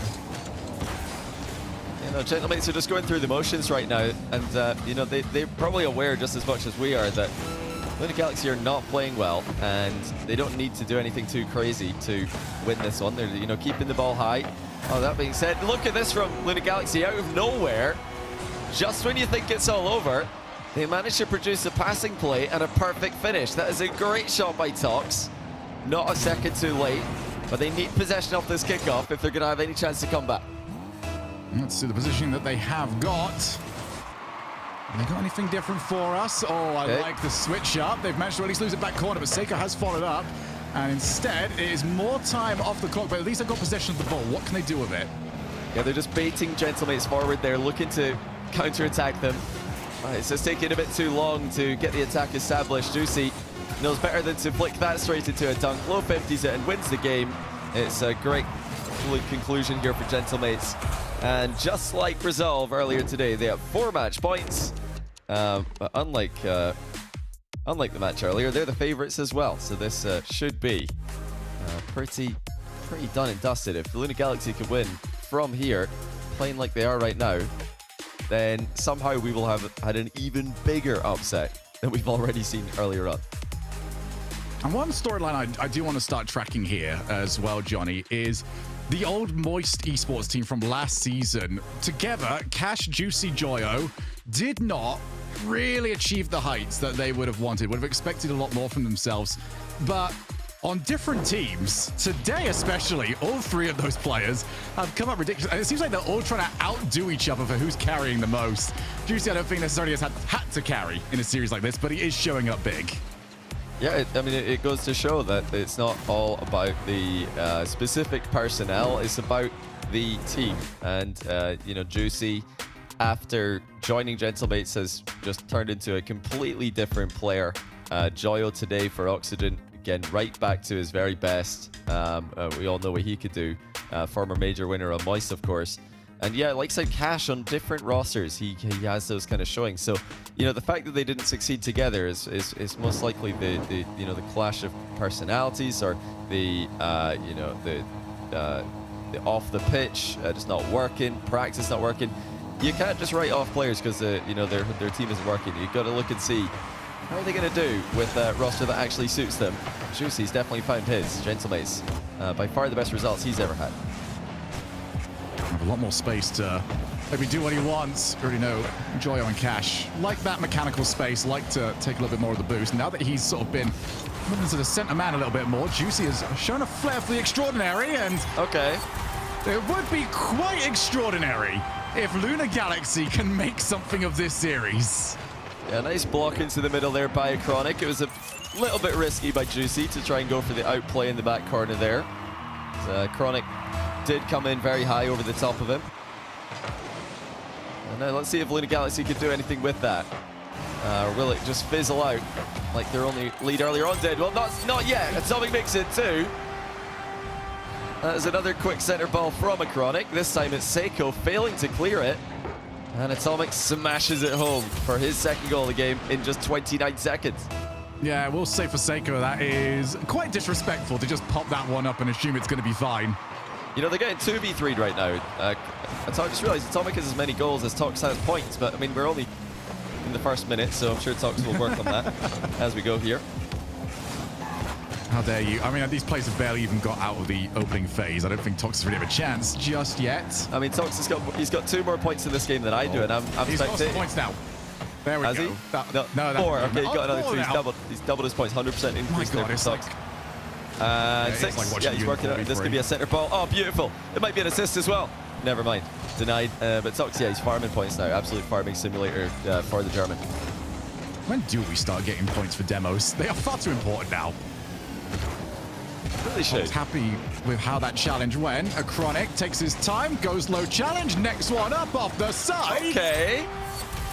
Well, Lunar Galaxy, a big question for you. Where was this? Well, great 50 by Acronic to keep it alive. That's his 3rd assist of the game. Atomic's 3rd goal of the game. Minute and 18 seconds gone. I mean, where was this the whole series before now? They are linking up beautifully in game 4. 3-0. Loads of time to go here. For better or for worse for Lunar Galaxy, they could do have a very strong win here. They need to keep this going for the rest of this. They have a long road to go to send us to Champions Field. Tox delays, and that has caused a bit of panic here for Gentlemates. Juicy will take over. What version of Lunar Galaxy do we get from here? Are they going to just rest on this lead? Are they going to keep chasing it? For the time being, they've gone for chase, looking for the bumps. It might just be a case of, well, the attempted bumps are nothing new here, Johnny. Maybe just having some success look at this. might help so much. Okay, well, no bumps, no fisticuffs required. That's just pure class. Air dribble ceiling reset from Atonic and the shot as well. I mean, this is something that we could not have possibly seen coming. 4-0, Gentlemates have seen 0 when it comes to the orange side this game. Atomic's got 4 goals. Gentlemates still trying to fight back into this one. And Zox has boomed it into their back corner. Well, maybe there is hope yet for Lunar Galaxy. This will give them a ton of confidence. It reminds me of the BDS game for earlier on against Resolve, where they just 5-0'd them and completely swung the momentum in their favor. Still a long time to go though. Got to be careful not to throw away any easy goals. So when you're up 4, I mean, yeah, that is a very, very winnable game. If you just avoid mistakes for the remaining time. It's actually on 82 points. I'm just sort of watching here for Gentlemates. When do they start crossing the 100-point line? Seiko's currently the only one that's done so. There's been a performance out of nowhere for both teams. As Itachi outplays everybody. And the worry just creeps in a little bit. Yeah, great play by Itachi. The initial flick over one, then the fake shot down the line, backs up the defender, recovers, flicks it into the net. Beautiful 1v2 play on the counter-attack. Gentlemates on the board, looking to make the comeback and break Lunar Galaxy's hearts. Even more than they already have. This could easily be another one. It's bounced into the middle, but good save by Tox. That's a 3-goal difference for now. Oh, pass out. Tox wants to try and chase. Didn't have the boost to get anything for it. As comfortable as a 3-0 lead typically is, Lunar Galaxy would not say no to another goal here. Seiko already up. He's unchallenged. And that first touch is not what he envisioned. It wasn't quite in reach for Seiko there. It's going to be 5 for Atomic. Come again. Straight down the middle. Acronic's 4th assist of the game. I mean, he is just a magnet to opportunities in this game. It makes you wonder, has he changed anything up, or has this game just fallen into place for him? Lunar Galaxy get their 4-goal lead back, and they are looking like they're going to get on the board. Deny us the sweep that we've yet to see today. I've so many questions about this game at the moment. I'm not going to get any answers anytime soon. Maybe we will over maybe 15 minutes, maybe 5 more minutes, maybe a minute 20 if things go horribly wrong. Now, Seiko doesn't have the reset, double commit, double the chance to clear the ball. Does clear long, out to Seiko. Reset gained, out to Itachi, goal for Gentlemates. We're back down to 3. Yeah, plenty of time left to make something of this. Seiko, great 50-50 middle to Itachi, who's in the perfect spot for it. Gentlemates have been a bit sneaky with their kickoff strategies today. They've had some pretty quick goals off the center circle. Let's see what they can come up with here. It's a fake kickoff by Juicy, and Itachi tries to follow up. Not going to go their favor, but Seiko was back to cover, and that's a good fake by Seiko now to send the ball to Itachi. Up he goes. Backboard was somewhat open, but good save by Chronic, and now they really do just have to get behind the ball and let the clock win the game for them. Yeah, ball popped up. Just wait, take your time. Don't send more than you need to. Luna Galaxy will take one step on what is a very, very long road for them to get back into this series. Reminder as well, Gentamates, unsurprisingly, still have their timeout, except for bad manners. And they haven't had a reason to take it. Oh, The post. Maybe in previous games that would have hurt a little bit more. well, at least Luna Galaxy aren't going to get swept out of this one. I've actually just lost my mind. I forget who had Atomic on their team. Did anyone have Atomic on their team for the Fantasy think League? Luna Galaxy and Jobless had quite a few players that we did. Oh, CJ had Atomic. This is so CJ's just completely Mickey won the goals. If they just bow out 4-1 now, and Atomic's like, yep, 2 goals per game, no big deal, I'm out here. I guess it's probably closer to 1 goal per game right now. Then yes, CJ's masterclass this. He's got Exotic, Drally, and Atomic. They might all be eliminated with ridiculously high goal per game stats after, well, one more game, a few more games. Luna Galaxy on the board though. That's exactly what we need to see from them. Just the aggression, the confidence, the speed in offense. Got to give Gentlemates something to worry about. Absolutely. I don't think Gentlemates would be too worried about the series right now. But if Luna Galaxy can put something like that together yet again, and I want to go back to like just the bump attempts. Every single goal that I'm seeing go in here, it's just an attempt at an outplay, drop down, recover as quickly as possible, and aim for a goalkeeper. And this time around, it was working out for them. Luna Galaxy 5, Gentlemates Alpine 2. I already know Gentlemates have got levels above what they showed us in this one. Just need to find it.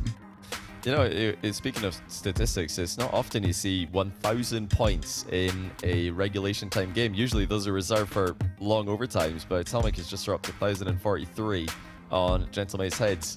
That's a fantastic scoreline for him, but it won't matter unless they can get more wins on the board as a team. It's all good and well to have a lot of points, a lot of goals, but only the win matters. That 5 goal showing still only counts for 1 in the series score.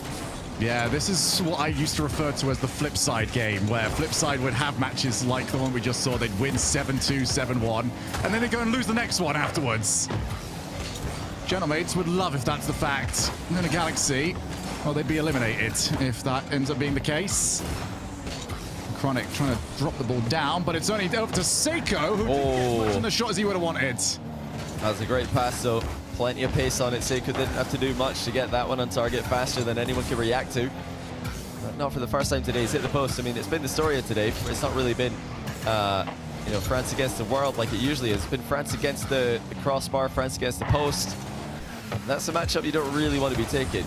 Because post is kind of good when it comes to 50-50s. Post is undefeated. Oh, Juicy, he is actually hit, so Seiko has to be reactive to it. Just forcing Gentlemates to look over their shoulders on occasion, make sure they're not getting hit out of position. There's not been a tremendous amount of follow-up from Luna Galaxy in those spots as Seiko dances around everybody. Drop down, Itachi looks for the backboard. I don't mind that either, because Luna Galaxy historically in this series have struggled with backboard plays. Might just drop one more over to them. For now, though, looking perfectly fine in defense, although that will cause some chaos. And it's chaos that Luna Galaxy will benefit from. A chance for Luna Galaxy now. Seiko in position to stop it. The last defensive play, Luna Galaxy defended their back corner boost very well.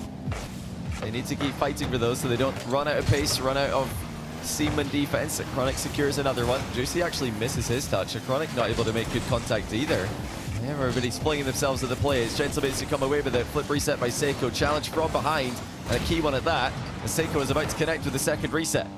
Oh, he's got the boost as well. Oh, he landed on it. The important bit for Chronic is there comfortably first as Atomic takes out the whole team.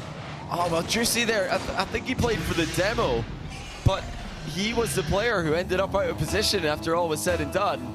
He did not have to take that line. He could have gone back corner, tried to just slow down the advance, but he wanted to go for the big win in the position. Ended up taking the L. Back midfield, Tox is there first. Itachi is low, narrowly avoids getting hit.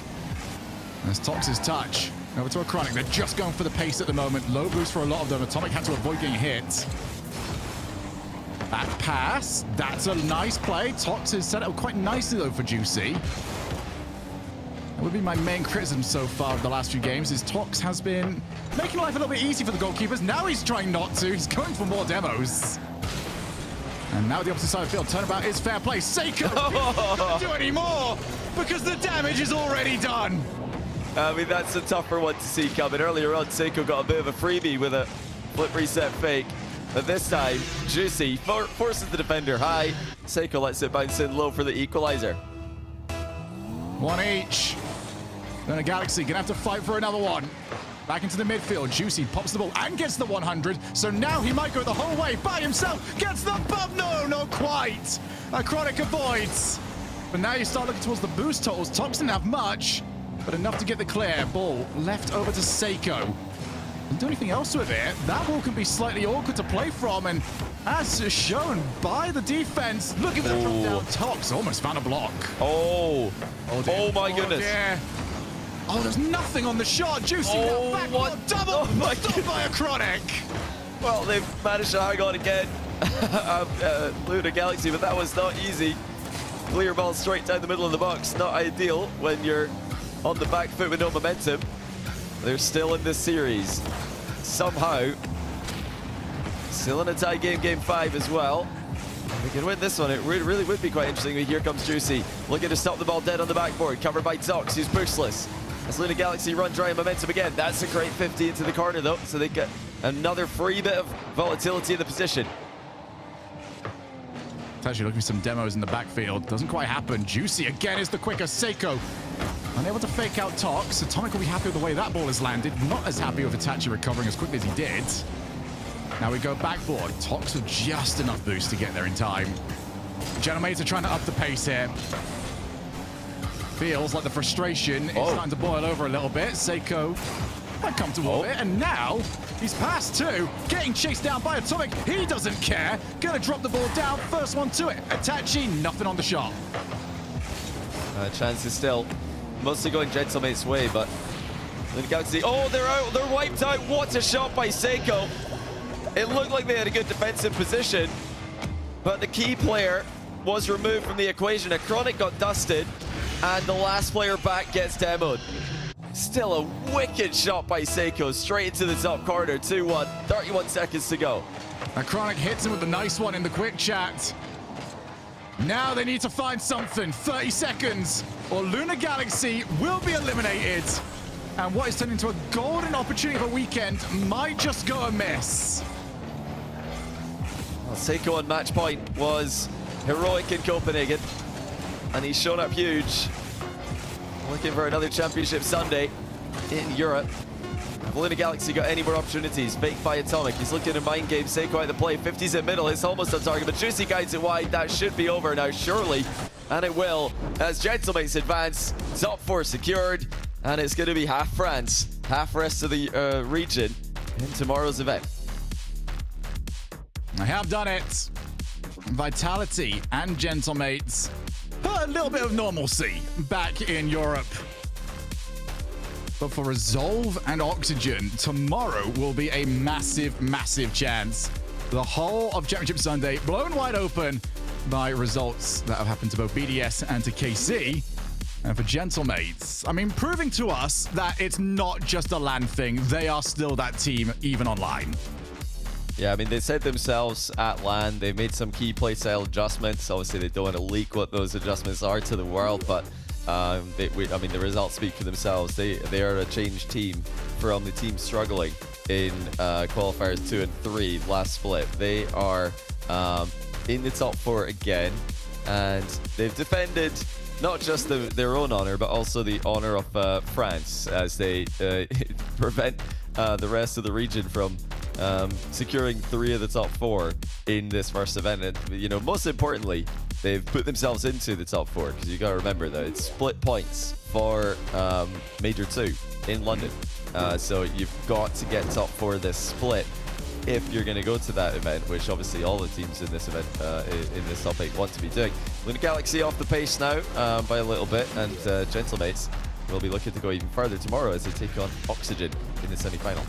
And that is going to be an incredibly entertaining match. That is going to be answer to a lot of questions. Are Oxygen legitimately contenders? Are Gentlemates the top team in Europe? We'll find out tomorrow. For then, let's get the thoughts of our desk.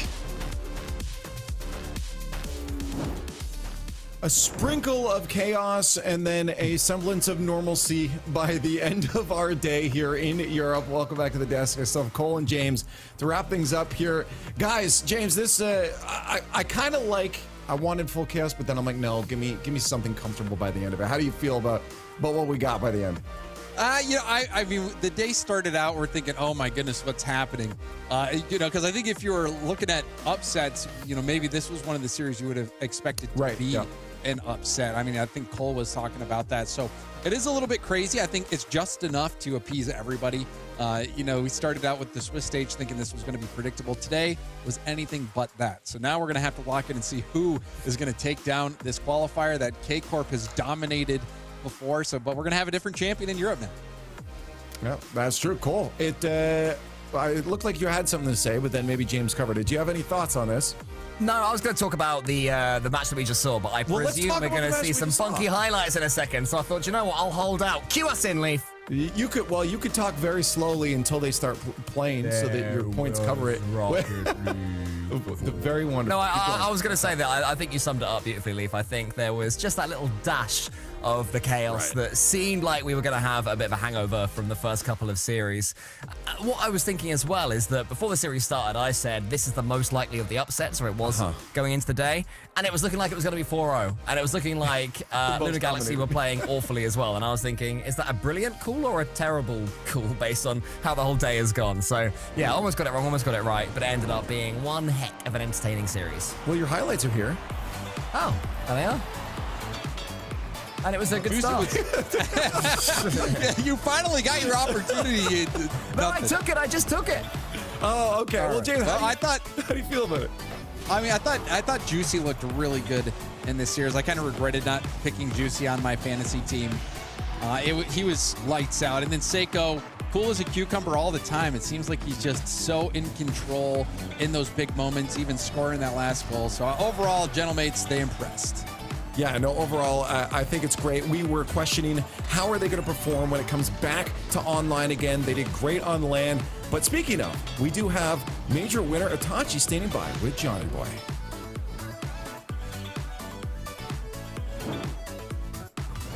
Well, he's done it again. Itachi stays winning. Now, I've got to be honest, Itachi, it wasn't the cleanest series, just overall, but you guys did get the job done 4-1, which is pretty comfortable at the end of the day. And you're doing your usual thing, winning a bunch of games by 1 goal. So, is this just business as usual for you guys, or what was the series like from your perspective?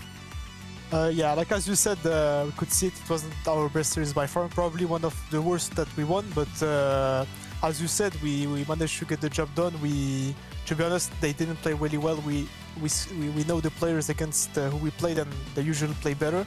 But yeah, it wasn't our best games. Even like me, I didn't play my best today. We played our game. We have a game plan that even if we don't play at our best, we can still win, and we proved it today. And yeah. Yeah, you guys, now that you're back online, obviously on LAN in Copenhagen, you guys were flawless, undefeated.